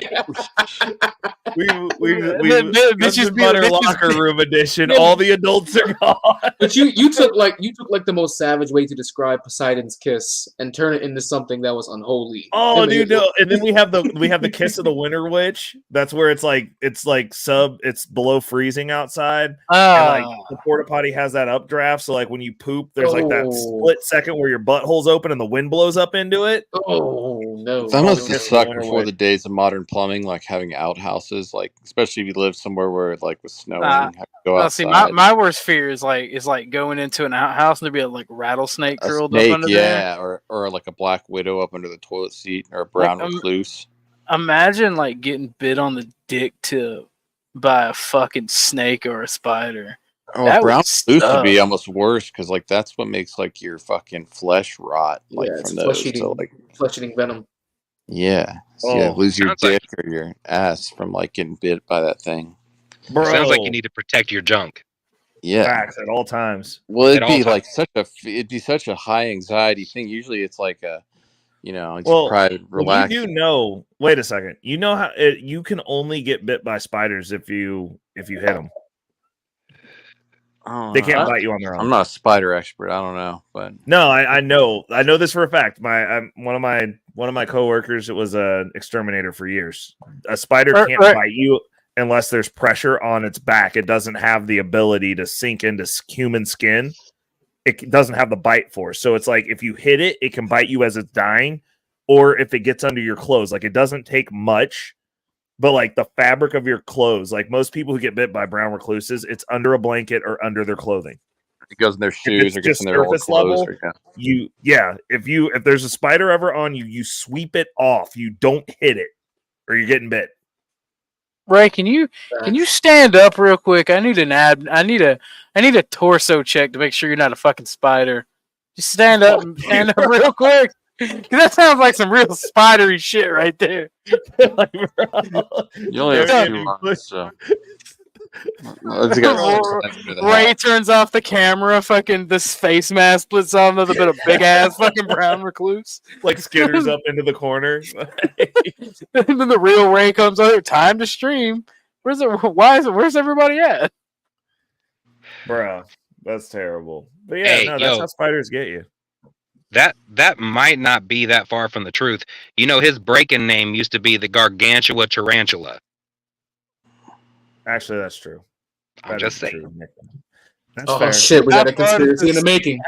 How God, far dude. does this spider go back, Trading Ray? arrows, this fucking spider. Don't listen to him. I You know what I can't learned wait. about Run with it. Run. Oh, hold on, tarantula I got the other a meme. Hold up.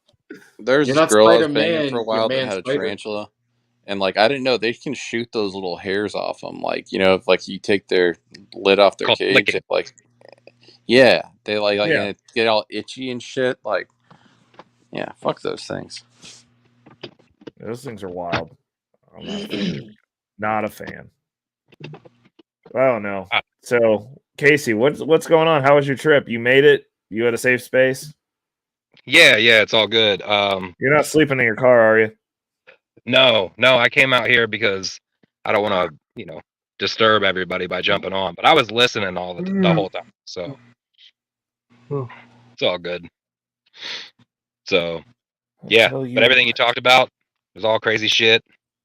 The It got heated for a little while, but Dude, we was it's all enjoying it. good. Corn Pops, you got to come up more, dude. You're chill. He's like the balancing act of the I'm panel. sleepy right. Usually I'm a little bit more energetic, but I'm tired right now. But I figured I'd jump on, hang out for a little bit. I mean, I really Oh, like your I asked a doodle. question. What do you think of that Apple, not Apple, Amazon crypto thing? What do you mean? I don't know. They just created their own crypto or something. So Oh, hold up. Let me look it up. Like, because they've Ray, had check on your the phone real quick. what the hell is it It's gotta be called? AMC 77K. Oh, he actually asked that in the chat. Oh shit, I didn't see it. I'm Yeah, like sorry, a dude. long time ago. It's Does okay. Amazon have its own cryptocurrency? They like just created it. It just expired like an hour ago to get like. Nope, that's a They scam. had some bonus thing. Seems like one. It's a scam. Oh, it is. Yes. Okay. Well, I didn't buy any. I was just Good. that's why.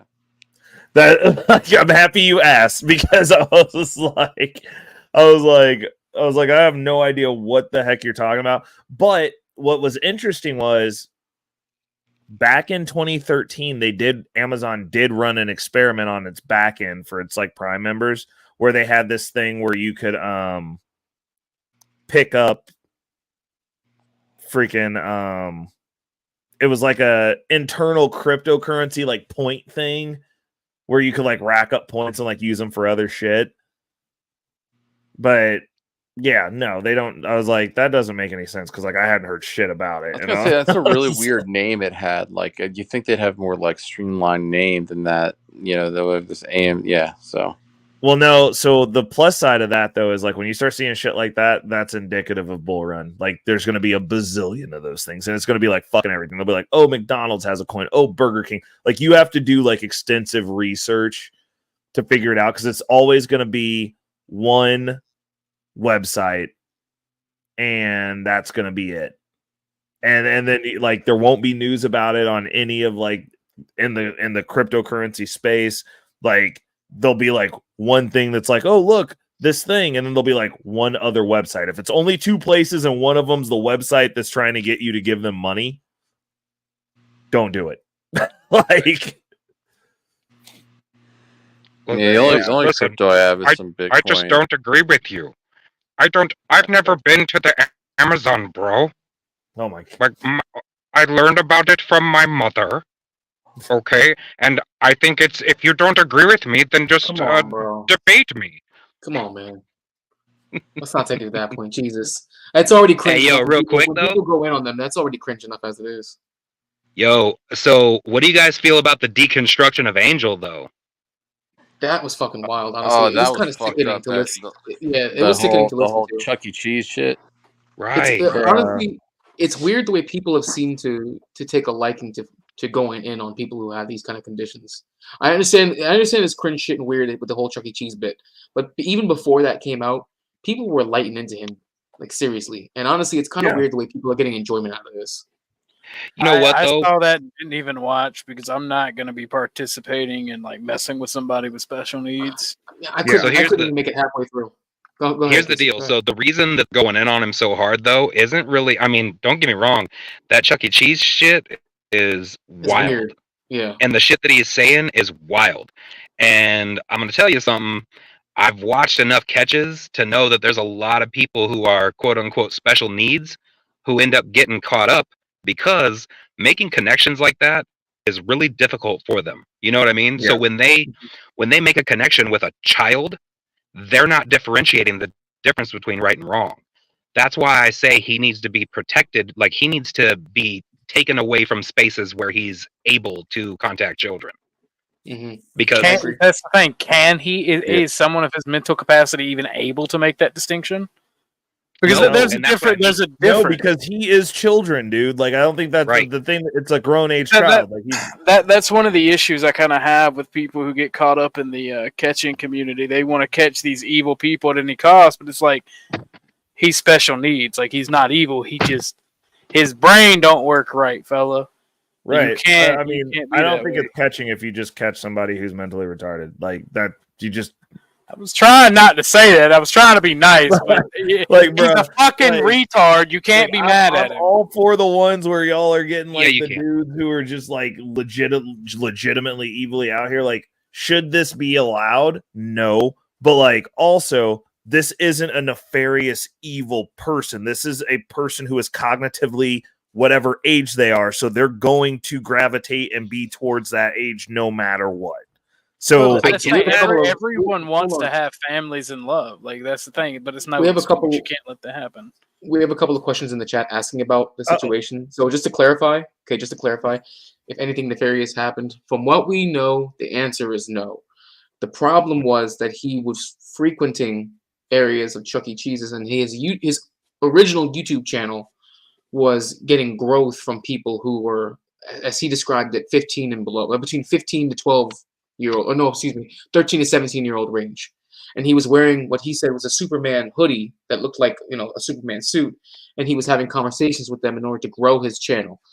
Now, the thing I didn't like is the fact that people went in on this, and even when he was trying to explain himself, they weren't realizing the fact that, hey, listen, this is literally someone that's 10 years old in a 32-year-old man's body, and he's Right. not differentiating. Yeah, he brought a going fucking teddy in bear on on, for him. God's sake. Like, yeah. That's what I'm saying. People are going in on him and not realizing, man, this is not an adult you're talking. And that's one of the questions I was answering. Nothing Yeah. nefarious happened. It was just the fact that he was trying to grow his channel, and he would go to Chuck E. Cheese's because he liked the environment, because his mindset is that of a 10-year-old. And Well, that's a what the hell fact. was As evidenced by the incest things that he stuff owns, about? also. Exactly. I saw something from somebody in chat about like incest or something, or did you hear anything about that or no? I didn't personally hear about that because I didn't stay that long for the show. Once the Chuck E. Cheese part came up and he explained it, and then people started going in on that afterwards, I was like, I can't. Because to me, man, I didn't get any more enjoyment out of it. Honestly, Right. in fact, I didn't get any enjoyment out of that episode to begin with. And then I didn't watch it. The fact Well, the that Dale Fred guy Astaire was showed- real bad too. Like the Dale guy, like that He's guy's not. He doesn't have. super- He doesn't have autism. He has Williamson syndrome. Well, I don't know what it was, but Yeah, he has Williamson syndrome. So apparently, his syndrome is because. So here's the deal. Angel has very, very high up on the spectrum autism. So that's a neurodevelopmental disorder versus a syndrome, Williamson syndrome, which is actually a mental disorder that Dale has. The problem with people who look with Williamson syndrome, this is why he lives with his mother and believes everything his mother says, is because people with that syndrome are very trusting and believing of whatever people say. So basically, you could have Dale walk up to 20 strangers, and they could all be hardcore white supremacists, and he'll walk up to them and actually want to understand what they're saying, what they believe, and try to reason with them, and believe that they're good people and that they'll find a common ground no matter what. People like this is exactly why we need to bring back the asylums. Personally attacked. No, it's you have to understand. Angel also has bipolar, and they even showed the clip, news clip of him getting hit by a car. Actually, right? Angel actually What? watched that. I was shocked. Yeah. So I think he was in Arizona at the time when the news clip was shown. Got hit by a car. Moorhead, Minnesota. I actually just drove through it. Thank you. Minnesota. So yeah, he actually gave. Go ahead, Muslim. Not Law said Angel shouldn't dabble in conservative propaganda. That stuff harms people with disabilities. Bro, this isn't a political thing, bro. Like, the left is just as bad at using people with disabilities. He shouldn't be dabbling in politics or anything like that in general because of his issues. I mean, the That's the left, the problem. left His uses any caretaker type should be of keeping him anything off that they that. can. They be using black bodies, disabilities, gay Mhm. people. Like they don't care. They don't Right. care. So Whatever's useful. the real Yeah, deal, man. though, the reason people are going in so hard on Angel, though, it has even less to do with all of that, and it has more to do with his gratuitous use of the N word Yes, anytime exactly. he's upset. I've never heard him Yes. say that. What? Oh, No, they got that receipts. just makes it. Now, That just makes him they brought based. receipts. They brought receipts. Shut They brought up, actually a Muslim number of guy. them. You're such an And asshole. this is usually on videos where he's reacting to someone else on YouTube that was mean to him or said a bad comment. And what's he do? He's talking on his own channel, and he thinks that there's no repercussions for it. And it's end this, and this guy was an end that, and that dude was an end this, and he's just going in. And the problem is, whenever he's on CT stream, right? Whenever he's on CT stream, what's he do? He says, "Well, you're a black supremacist, communist, socialist." And then calls him Right. arky nerd, or he basically uses every word in the book that he can get around. And I think what he believes is that his condition is basically a shield to get away from that, and Yeah. it's not. It's Yeah. not, and people realize this now. right. Honestly, And if it was up to me, and by the way, I've had private conversations with CT about this. I don't think that they should be allowed to come up on panel anymore. I think for their own Right. protection, they need to not. I be was on panel. surprised to see Or- Angel and him back on the panel today Today. because I thought that was like the consensus after Well, like this the this is why you can't have hardcore capitalism, because people want to see the Jerry Springer shit. People Somebody want has to come throw in. lettuce at people that are mentally handicaed. It's not just that. weird, People man. want to see a But they dumpster do. fire. You They don't. do No, wanna no, do no. They It's- absolutely do. it's weird. That's so weird, man. I tell you what, the past few weeks have exposed a lot of weirdos, and I mean weird weirdos. Yeah. For you to take joy and pleasure because you want to berate and destroy the self-esteem of people who are like that, I understand right now. I'm up on my soapbox right now, but come on, man. Like, how low-hanging fruit does it have to get for you to feel good about yourself? Like, how much do you have to punch down for you to feel good about yourself on the fucking internet? Well, the This is some question is weirdo why shit. they have to do it. Well, Yeah. it's literally so. I mean, you just look at who's over there having the conversation. I mean, to be honest, like that's what it is. Like people are always like, "Oh, you should go over on CT's channel," and I'm like, I can listen to it, but like I don't like participating anymore because like they're not trying to have genuine conversations. It's like I've given like up. Jerry It's Springer just for the shock right value is what sometimes, it is. Yeah. And when Like, when it they're does just- start off as a genuine conversation, very quickly you have, and I'm not going to say their names because you guys already know the Yep. 3 or 4 who pop up, and the shit gets stirred, and then everything turns nuclear. Actually, I'm not going to say nuclear, but then it turns into just a fuck shit stream. Yeah. And fuck Well, shit content. the thing is, I go on there to try to entertain people and try to stay on subject, right? Mm. And I get Yeah. told, I'm not a man because I don't want to show my face, or I have to pay a fee, or this, that, and the third. It's like, okay, I don't want to host for you if that's going to be the case because I'm not following your rules, and then I get called a bitch. Not lost. It's not at all about righteousness. It's just about people need to know when there's a time to strike and when there's a time not to. And this is going to sound kind of gay, but sometimes, man, you just got to show some mercy. And honestly, the merciful thing would have been to say, "Hey, listen, have a private conversation and say, for your own good, I'm not going to have you up on my channel anymore." But he's not going to do that as long as people give him money. He's not going to. No, actually, that's okay. So I've had this conversation already, and the rationale I was told was that everyone has a right to have their own voice, and if they're cognizant enough to be able to know what's going on and know that they have an opinion and know that it's the internet, people are going to say mean things, then they're adult enough to be able to come up on and deal with it and have a voice. That's the rationale behind it. That's just not rational. That's just not true. Right. That's okay, the that's what was told to me. justification. That's what was told to me. Yeah, because Then okay, let's say a pedophile says you're rational enough to enjoy it. No, Yeah, listen, that's I didn't no take it. different. Let's take it to a whole different extreme. Yeah. Okay, No, but I'm there's telling you no what the rationale that difference. was told to There's no me. difference. Well, wait All a right? second. Let's look at it this way. You could not have a 10-year-old on a live panel. No.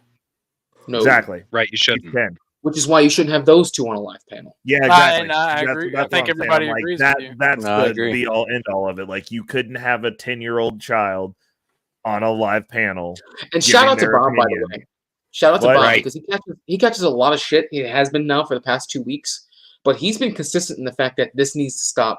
And I agree. Well, I actually, this thought does Bob need was to messing stop. around at first because I wasn't like sitting in during the whole stream. I was only popping in and out, and then I actually like watched a bit of it, and I was like, "Yeah, this is kind of fucked up." Yeah. So the most fucked up part about it isn't when people are going hard on Angel. It's actually when they are seemingly not. And the same with Dale. When they're seemingly not going in on them and they're asking questions that they know that these people can't actually cognitively understand. Yeah. That's how they're being made fun of, and that's what I don't like. So it's all fun and games to stream. What's that? The one time that I was on stream, right? I have a lot of respect for Lee because the one time I was on CT stream, Lee came. I didn't realize what was going on because I was new, right?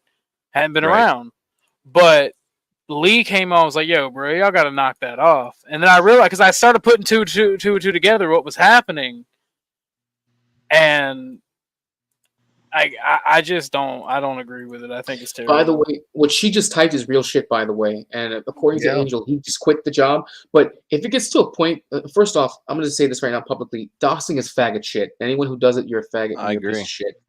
Right. Second, though, if it does get to the point where online shit ends up becoming real life shit, you just got to stop. Because I can tell you right now, it doesn't matter what anyone says to me on these streets, on these YouTube streets. And I know people's personal information that have tried to talk shit on me and I've had beef with, right? I don't do YouTube beefs. YouTube is a very vast ocean. I can swim somewhere else. Even though I know someone else's personal shit and I don't like them on these YouTube streets, I will never go out of my way to do some faggot shit and dox them. Because that's weirdo shit. That's when it becomes a serious problem. And the only reason why you dox somebody is because you want to see their life adversely affected. That is the only reason. Well, and the problem with Angel is that, again, because he doesn't understand what's going on, I've heard him dox himself. Yeah, I know. I've heard him say his full name. I've heard him say his... Yeah, like, basically his address. Yeah. Like, it wouldn't take long to figure out where he lives. Yeah. So, and actually, I've seen him walk outside of his house where you can see the numbers to his house. Yeah. Like, that's what I mean. So, like, I don't think that he should be. So, that stream, I didn't engage in that stream. I didn't even engage in the chat. I actually waited. And then when it was over, Here for the Tea and I had a pretty long conversation about it because we don't think they should be on the internet. Like, not just YouTube, but an Angel more than Dale. But how long before something happens to where people aren't kids loving Dale anymore? And they're saying something to him that he takes to heart and he hurts himself. You know, like, that's what I mean. Like, that's the danger that we have. And I don't know. I just feel like somebody should be protecting them. That's why, you know, you guys have probably either seen or been a part of where, like, I'll do the voices right, but afterwards I'm like, just so that we're clear, I'm not making fun, I'm having fun. I think that they should be protected at all times, that kind of thing, right? Because it's an important distinction. Having fun with people is different than making fun. So, and I don't think anybody in that chat or stream knows the difference. You know what I mean? Like, I love 777. 777 is strictly for the fuck shit, right? Yeah. And sometimes that's great. You know, sometimes it's fun. But he's not making fun to have fun with them. He's making fun to have fun with everybody else. You know, and he won't discriminate. So, like, it doesn't matter who it is. If you're on the panel, he looks at it like if they're on the panel, they can get that smoke. You know? So, but he's actually a good, in real life, just so that you guys know, he's actually a good dude. But you would never know it seeing his interactions on there at all. You've talked to 777 off air? Oh, yeah, plenty of times. Recently. So, and I promise you, good dude. Like, if you needed something, he'd probably be one of the first to help you out. Is he really doing coke around his kid? Stop it. No. Okay, well, listen, that's been brought up many a stream. I didn't come up with that. That's been brought up Why beforehand. would somebody say that when he never cams up? Like, that doesn't make sense. Because he makes the joke, like, he'll make the sound like old he's women actually get on doing there, it. like if there's like an old lady on there and he's like telling her like "fuck off, you old bitch," like, you know, that, you know, What's up, Ennis? You know, like, you know, like etiquette, how you, like, you know, respect for elders and stuff. I don't know. And Cascadian Anarchs, what's up? Yeah. Oh God. Yeah, I don't know. Oh God. But again, that's just it though. Is that it'll make you? if you're in the stream, you're in the chat, he's gonna go hard. He doesn't care who you are. He's done it to me before. Well, I've been on panel on his channel before and it's happened. Yeah. Now, actually, it's funny on his channel. If you catch him on the right night, you actually see the real him. I mean, you don't see him like physically, but you know what I mean. Right. Some nights it's legitimately him, and some nights it's the same one that you get on CT's channel. Yeah. You know what I mean? Like where you'll go in, and he's like, "Oh yeah, hey, how's it go? Oh, by the way, boom," and they'll just ban you. No. Right. Yeah, that's happened to me before. Yeah, for sure. So Yeah, it's happened to I me mean, before. Yeah. you have to know what you're getting into, and you can tell basically by the first 5 seconds of the interactions which one you're going to get that night. You know. So, but I don't know. I like it. I like the character. It is a character. That's what I'll say. That's the best way to put it. It's a character. The only reason why I asked about the Coke thing is that so many people have brought it up, and I didn't know how true it was. So many people have brought that up. Also, people are bringing up that he's from Minnesota. People keep on saying he's from Minnesota, that he's Somali. I don't know anything about him. I know nothing. No, he's from Buffalo. I knew that part, or they claimed to be from Buffalo. No, he definitely is. He definitely Okay. is. And no, so again, take yourself back about 3 months. Think about when he would jump on Snowman's channel and do like a loud snorting sound. Yeah. Okay. That's where that stuff's coming from. Like, okay. Yeah, that's not real stuff. But Cascadian, yeah, and that's really Cascadian in the back. Okay. Yeah, Cascadian's been on there a couple times. Actually, Cascadian was on there just a couple nights ago in his Michael Myers mask. It was pretty nice. Yeah. Yeah, I don't really get a chance to talk that much when I'm on Chaotic streams. I mean, I got to talk a little bit on Chaotic Reacts. I sent Chaotic an email, but he hasn't gotten back to me yet because I wanted to do a stream on what happened with the Anti-Racism Institute and how they had to scale down their budget because, like it's Ibram X. Kendi's been exposed as being a race hustler. Oh yeah. He doesn't have to be exposed, dude. Read a book. Read one of his books. Like, it's trash. Complete trash. I was just reading a little bit of how to be an anti-racist, and he basically says, like, if you're colorblind, then you're complicit in racism. Complete racist, yeah. Yeah, so you either have to be against it or for it. There's no in between. And the only way to combat racism is with racism. Yeah, exactly. It's a grift. It's a total hustle. This sounds utterly retarded. It is. Ibram X. Kendi. Look him up. Get a synopsis of any of his books. They're all trash. Ibram X. And what's really sad is that Linwood adheres to them like it's the Bible. Like, he actually quotes the book while he's talking. It's insane. It's insane. Well, gentlemen, I gotta go to sleep. I'm I was about to say, I was like, y'all have a good night. You too, Corn Pops. Thanks for coming up, brother. I appreciate you. Come on again sometime. You gots to. We have fun. Later on, guys. See you later, boss. Later.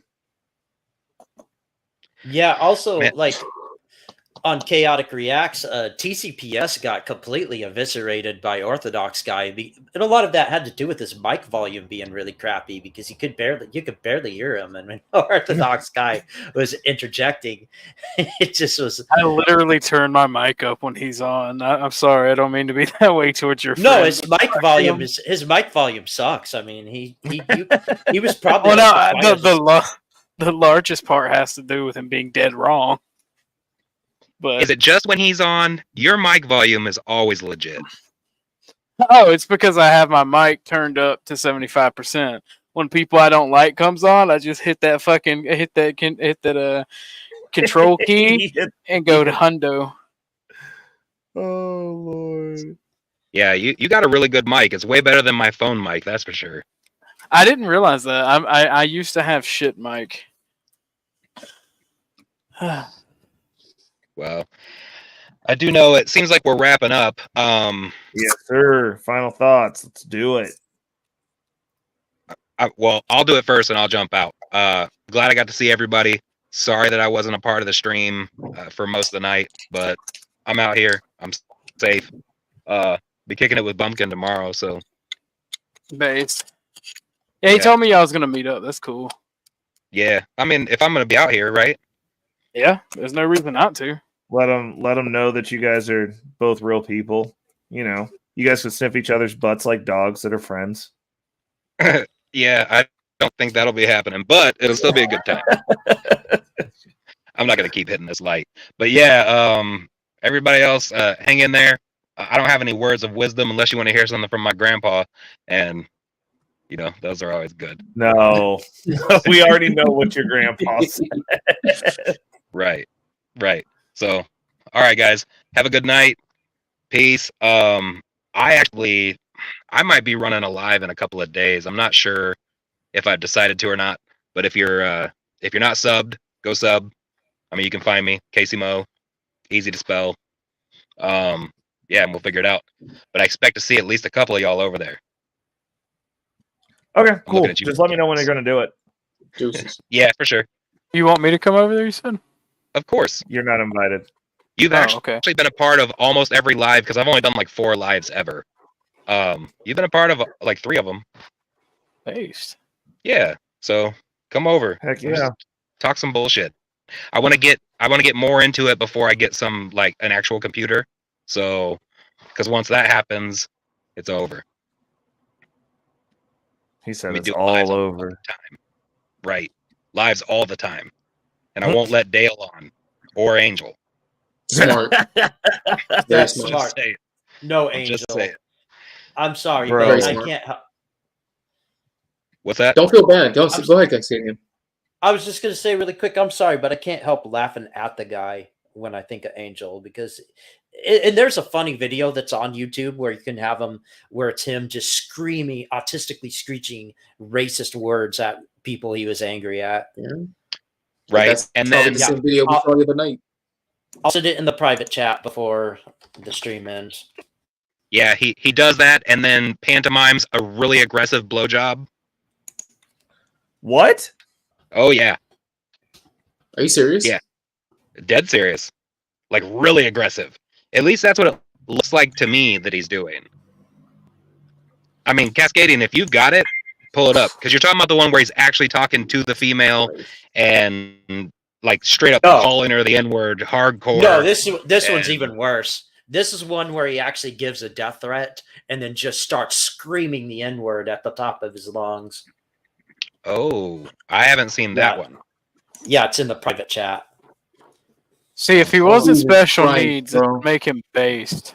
Hold up. Jesus wait. Christ. And the worst If he part was is, gonna it gives his full government in the title of the video. That's the worst part.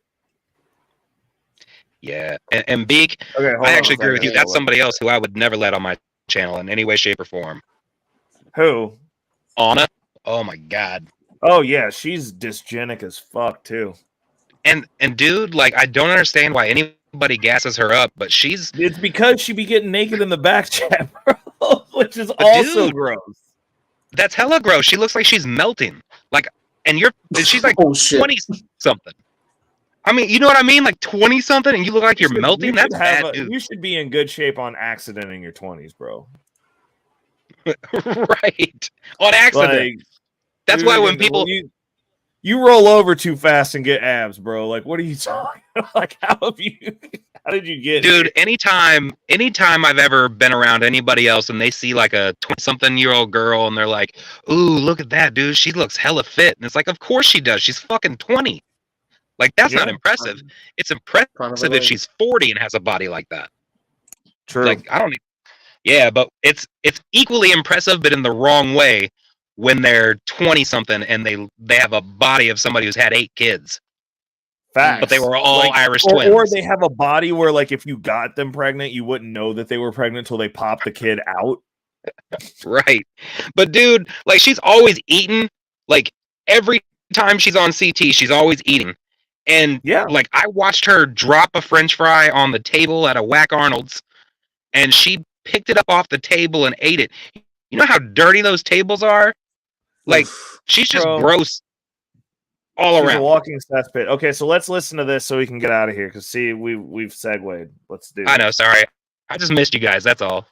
I will kick you out again, but if you want to be shot, I'd be more than happy to kill your black ass. Oh, Yes. Me motherfucking black bitch ass nigger. Yes, What the fuck is going on, bro? It is so century. You motherfucking got it. What? How many R's did you put on the end of nigga? Because you said that shit. You said that shit with feelings. You I said that shit mean, from your mouth. Because you wow. motherfucking black ass, dark ass nigger. Oh, motherfucking white, your motherfucking ass. So I'm a black ass and a dark ass nigga. Why can't I be a black ass nigga? Why can't I just be a black ass nigga? Why I gotta be a black ass nigga? Nephew, it's on you, baby. Maybe no motherfucking respect. Yes, I'm not being respectful to you, but you think you're always motherfucking right. Wait a minute, let's be clear. Are we sure that's Angel? Hold up a second. Wait a second. Is this before he got hit by the car or something? No. Okay. No, the car. So wait a the second. car thing the happened when he lived in vernacular and the Minnesota. speech pattern that he's using right there is completely different than every other time I've heard him speak. Ever. That's why he was trying to argue on stream that it was AI, not him. He actually made an argument on stream. Yeah, because that person doesn't have the same speech. That person doesn't have a speech impediment at all. Right. But then they pulled up 3 separate clips of him actually saying the hard and going in with the hard R. And Well, no. But what I'm saying is this clip him? Yes. We don't know. But chances are there's no way you can say yes. Like have you ever worked in a field with people who have mental disabilities and speak speech language? Like you don't. We'll put it this way, Casey. You don't get worse at speaking. Yeah, you do. If you're sitting there thinking about it, you're fucking lying right now. I worked in the field for speech 6 impediment. years. Think about people who have a speech impediment but sing perfectly. It's one of those things where if he's upset, it's just rolling out. Whereas if he's not upset, he has time to think about it, and those processes get tangled. So that's where the that's where that comes He's gotten into full blown arguments where he was screaming at people on CT's channel, and he didn't talk like that. I'm gonna be fair. I'm gonna be fair, right? Or I'm gonna be unfair and biased here. I'm gonna be real with you, bro. These black people that he's talking to, it seems like they're antagonizing him just to get a reaction. Well, no, and they want to complain when they get what they want. Look. I'm not arguing the semantics. What I'm saying is, Angel is very annoying to listen to because he can't make sentences. He has a speech impediment because he is mentally handicapped. Mm-hmm. This video, this person does not have a speech impediment. Cascade, hardly at all. And I don't. Do you have any of the other videos? Like I said, I've worked in this field. I've worked with kids who bit people. I've worked with kids who were nonverbal that we got to verbal. Shit doesn't get worse. And there were no circumstances where anybody who has autism with a speech delay or impediment, such as what Angel has, could talk right at all. Okay, hold on. Cascadian, do you have any of the other videos where you actually see him? No, I've never seen any of the other videos. That just came across when I was searching up his name. I'm not saying that he's never dropped the hard R. What I'm saying is this person speaking right here does not have the speech impediment that Angel has. You've never worked in a mental health field, bro. I'm telling you, this isn't how speech impediments fucking work. That's probably why his argument about it being AI may be valid. It may, at least in this case. That's all I'm saying. I'm like, this person can fucking talk. Like, right. But we don't. That's what I'm saying. In this case right here, we don't know if that's him or not because obviously you don't see his face, and honestly, the sound sounds kind of distorted to me, in my opinion. Yeah. But it could be AI. That was the other thing. I was like, the vernacular cadence isn't the same, and this would be a tolerable person to speak to on a panel. Having Angel on a panel is literally like scratching a chalkboard to me because I don't like the way that he puts his sentences together or the lack of periods. And he's like this guy right here is making sentences, making statements, making them very clear, and then screaming. Like it almost sounds like if Casey was to like do a voice, but he wasn't good at doing voices and trying to make fun of Angel. So Beak brings up a good one, because that one that Beak is talking about, I actually agree. It's a really good impersonation, but it's clearly an impersonation on the one that Beak's talking about. But 777 did like a whole stream, and he strung a whole bunch of these together, and it was a bunch of these videos of Angel, and you could see Angel, like it was clearly Angel. No, I'm not saying that he didn't say it. That he It's hasn't not just ever that he said it. No, When I'm he- not saying that he didn't, and I'm 100% with you because I know how Angel is. What I'm saying is in when those we're other embellishing and videos, going, well, now all of these other videos where they're blatantly not him or him, I do have a problem with that, especially when you try to interject that, oh, yeah, speech impediments do work that way with people with autism, even though I spent 6 years surrounded by people with autism of all ages. it absolutely can. It does. I'm not saying that it does always, but what I'm telling you is You're there are saying all the videos where kids you that we see treated him. in and the adults that we treated in those 6 years. You're saying out of all those people, like never seeing this happen in the way that you're describing it one fucking time. Sure. Do you know of how many what- different variations there are along the spectrum? Absolutely. It's completely that's possible. all I did every day for 6 years.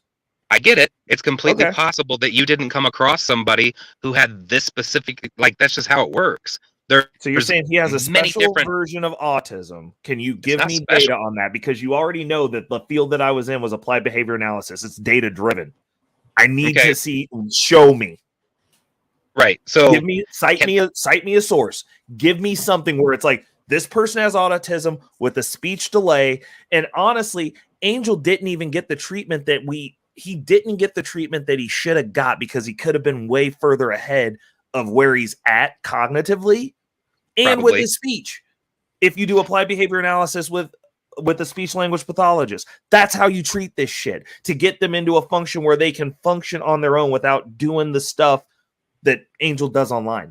Does Angel live by himself? I do have a panache in this, considering Yes. like this He does? this Okay. specific field with this specific diagnosis I worked in for 6 years.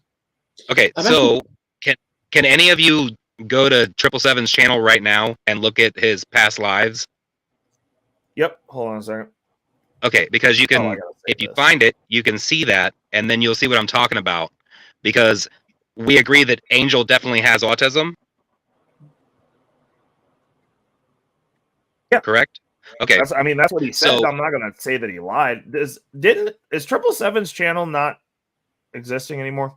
It's so you're not on his new one. It's 777 Network and all caps. Gotcha.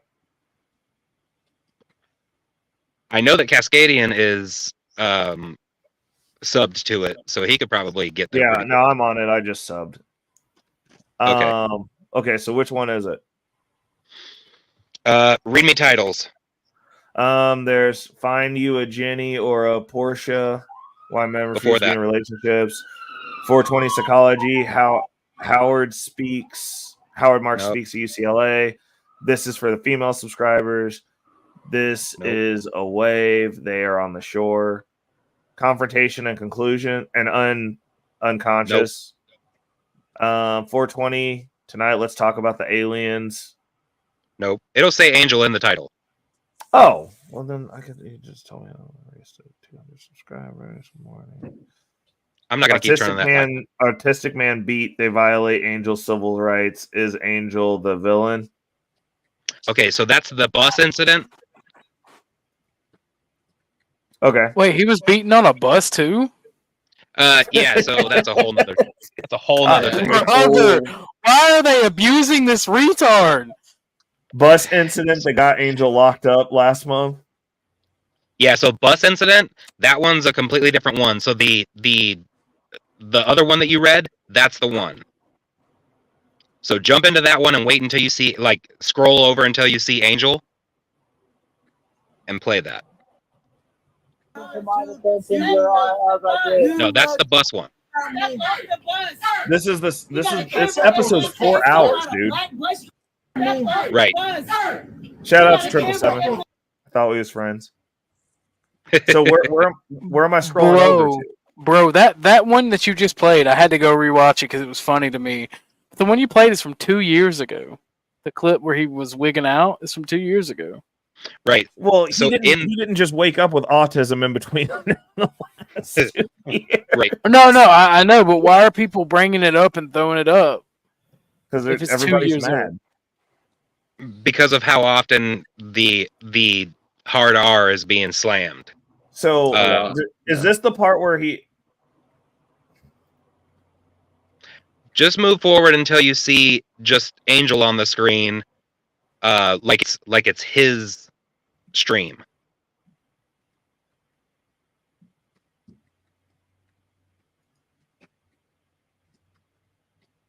But I thought it was within like the first 10 minutes. Oh, really? Oh, yeah. No, this starts off with the bus incident. We've got the freaking autism waffing over here. Dude, for real. Are you sure it's not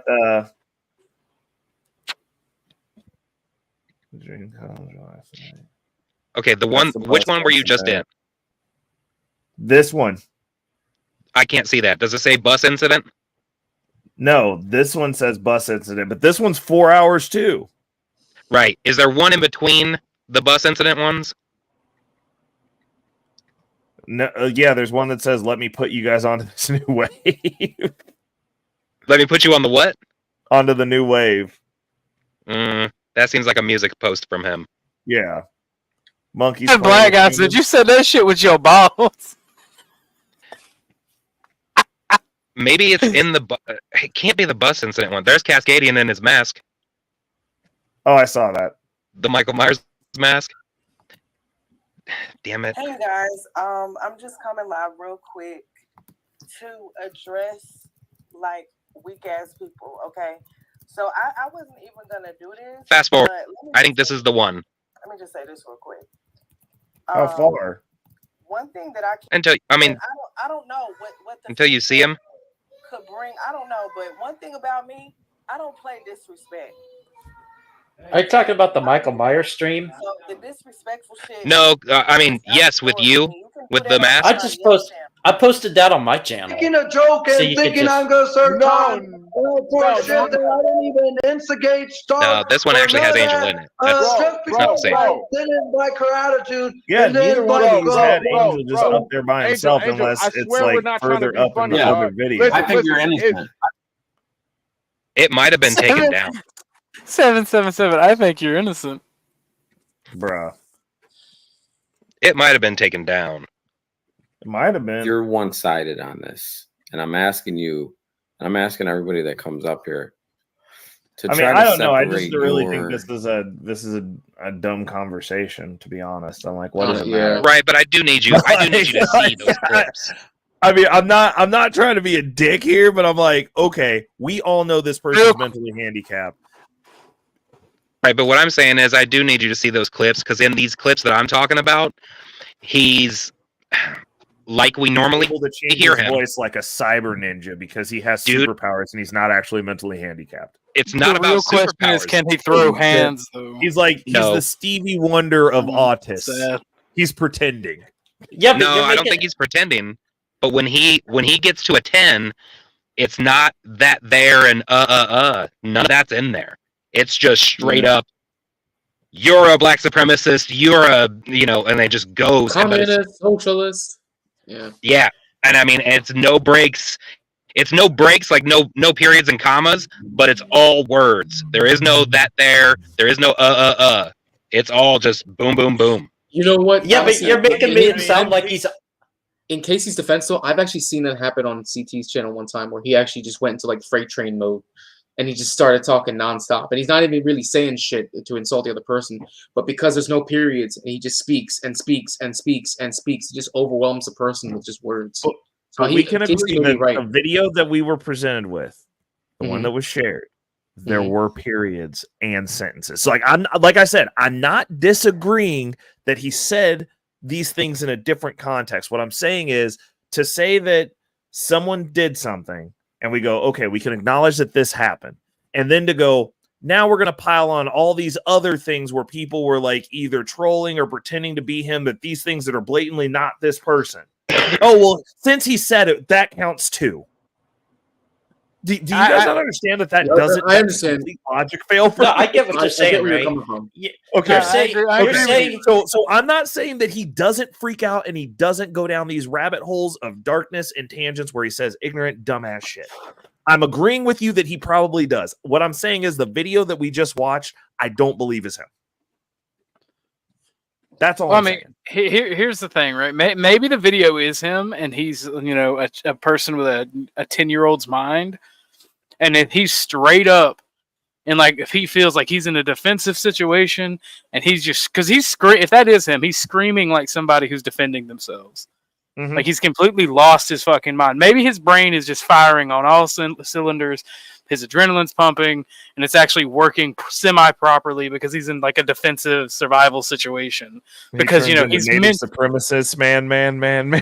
Well, He no, makes like sense as when a you're douche like kid, it has good finger dexterity. well, Like, what are we when I'm in a defense, when I'm like defensive, like I say shit that's on my mind.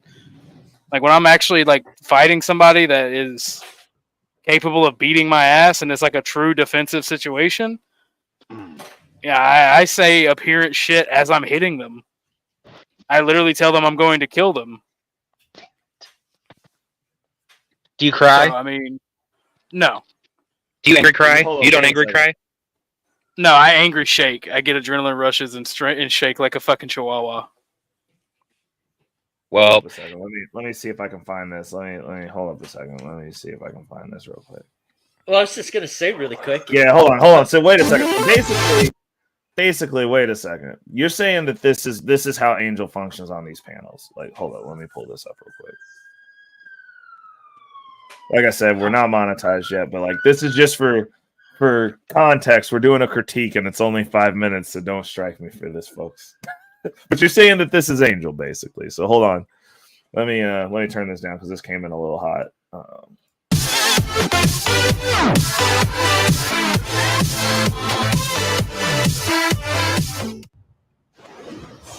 So you're saying that this is how Angel be doing on the panels? You're exactly right. Let go! Me too. Who's that? Who the hell are you? Like you said, the strongest will rule. It's such an obvious thing that sometimes you forget about it. Let me guess. You guys figure that if you're strong at fighting, you can rule your school and turfs, right? That's cute. Really, nice job. You should keep it up. But this guy's on a completely different level. You bugs don't stand a chance in hell of beating him. So I'm gonna take him from the fighting grounds. You can keep squabbling with whomever else in peace. He's coming with me. Hold you right there! He's our target! You can't! That's our business! How dare you treat our boss like that? Wait, I got a bad feeling. This guy's too strong. It's not fair. You thugs are such simple creatures. Freds, if you take him together, you can win. My little brother. So this is Angel right here. Just y'all just picking on him. Dog, that's what I'm saying. Like maybe he just goes like super card stream.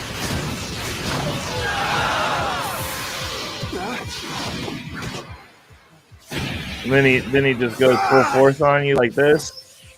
Yeah, that's him shouting the N-word right there. But wait, no. Brat, you want some of this? Wait, what are you?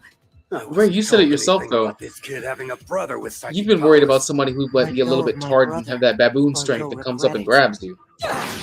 Yeah, but he ain't got the strength though. Those are Ray's words. Put up a barrier? That's true. I'm shaking. Thing is, you don't know if he's got that strength though, dog. You want to find out? Well, no, my thing is like I was semi-joking, but in all seriousness, somebody who is mentally handicapped that feels like they're defending themselves, they're gonna act a different way. Just like every person when they're in a defensive situation. I mean, like to a retard, right? This internet shit is serious. Everything they do, Yeah. especially somebody with autism, is serious. Well, and the bus situation lets you know that he doesn't know the difference between YouTube and real life. Because in that bus situation, some dude comes to tell him he needs to get off the bus, and he starts trying to explain himself, and the dude tries to push him or touch him in some way, and then he starts going off. You're a black supremacist, and it's like bro, like outside of YouTube, Well, yeah. I've never even heard that word. You know what I mean? Dude, but the thing is, that's because he's mentally handicapped. So you're right in that sense, but he's also training his speech patterns here. You don't understand. The reason he has a speech impediment was because there wasn't an intervention when he should have got it when he was a kid.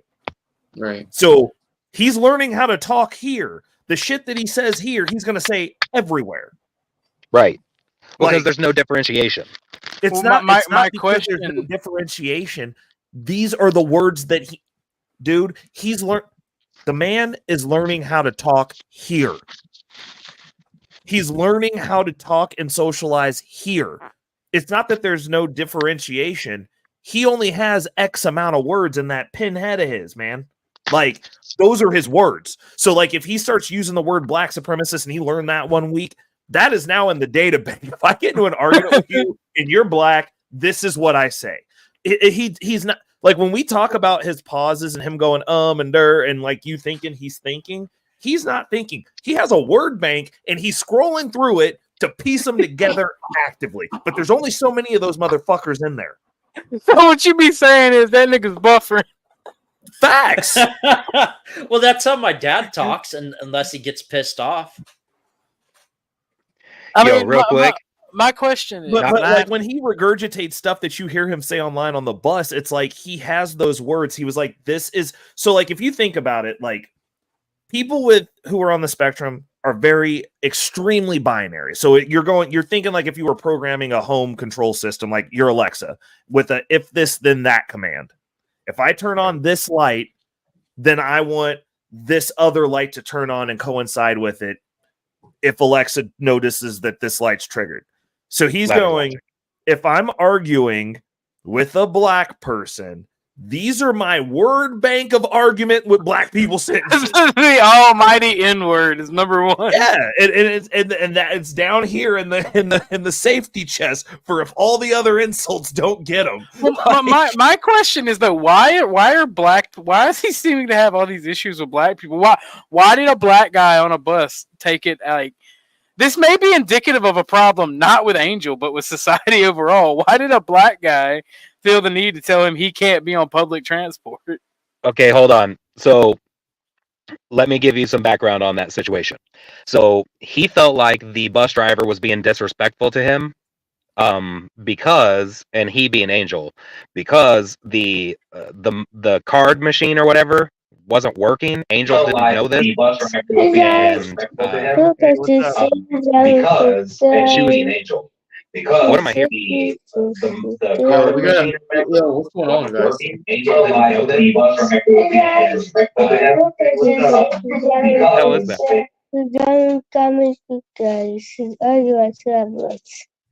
Yeah, you got to drop that, I think. Yeah, we're What the fuck that's is going on? that was the situation that we were just talking about. 10-year-olds. Right. Wow. So anyway, like I was saying, so he felt like he was being disrespected because she was basically telling him the thing doesn't work, go ahead and sit down, right? Well, right. And so he wanted to do a video about it. Now here's the deal. You don't see what happens in his video until he turns his camera on, obviously. Now, right when he turns it on is what you started to see in that first video that you pulled up. So in that video, she turns to the people behind there because she's telling him to just get off the bus.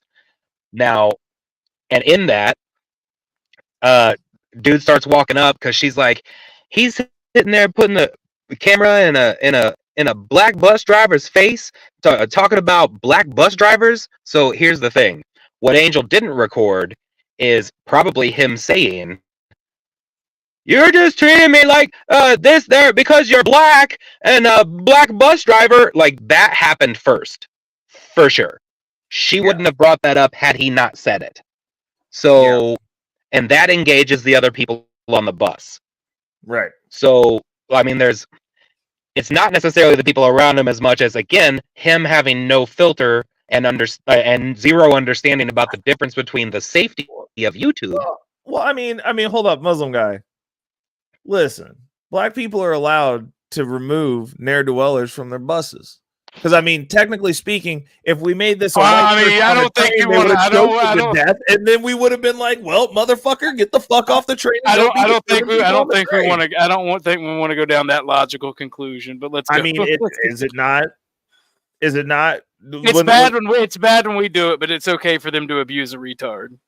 Bro. No. Well, what I'm saying is, I'm not saying it's bad. What I'm saying is, it's somebody who's disrupting public transit, and somebody saying, "Hey, yo, get the fuck up out of here." Yeah, but my thing is, again, it's indicative of a social issue. It's not. I don't think it's necessarily Angel. For one, he's mentally ill. He's retarded. Right. But if you're like, you know what? Most people that you see that are out here in these streets walking around at this point in time are mentally ill. Well, I'm just saying, maybe Angel has a point. All I'm saying is maybe Angel has a point. That doesn't give you the right to be disruptive on public transit. Like, if you're on public transit, the bus driver tells you what to do. You just follow directions. It's a hierarchy. I understand that he, being mentally handicapped, doesn't understand that necessarily. Him being socialized on YouTube definitely doesn't lead to having good social interactions in public. But agreed. This goes back to my warning label philosophy. Dysgenic people normally don't even get to exist because natural consequences find them. That's the way of the world. The point. That's actually the point I was trying to make. Is there was no consequence for a man starting something with a retard. No, I'm saying to be fair though, generally the man actually sounded exactly like Dale. So, bro, I shit you not. No, but what I'm saying replay that. Is, he sounds exactly like him. In what society do we have people who are mentally handicapped that survive to adulthood before now? Tell me that. Not the Spartans. If you had autism in the Middle Ages, bro, you was dead, bro. Yeah, that's true. So this isn't the man's problem.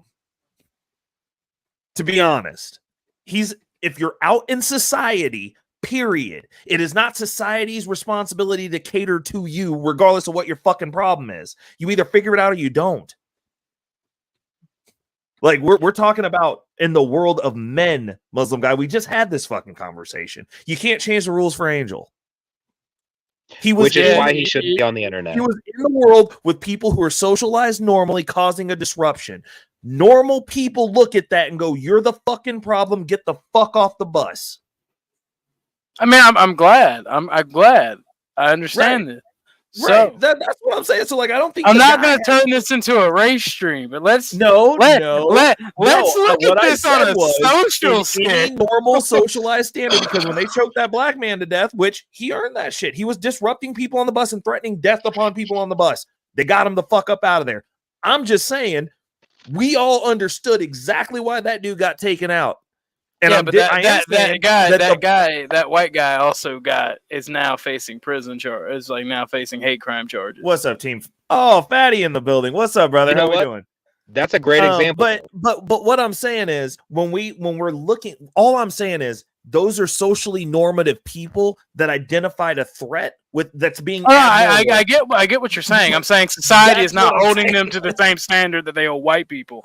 That was the joke I was trying to make. Well, no, I was saying he didn't choke him to death. There was so what I'm saying is though, is that bro, you gotta get off the bus. Not like that can easily happen to Angel. You dangerous. Go to sleep. Yeah, somebody needs to be like making sure that doesn't happen to Angel, because you're right. In a socially normative situation, that can happen. Angel can be the next guy choked to death.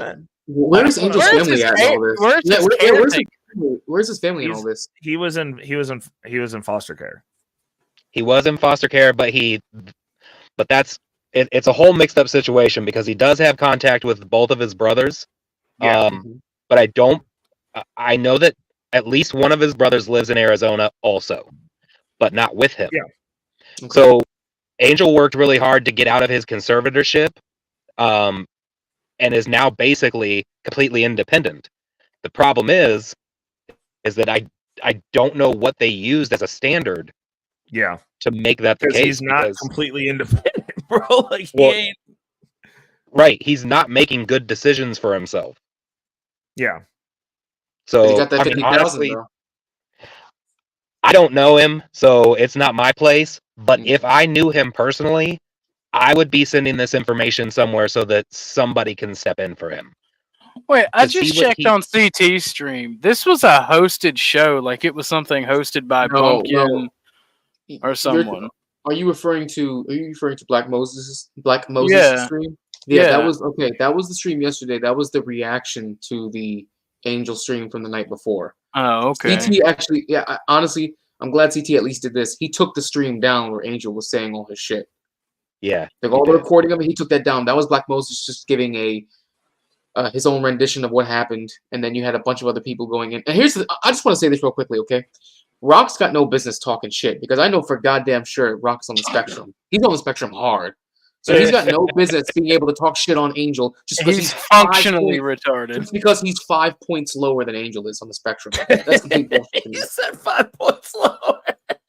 I mean, Rock's got to have some mental issues, like Of course, that and also Rock talks a lot of shit about having high testosterone. But if the study I just got done reading while you guys were talking is true, then Rock should have pea-sized testicles because that motherfucker chronically smokes while on stream. He smokes more than I do. I smoked before stream and it was only half a gram. This motherfucker constantly smokes nonstop. Maybe he has so much testosterone that he would Genghis Khan this continent if he wasn't restraining himself. Bro, what the fuck? Do you want a whole society of autists? Is that what you want?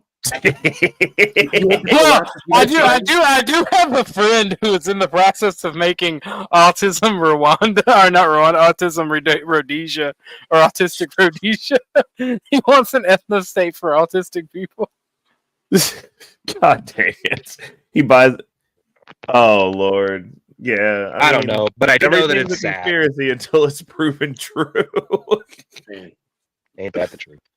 No, but I do know that situation's sad, and I honestly, I don't know. So the next CT stream, I might, I don't know, I might jump on there and do more than Bob does.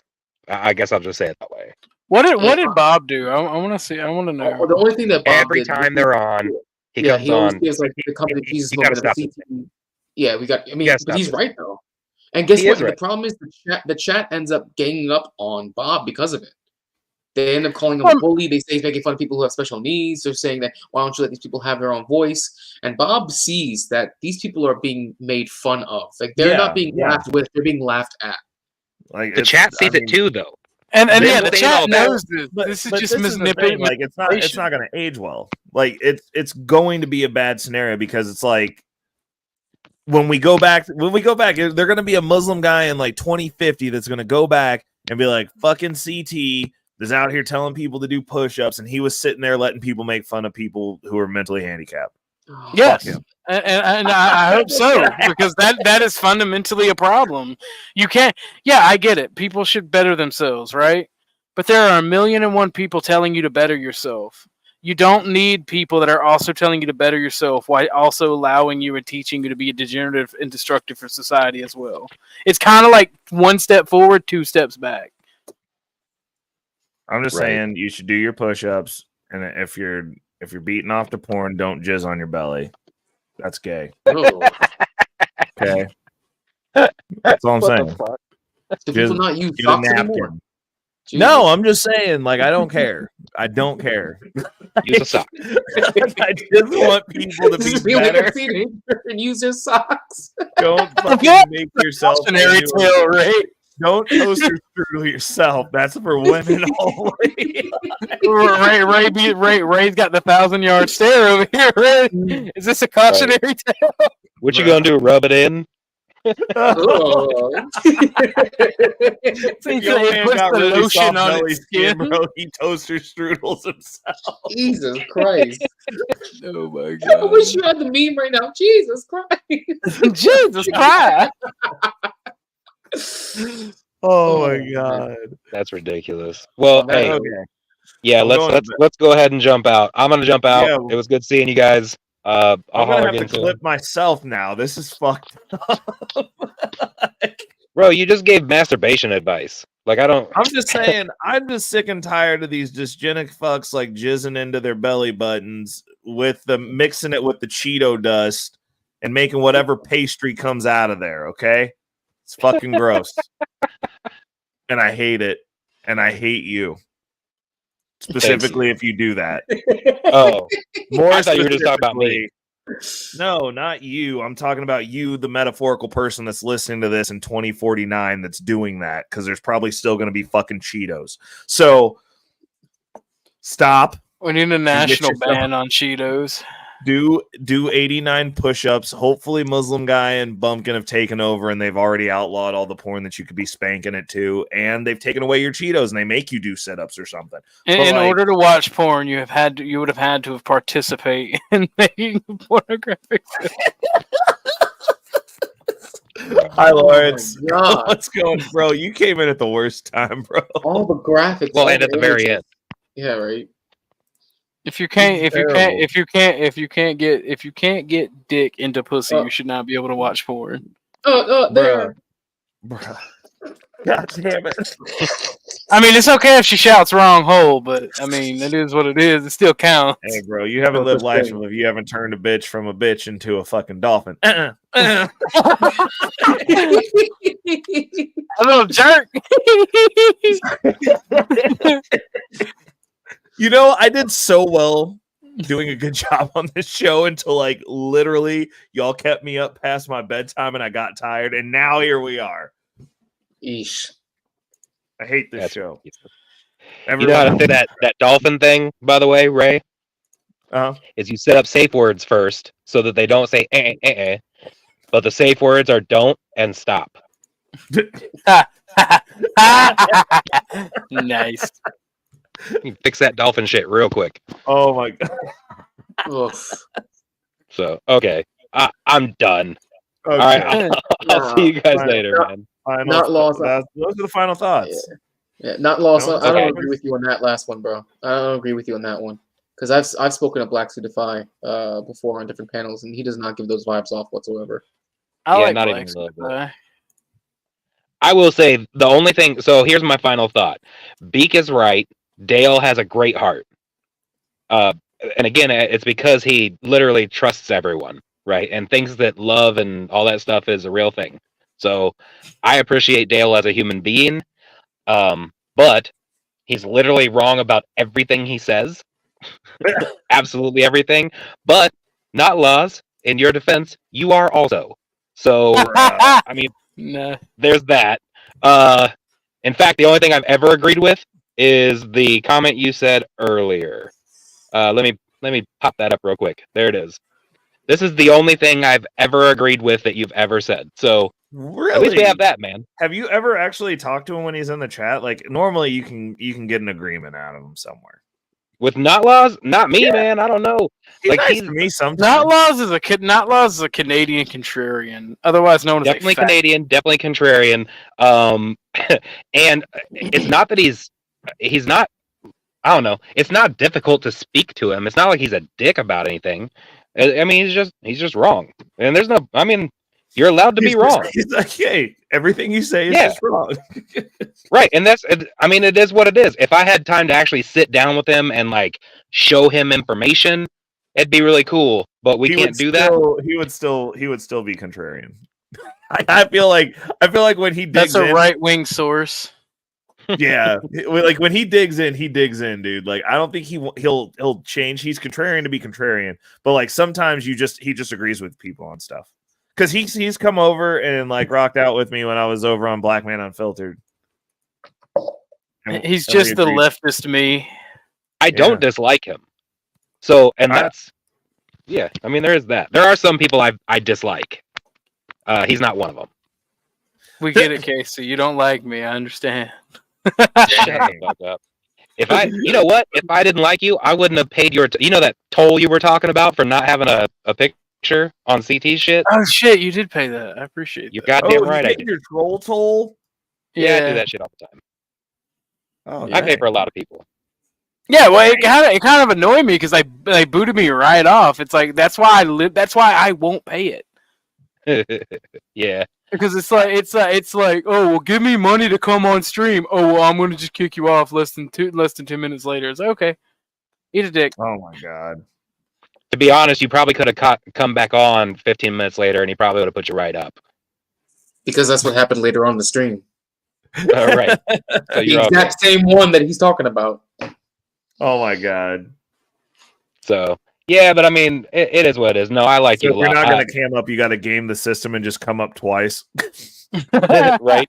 But yeah, no. If I don't like you, you know it. Like I'll tell you I don't like you, and I'll tell you why. So Here's a mathematical equation to prove that yeah, you're a piece of shit. And just Bro. throw it at them. right. But I don't dislike people just because I disagree. Like that'll never be me. Like I Right. want conversations with people I don't agree with. So Scientific evidence that you're trash. right, and I'll give it. Right, like I Anyway. did the research. I ran the numbers. You're a piece of garbage. Yep. Turns out you're a piece of shit. So, but it's on a molecular level, and you can't help it. So, Oh my god! Don't You said fuck it's on a molecular level. shit. So, all right, guys. I'll talk to you later. Have a good night. All right. See you, Uncle Bo. Thanks for paying the troll toll. Hey, no problem, Good man. I do what I do. Okay. Muslim guy, you got any last words? Yeah, hold on. I ultimately agree with Ray that self-betterment is the way. I'm on the constant lookout of false prophets and parasites, because if you let enough on them, they'll weigh you down just as much. And one thing that I think needs to be said about myself, so I don't look like a complete hypocrite, is I'm constantly on the lookout to make sure that I'm not a parasite, and I'm at least trying to prove in a minuscule way every day. That is ultimately important, because nobody is perfect. Nobody goes through this world being perfect. And self-improvement is the only way to achieve your goals. And I think this also needs to be talked about, because it never is. There's always going to be setbacks to you improving to you getting to your goal. You're gonna fail. You're gonna have issues. That doesn't make you a bad person. That doesn't make the goal unachievable. It just means that that's life. Life is a struggle. Embrace the struggle. Embrace it. Do not give up. Do not kill yourself. Everything is hard. There are people that care about you. You have a tribe. Embrace the struggle. Better yourself to your best possible ability, and just move forward. Solid. I like that. I like Wise that. words, bro. All right, Rillo, what you got for us? Great scene, bro. Just to let y'all know, don't make fun of people who have mental handicaps. That makes you a piece of shit. Doxing is faggot shit. Don't do that. It's corny. YouTube is a very massive ocean. If you don't like somebody, swim somewhere else. Also, men have real struggles in society. We should be supporting our brothers in every way we can, so that way they can become the best versions of themselves. When everyone is improved, when everyone's at 100%, we all benefit. All people benefit from competition. Everyone benefits from everyone getting better. With that being said, y'all stay blessed. Peace. Till next time. I'm gonna absolutely. So first and foremost, I don't have any wise words because they said all the wise word things, and so I don't have to.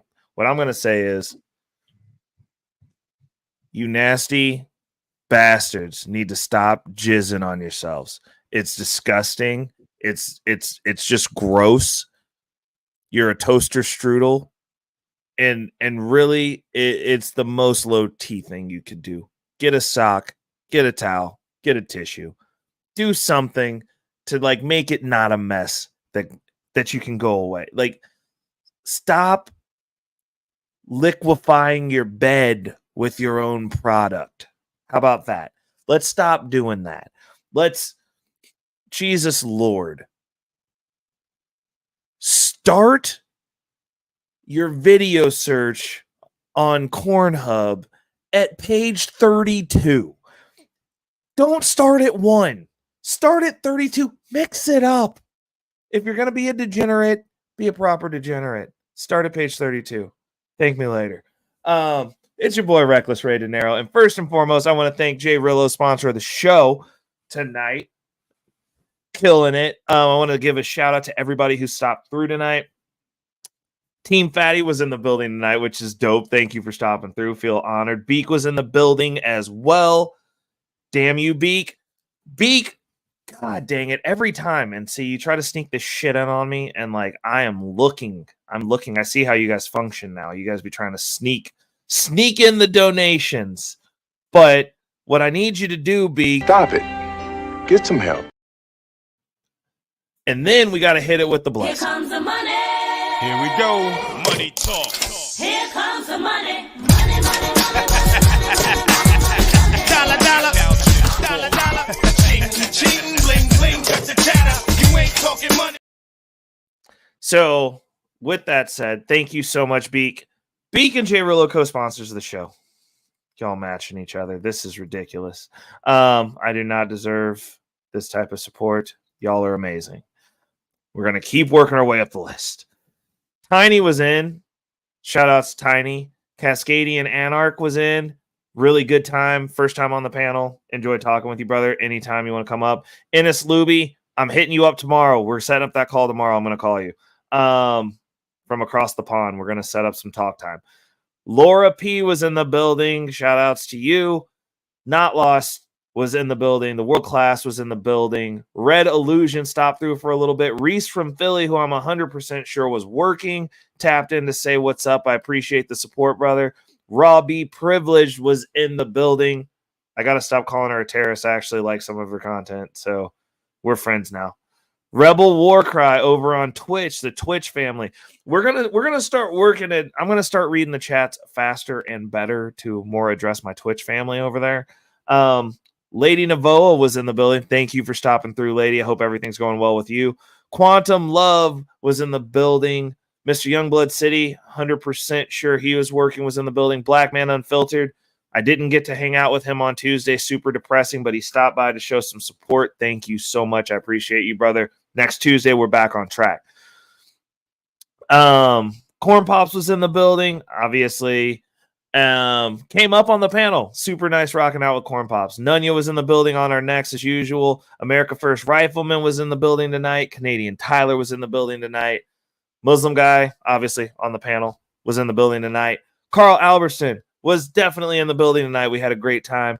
Joker stopped through to say what was up, was in the building tonight. Natasha Vincent was in the building tonight. Bubs the God was in the building tonight. Hopefully, we're going to get Bubs up on the panel one of these nights. We're going to have the conversation. Casey Moe most definitely was in the building.